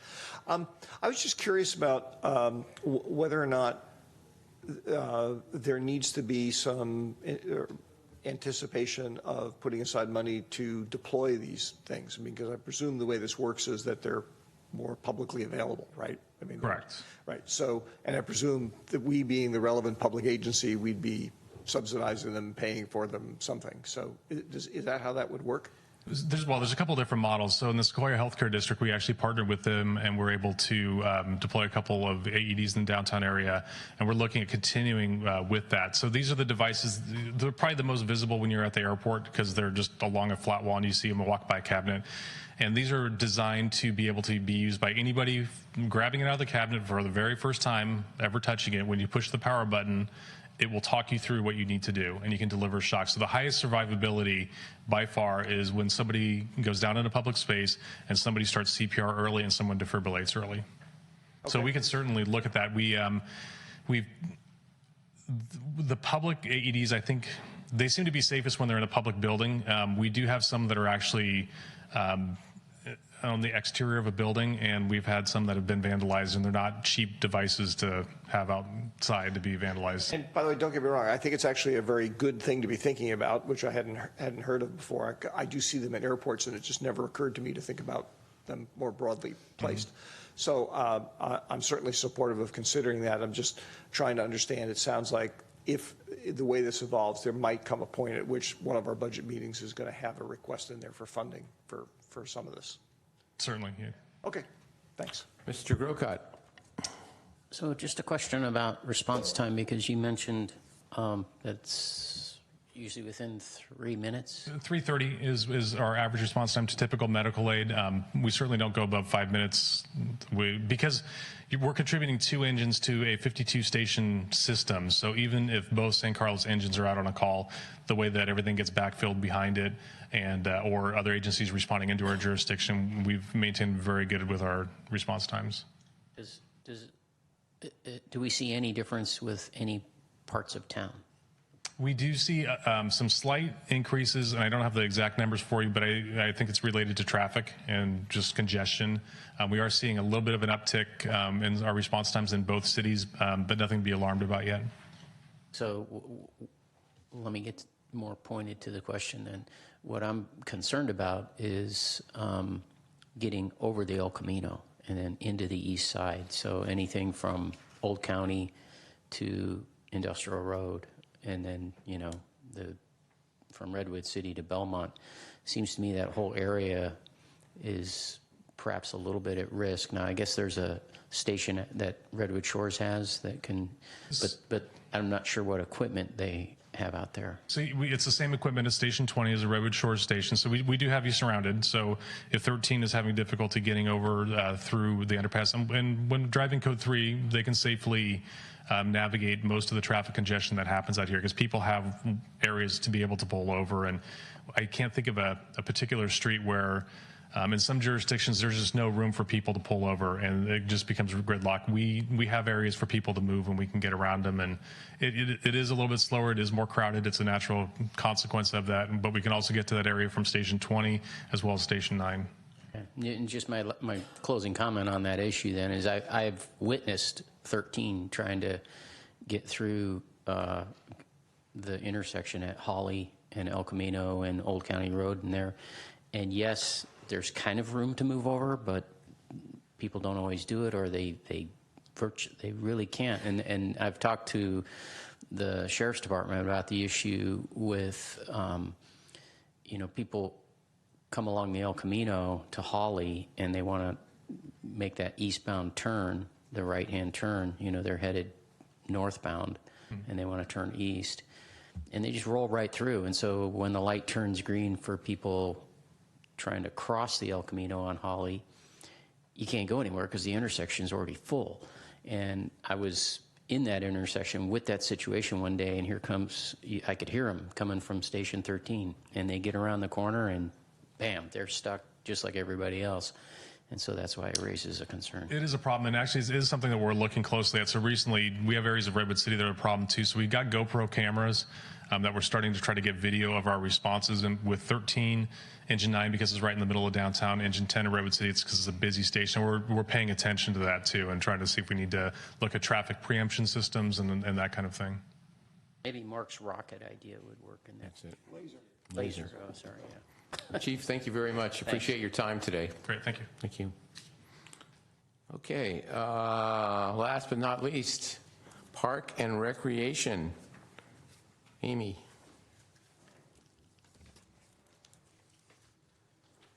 We brought the crowd today, so we had to go. We have two of our coordinators here with us. So good afternoon, Mayor Grassilli, council members, and members of the public. Amy Newby, Parks and Recreation Director. Today, you're not only going to hear from me, but I have Anna Kertel and Tyler Moella joining me today to talk about their program areas. So with that, holy Christmas. Skipping through. All right, so this slide depicts our department organizational chart. Parks and Recreation has 10 full-time staff and roughly 35 to 45 part-time staff, depending on the time of the year. As you can imagine, summer's approaching, and so that's where we tip off at about 45. We also work with many volunteers, primarily at the Adult Community Center, and contract instructors who provide our instructions for all of our special interest classes for all ages. This chart breaks down our department's operating budgets for fiscal years 19 and 20 for each of our program areas. Our major revenue source comes from registrations from our special interest classes and camps and other programs. Our other revenue source comes from facility rentals, both at the Adult Community Center and the Youth Center. Our major expenses within the department are salaries and benefits and professional services, which does include the percentage splits paid to our contract instructors for teaching the special interest classes and camps, which we will discuss further under personal and family development.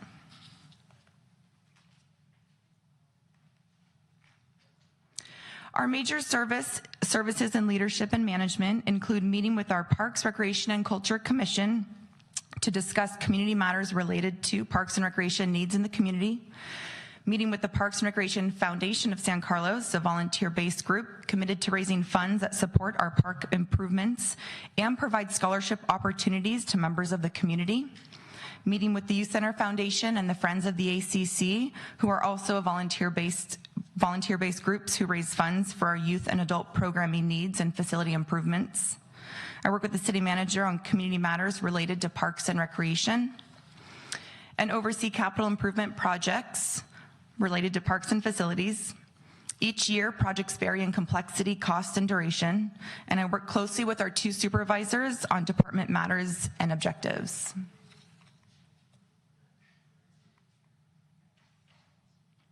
Parks and Recreation had a great year. In January, we held the ribbon cutting for Highlands Park Playground and Restroom Project. I worked closely with the Public Works staff and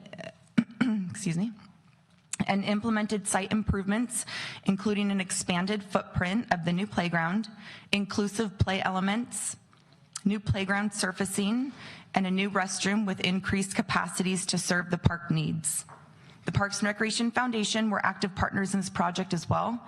We received a check from the foundation in the amount of $50,000 for the project. Also in partnership with the Parks and Recreation Foundation, we were able to replace 15 drinking fountains throughout our parks. The total project budget was split between the city and the foundation, each contributing $30,000 for a total of $60,000. New fountains at the sports fields include the water bottle fillers, in addition to traditional sipping fountains. Our Arguello Park Playground surfacing project will be completed next week. And we implemented phase 2 of the utility box mural project with additional outreach efforts and momentum gained from phase 1. We received more artwork submissions than in the first phase. We just held the artist orientation, and boxes will be painted in the months of May and June.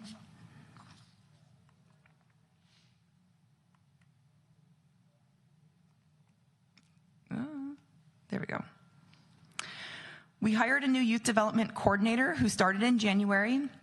As you know, we're starting the Youth Center remodel project. The new coordinator is not only already rolling out new programming ideas now, but is also planning for the next school year when we're back in the updated facility.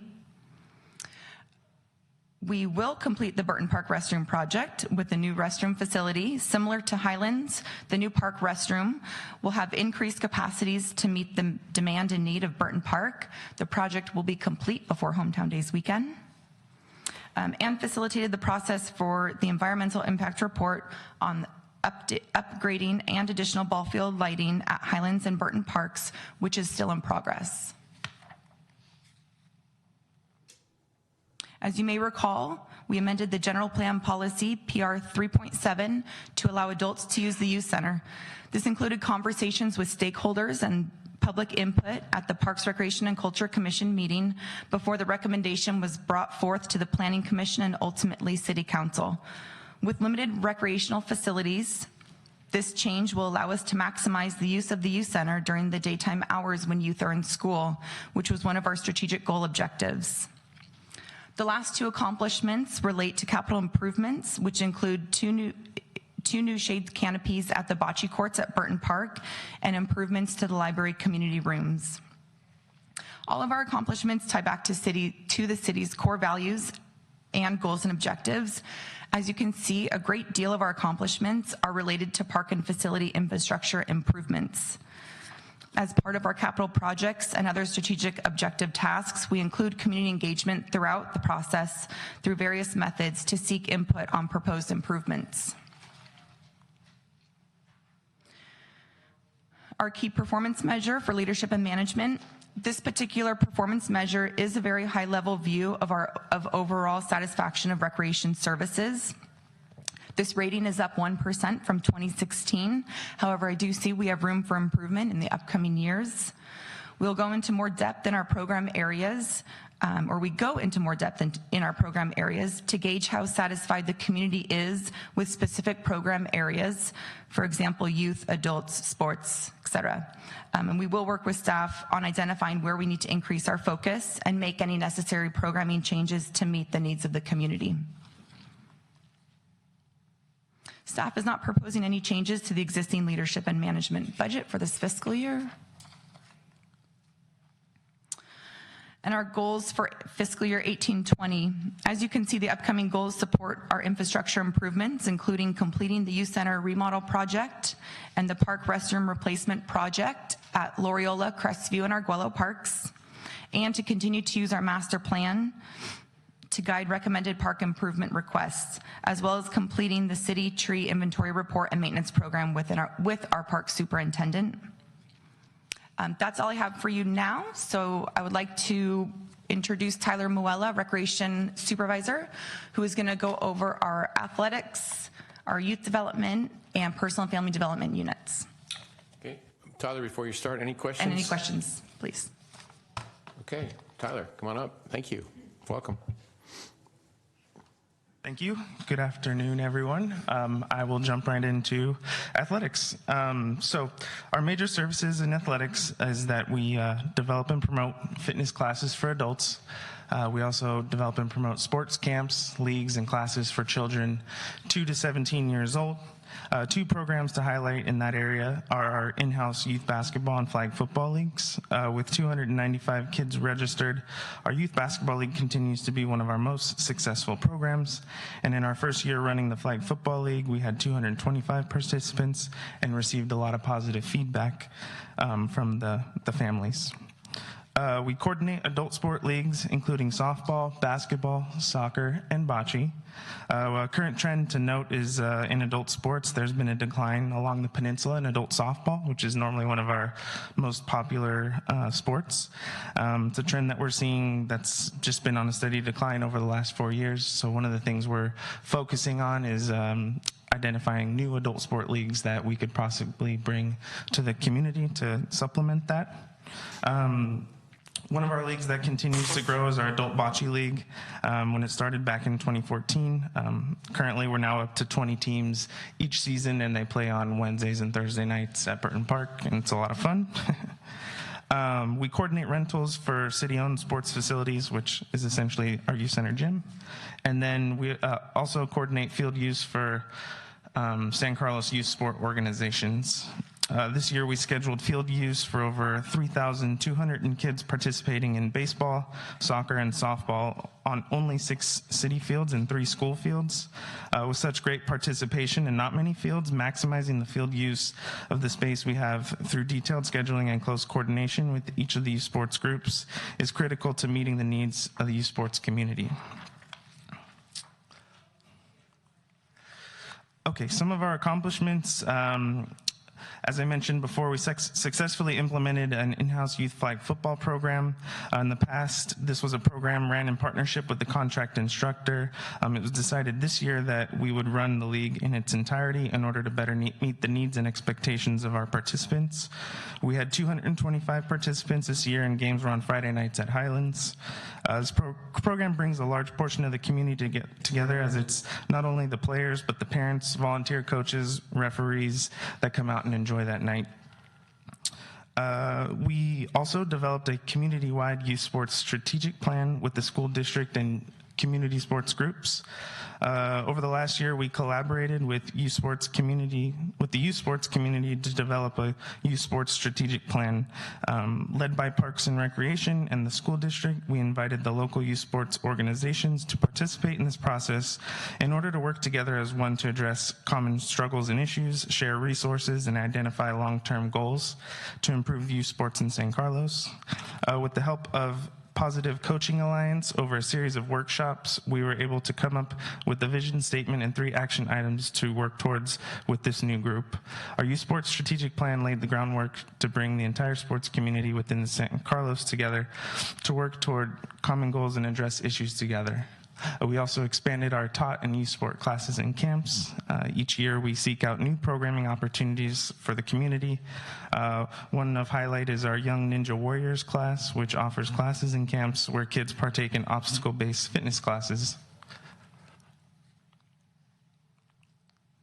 Okay, highlighted here are our performance measures within athletics, which include sport programs offered, adult sport teams, and our registration numbers, as well as our organized play participants. These measurements help us ensure that we are continuing to provide a good variety of programs to the community and monitor participation numbers from a high-level perspective. These measurements are important for us as they serve as a benchmark goal each year, and we can compare year to year in order to identify any factors that may contribute to either an increase or decrease in program offerings. Budget recommendations for athletics consists of additional projected revenue due to our taking on of the Youth Flag Football League. We're anticipating more class registrations with new offerings, as well as new adult sport programming now that the youth center is approved for adult use. And to go along with that, some additional, along with that, we're also requesting some additional funding to supplement those new programs. Goals are increase adult sport league offerings. As I mentioned, the decline in softball, so we're just looking at what new programming in that area we can bring to the community, increase participation in sport contract classes, as well as expand our adult drop-in sports programs to better utilize the youth center gym now that we have that opportunity.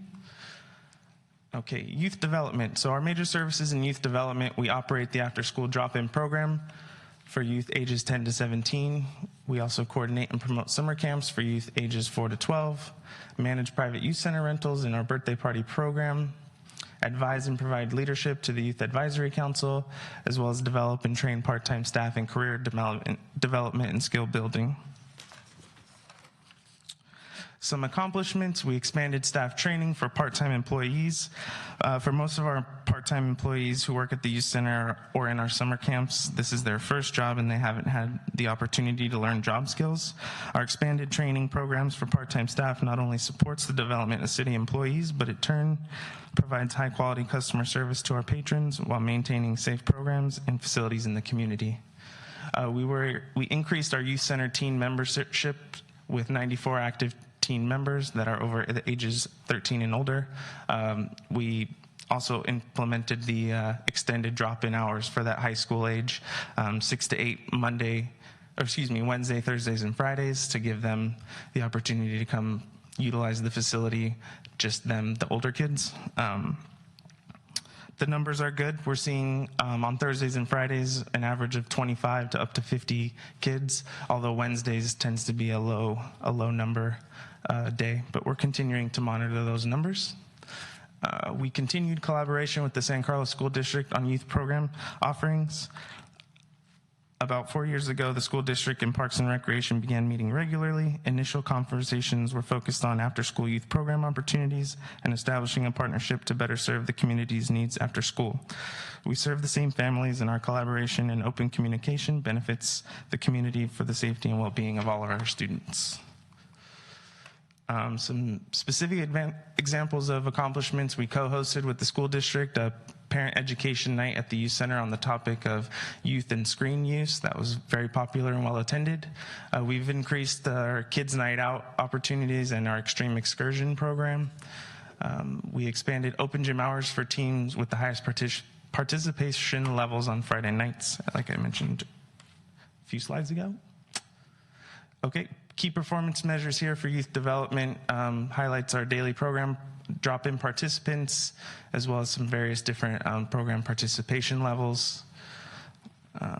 Again, these measurements help us to ensure that we're continuing to provide quality programs to the youth within the community. The only budget recommendation for youth development is to eliminate a youth development grant expense account.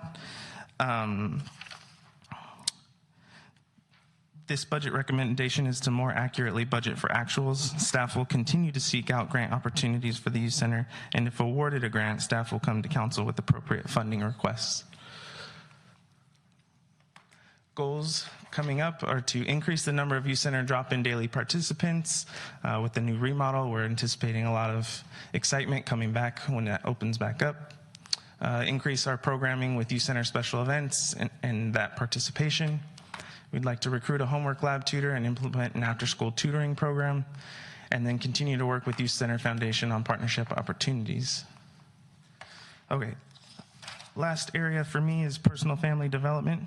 So within this area, we develop and promote recreation classes for youth and adults, coordinate Club Ed Summer Enrichment Camp Program, partnering with the San Carlos School District for facility space, produce a seasonal activity guide 3 times per year and mail to all San Carlos households, as well as coordinate the Smart Tots preschool program.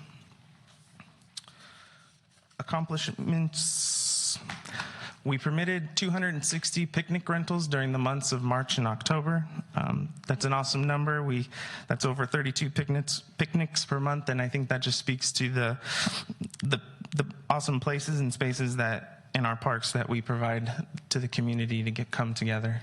And there's some of our registration numbers for all of our contract classes, as well as our Club Ed camps. Performance measures here, again, are our registration numbers, as well as the program offerings, new and total number, as well as the new offerings. These annual registration numbers serve as a benchmark each year. Tracking enrollment, total programs offered, and new programs offered help us ensure that we are continuing to provide quality recreational programs to the community through our contract classes, camps, park, and facility rentals. Surveying participants when a program ends helps us better understand their experience and identify necessary program improvements if needed. And that's the surveys there, percentage. The one budget request for personal and family development is to eliminate our Smart Tots preschool program. Currently, our Smart Tots preschool program runs Monday through Friday from 9 a.m. to 12 p.m. We've experienced several challenges with the program in recent years. Program enrollment has continued to decline. We have also experienced significant staff turnover. In the past 2 years, we've conducted 9 recruitments for the various part-time positions for the program, which requires significant additional staff time, a full-time staff in Parks and Recreation, as well as human resources. We believe this program is not sustainable at the current programming levels. And then goals is to increase registrations for youth and adult contract classes by 5%, expand preschool age weekday class offerings, which is a result of discontinuing the preschool program. We want to be sure we're providing some new opportunities during those times for that preschool age, as well as continue to partner with the San Carlos School District on shared facility use for summer Club Ed camps. We rely heavily on the use of their facilities in order to offer a wide variety of enrichment camps in the summer. That's it for me. If there's any questions. Thank you. Mr. Johnson? Yep. Thanks, Tyler. The first thing I would just want to say is, it's incredibly impressive. The range of programs that we have and the number of people that we're serving, it's it's awesome. Yeah, thanks. The question I wanted to ask was about any kind of partnerships with the library. So I serve on the library board. You talked a lot about, ways in which you partner with the school district, but my observation from the library board is that the library is trying to offer potentially some of the same services that the youth center is, and I wanted to see how you guys work together. Yeah, we have worked with the library recently, and actually when we hosted the parent ed night for the screen use, they provided the big blow up screen for us, and we're a huge help for that. So we have worked with them, and we are open to that. And that's great. And I would say one trend in the library, or one big strategic initiative for the library system is the wanting to build maker spaces in a lot of the libraries, specifically to try to get after school youth and weekend youth to come in on the weekends and do robotics things and build things and do more hands-on learning stuff. As I participated in some of those discussions at the library board, I thought, hey, this would be a great kind of facility to have at the youth center potentially. So I offer that as just like a suggestion, but I encourage you guys to talk about what the library is doing, because we have a new librarian in town who's bringing a lot of energy and specifically identifying the same population. So I hope you guys can work together. Yeah, that's a great suggestion, and something I think with the youth center remodel, we're anxious to have a lot of new great program opportunities for the kids when we come back, when the remodel is done. Did you? Mr. Collins? Thank you, Mr. Mayor. Thank you, Tyler. Great presentation. I noticed it said here one of the goals is to expand adult drop-in sports programs, including morning, daytime basketball, et cetera. Yep. There are budget numbers there showing this year and next year for income. I'm not sure. I guess they do incorporate it, but where I'm going with this is do you have an idea of what the potential is of revenue, additional revenue that's related to the expansion of the youth center hours? You mean specific to the adult sports? Yes. Yes. In other words, it's not being realized now. That will be realized with the expansion of the hours. Yeah. So I mean, right now, early in the mornings, the kids are in school and the gym sits open. So that's a place where we have identified as providing maybe some early morning drop-in sport hours. That for our drop-in programs, we generally charge. It's usually in the $5 to $10 drop in when you come and play. So that would be the revenue coming from there, as well as those drop-in programs often tend to lead into additional adult sport league teams. They kind of get together and build teams through that. So utilizing those hours when the kids aren't there to provide those adult sport drop-in hours is where we anticipate revenue. I mean, round numbers, you think is it bringing another 10 grand a year, 40 grand a year? What's the potential? So right now we've projected an additional $5,000 per year. We want to just kind of see where the programs that we begin to offer, which won't be until really winter of January of 2019, after the center remodel, and then from there gauge participation, have a better understanding and estimate of what those revenue numbers are going to look like. Sounds like a conservative number. You think, is that a conservative number? Yes, it's a conservative number. Thank you. Thank you. The question I had was on the youth center. It looked like, is this because of the construction that the special events are like half, and then the people went from 533 to 450? Yeah, with the youth center remodel, we limited we didn't offer as many dances. We normally offer dances throughout the year. And then with the transition of staff, we have a new coordinator who started in January. There's a little lapse there. So yeah, those numbers reflect essentially the remodel as well as the new full-time person that we brought in. That okay. Then nobody likes the new person, so nobody comes? Or?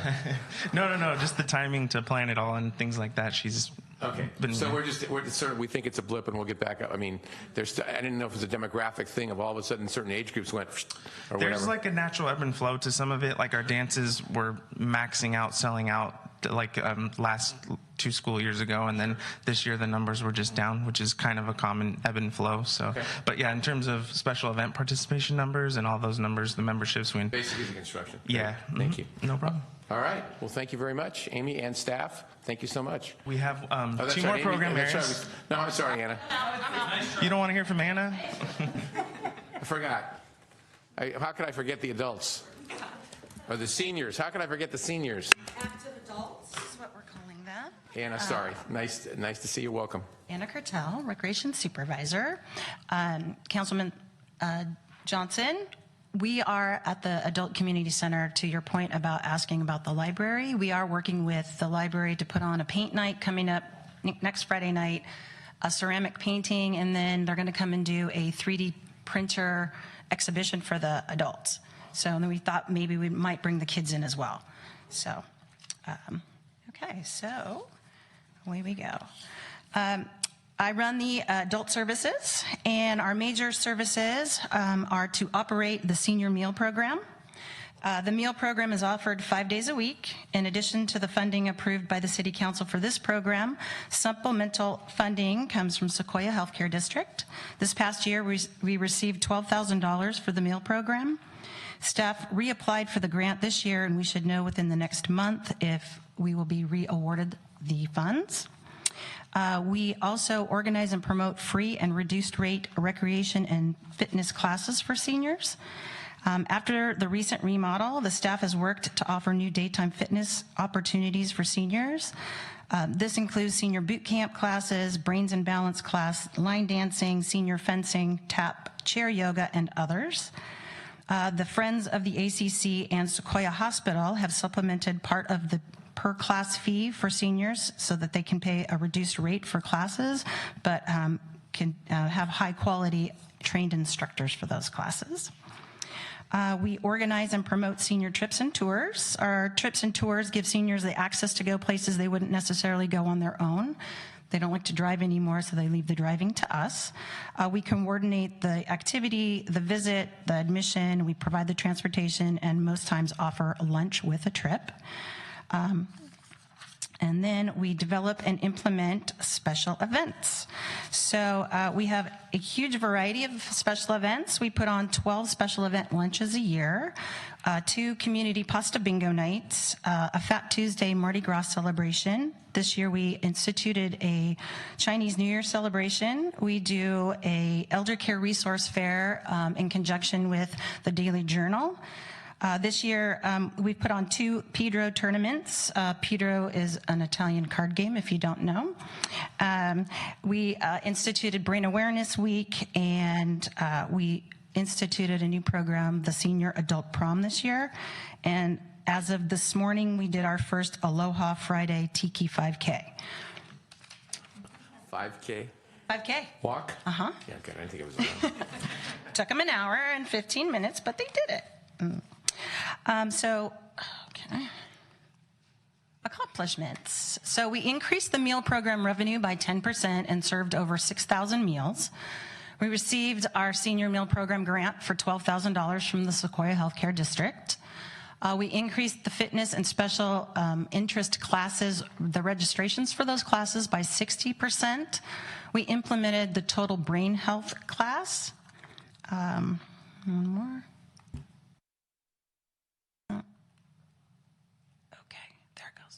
Successfully implemented the new Chinese New Year's celebration with over 125 participants. We did our first intergenerational event this year, which was the Senior Adult Prom. We partnered with the Youth Advisory Council and the Carl Mott Key Club kids. We had 88 in attendance. It was a huge success. We got sponsorships from the Friends of the ACC, the Lions Club, and the Kiwanis Club to make that happen. We partnered with Sequoia Hospital to implement a gentle Tai Chi class. We increased the Adult Community Center general membership by 36%, and we increased the ACC annual fitness room memberships by 56%. Okay.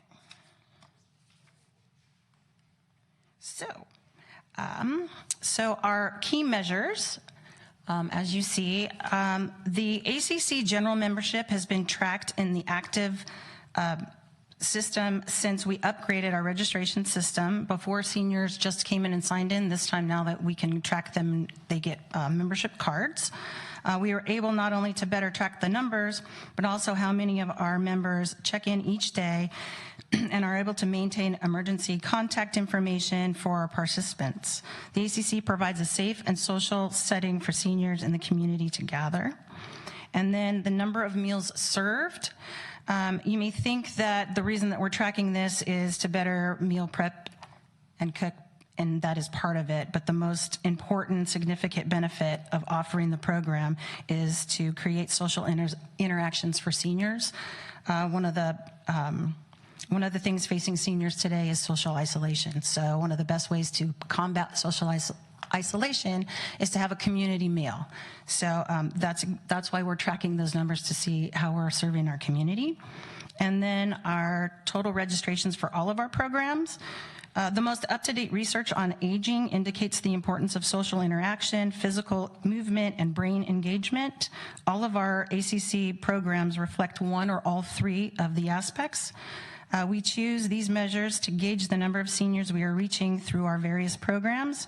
It also allows us to adjust programs as needed to better serve our residents. So the budget recommendations for this year is to add a part-time recreation coordinator for the ACC lunch and other ACC programs, and increase adult service program expenses. The additional part-time salaries will be used for the meal program, providing assistance to the cook for meal prep, shopping for groceries, and providing assistance in serving meals a few days a week. Other time will be spent on ACC marketing of all programs and help with our special events. The increase in program expenses will cover additional costs for food for the meal program and additional expenses for trips and tours and marketing materials.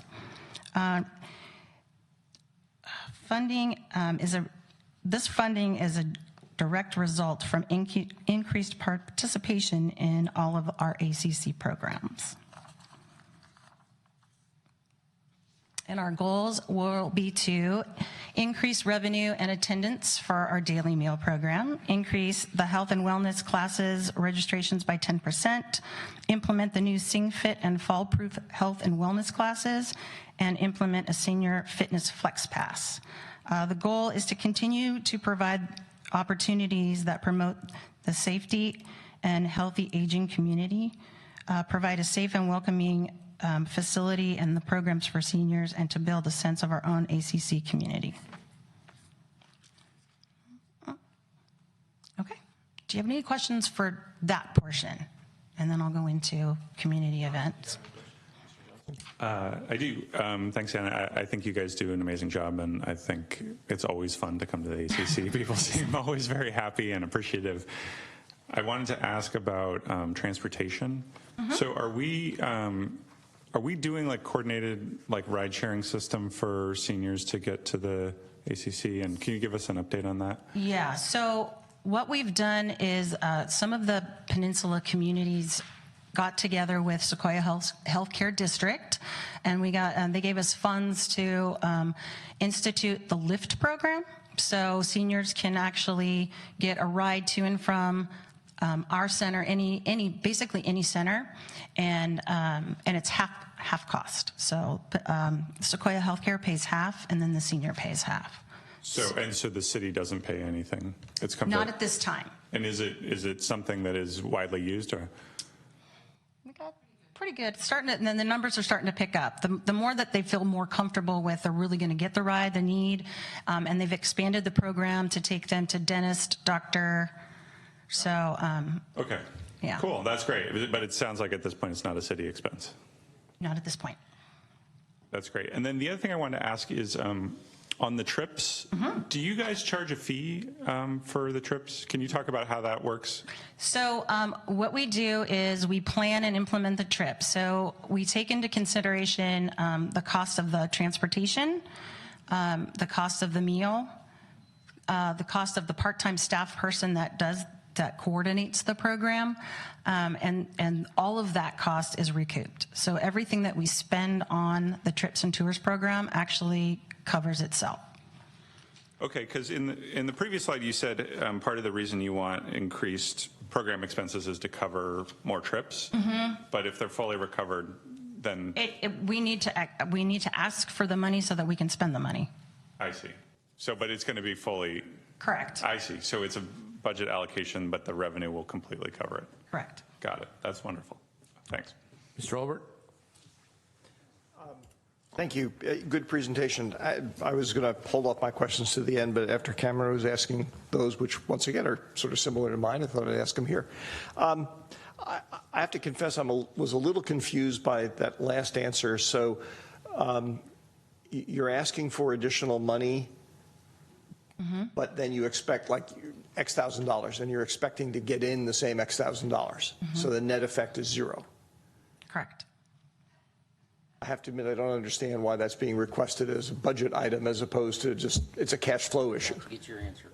Well, it has to be part of the budget. Now, we could build stuff like that into the base, and sometimes we do, but we thought this would be one that we wanted to highlight for you and give you the opportunity to be aware that it is a change, a growth in a program, and only you can approve that ultimately, but we're highlighting it for you. That makes more sense. Thank you.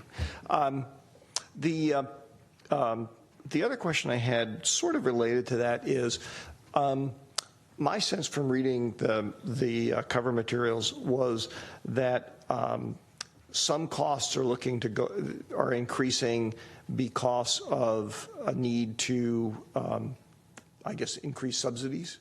Or let me back up a little bit. Is there a subsidy component that we make with the programs that we run?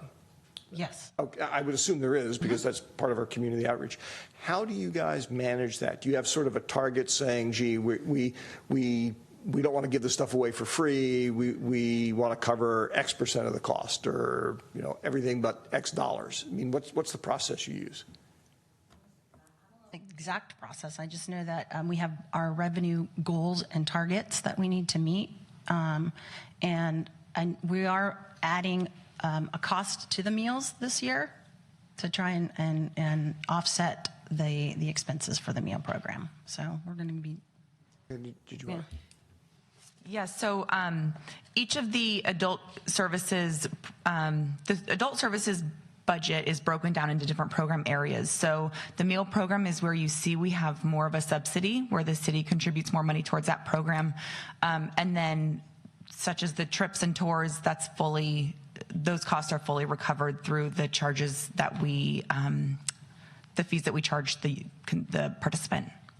Yeah, the reason I'm asking this is not necessarily as a commentary on any one of the particular things, but in general, in my experience, any kind of subsidy program, if you don't sort of periodically adjust it, you always end up getting bitten in the butt down the road because costs increase, and all of a sudden you're like, wow, we're way out of whack, and now we need lots of money. And then to correct it, you have this jump in what you charge your clients, and then there's all sorts of political costs to that. So the systems, in my opinion, that work better are the ones that sort of periodically review stuff and they adjust prices over time to sort of, so there's still always a subsidy, but it's the impact of increased cost is shared in part by the client and in part by the community. Correct. Is that? And with the request of the additional part-time staff for the ACC programs, we are also recommending a 50-cent increase in the meals that are served at the ACC. Now, you spread that over 6,500 meals. It's not a huge amount, but that is a moderate increase that we're looking to implement in July. Well, you know to what, cover that subsidy gap. I'm glad that that's indicative of the fact that you are actually thinking through this process the same way, saying, okay, it needs to be shared. And the exact how you share it is that's a different issue. And then the other factor is the grants that they receive. So we've been really fortunate in recent years to continually get support and grant funding from Sequoia Healthcare District, Sequoia Hospital, and also the Friends of the ACC. And so those additional revenue sources also help kind of with the subsidy of those programs. Good, because I personally would like to see the programs continue. It's just that they can become problematic if all of a sudden, things get out of whack. So I'm glad to see you're adjusting things. Mr. Grocott. Yeah, I don't see in the budget anymore the workout with a mayor in the morning program. Scott? That's in the fine print. On that note, Actually, I've seen him do Tai Chi. Computer out in the- technology with the mayor. technology with the, that'd be a short class. Okay, and, so And I then, want- and we'll continue with special And we'll events. continue with the special events now that we've had the comical interlude. And for the lunch program, we did get approached by the Kiwanis Club. So they actually meet and we cook meals for them for their meetings twice. And they pay an exorbitant amount, not exorbitant amount, but they pay, they cover the full freight of those meals. So we're trying to think of new ways of getting more people to come in and utilize the program. So our special community events. We organize and promote city special events to include the Goblin Walk, Night of Holiday Lights, the summer concert series. I think y'all are pretty much familiar with what we, the special events. We partner with outside agencies for enhancements and or sponsorships, such as Sal helps us with play streets and movie nights, and the San Carlos Parks and Recreation Foundation, San Carlos Lions, Rotary, and Kiwanis Clubs help with sponsoring certain events and certain aspects of events. To facilitate and approve all nonprofit special event permits, including Art and Wine Fair, hometown days, farmers market, youth sporting events, and neighborhood block parties. So we successfully coordinated the 9th annual Goblin Walk this year, and we held the 8th annual Night of Holiday Lights, and this year we increased the amusement rides and food booths. We coordinated 6 Friday night music in the park concerts and 2 Saturdays sing and swing concerts. Okay, we also hosted the Breakfast with Santa, the Bunny Hop Breakfast, and the Nutcracker Tea Party this year. And we partnered with the Sheriff's Activities League to host the 2 community movie nights, the Play Streets, and at Burton Park. And we successfully implemented our inaugural family campout at Burton Park. Just to highlight the Burton Park campout, we had over 350 participants this year and well on our way to another successful event. We just received a sponsorship from the San Carlos Park and Recreation Foundation for this year's event, and folks are already signing up for this year's event. So it was a really good event last year, and we're really looking forward to it again this year. We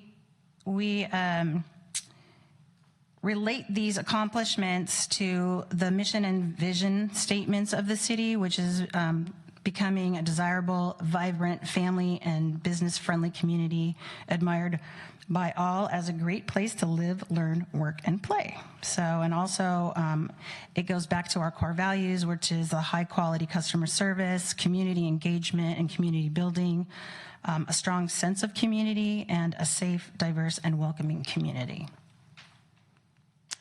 Our performance measures, they keep us on track. The business sponsorships provide us with opportunities to enhance our programs and our events. The special event and block party permits we issue provide support to the community, so they have opportunities to engage in the community. And again, it goes back to the community engagement and community building and having a strong sense of community. Let's see. So this year we are recommending an increase to the overtime budget for the support of the community events. Throughout the year, the city and various community groups host special events that are in need of support from city staff. This request will fund full-time staff support for these community events and allow supervisors to track each event's level of support.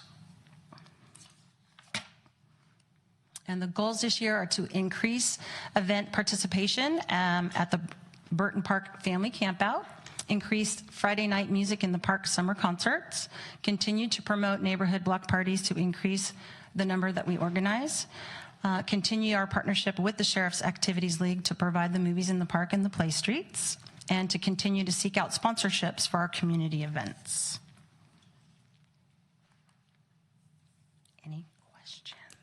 Mr. Olbert. Thank you, Bob. Whoops. Press the wrong button. Thank you, Bob.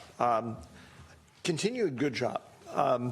So just a couple of questions, actually one question and a couple of observations. The increase in resources needed for the special events coordination support, I want to try and understand that a little bit better. In my mind, I draw a bit of a distinction between certain types of events, and I don't know which ones are in which category, the way you have things organized. So for example, to me, the Art and Wine Fair, I tend to think of that as a special community event, but it is also primarily really a fundraiser for the chamber. And so that event, I'd sort of say, well, if there's increased costs associated with supporting it, the chamber needs to pay for that, okay? Whereas Goblin Walk, Family Camp Out, those are, in my mind, the other kind of community events where we're doing community, well, they all do community building, but they don't have sort of a sponsor who's looking to make money off of it. Correct. So they're all the city-sponsored special events. The one maybe special one to note is Hometown Days, where that is run by a volunteer-based group. The city does provide support and is the liaison for the facility that, they use Burton Park and the youth center. And so we are heavily involved in our staff time for that event. So it's to better track their time spent at Goblin Walk, Night of Holiday Lights, summer concerts as needed. So the request for in the budget for increased resources is to support those things, not to support the Art and Wine Fair. Correct. Okay, good. And that's just for us to better track the staff time associated with those events, so we really can understand the full cost of the event. Yeah, no, that's great. I mean, like as I said, in my mind, those are not fundraisers for. I mean, they may raise funds, but they're not really fundraisers for some organization. They're really just purely community building events. I mean, even Hometown Days, that's really all it is. That was the question. Two observations I wanted to pass along.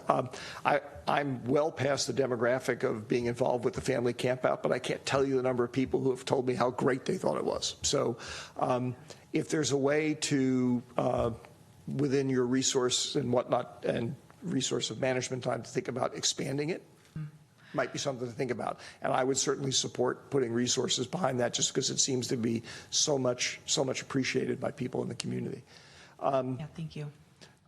So again, we'll see if there's anybody else in the diocese who's interested in that. The last thing is, I was contacted by someone, and I'm not sure whether this is you, Amy, or Steve, or maybe you guys jointly. They felt that it had been a long time since the little neighborhood park at 2459 San Carlos Avenue had been spruced up or whatnot, and I said that I would pass it along to see whether or not that's part of the plan, or, and again, if that's part of what Steve is going to come back to talk to us about next week, we can defer it till then. That particular site is on our unfunded list in the CIP program. Okay, so it's in the program, but it has not yet gotten to the point of being funded. Correct. Okay. All right. Thank you. Now, thank you, Amy, Anna, Tyler. Thank you very much for all the fun stuff. I'm constantly amazed at the growth of the Goblin Walk and the Night of Holiday Lights. I mean, I remember when it started, and it's like, oh my God, you can hardly get on. Have to park in a special place to get there. I'll tell you, it's great. Ms. And maybe there was no other. Is there anybody else who is interested in potentially seeing the camping thing expand? What's one of their goals? We do anticipate an increase of participation. Right now, it was just participation. I meant the number of times it's held. The number of times it's held. I misunderstood that completely. Okay, me too. I'm glad I talked about it. Yes, I saw the goal. That's great. I'm sorry. So, and again, if there are organizational constraints that prohibit at this point expanding, and I'm not trying to force that. I'm just saying that if it were something that could be cloned, I would support that. I think it's a total winner of an event.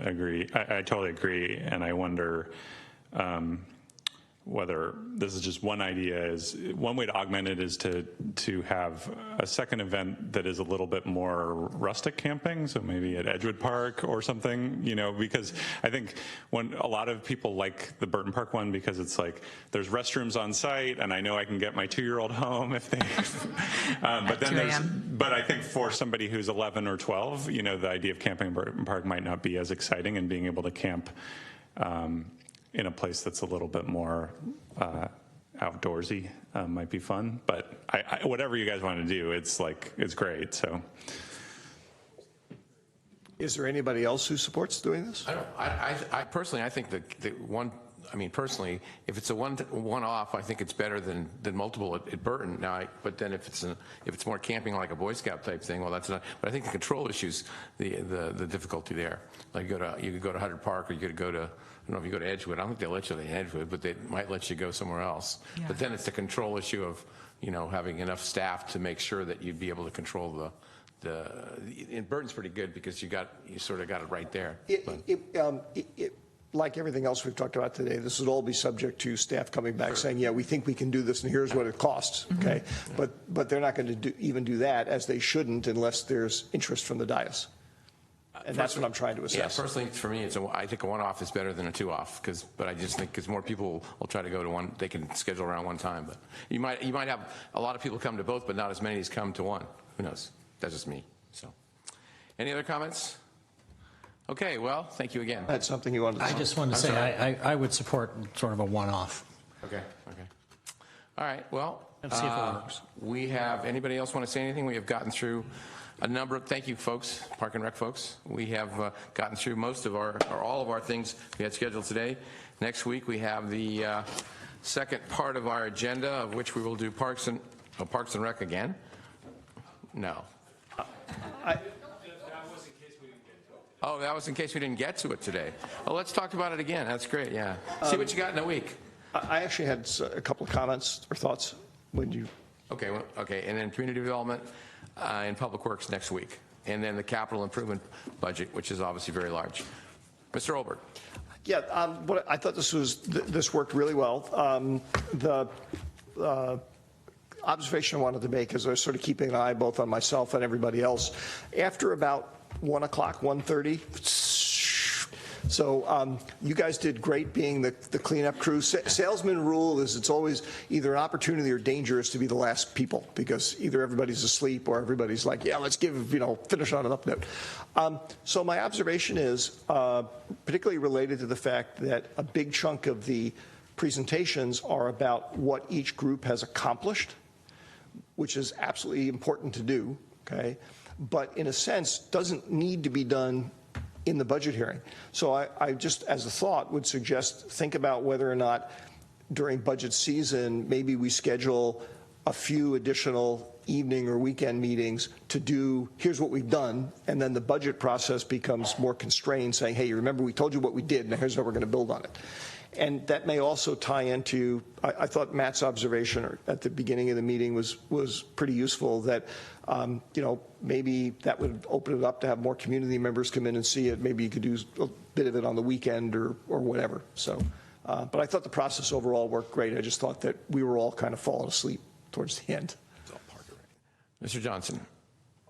Yeah, I just wanted to compliment the staff. I think both the presentations were great and just the cumulative amount of work is awesome. And I also think to Jeff and to Rebecca, I think we've definitely taken a good positive step. I thought 2 years ago it was good, and I thought this was better. So great work, and I think we can keep refining it as we go. Okay, well, thank you very much for everybody attending, my colleagues for the questions, and staff for its great work, and we'll see you all here next Friday at 9 o'clock. Thank you.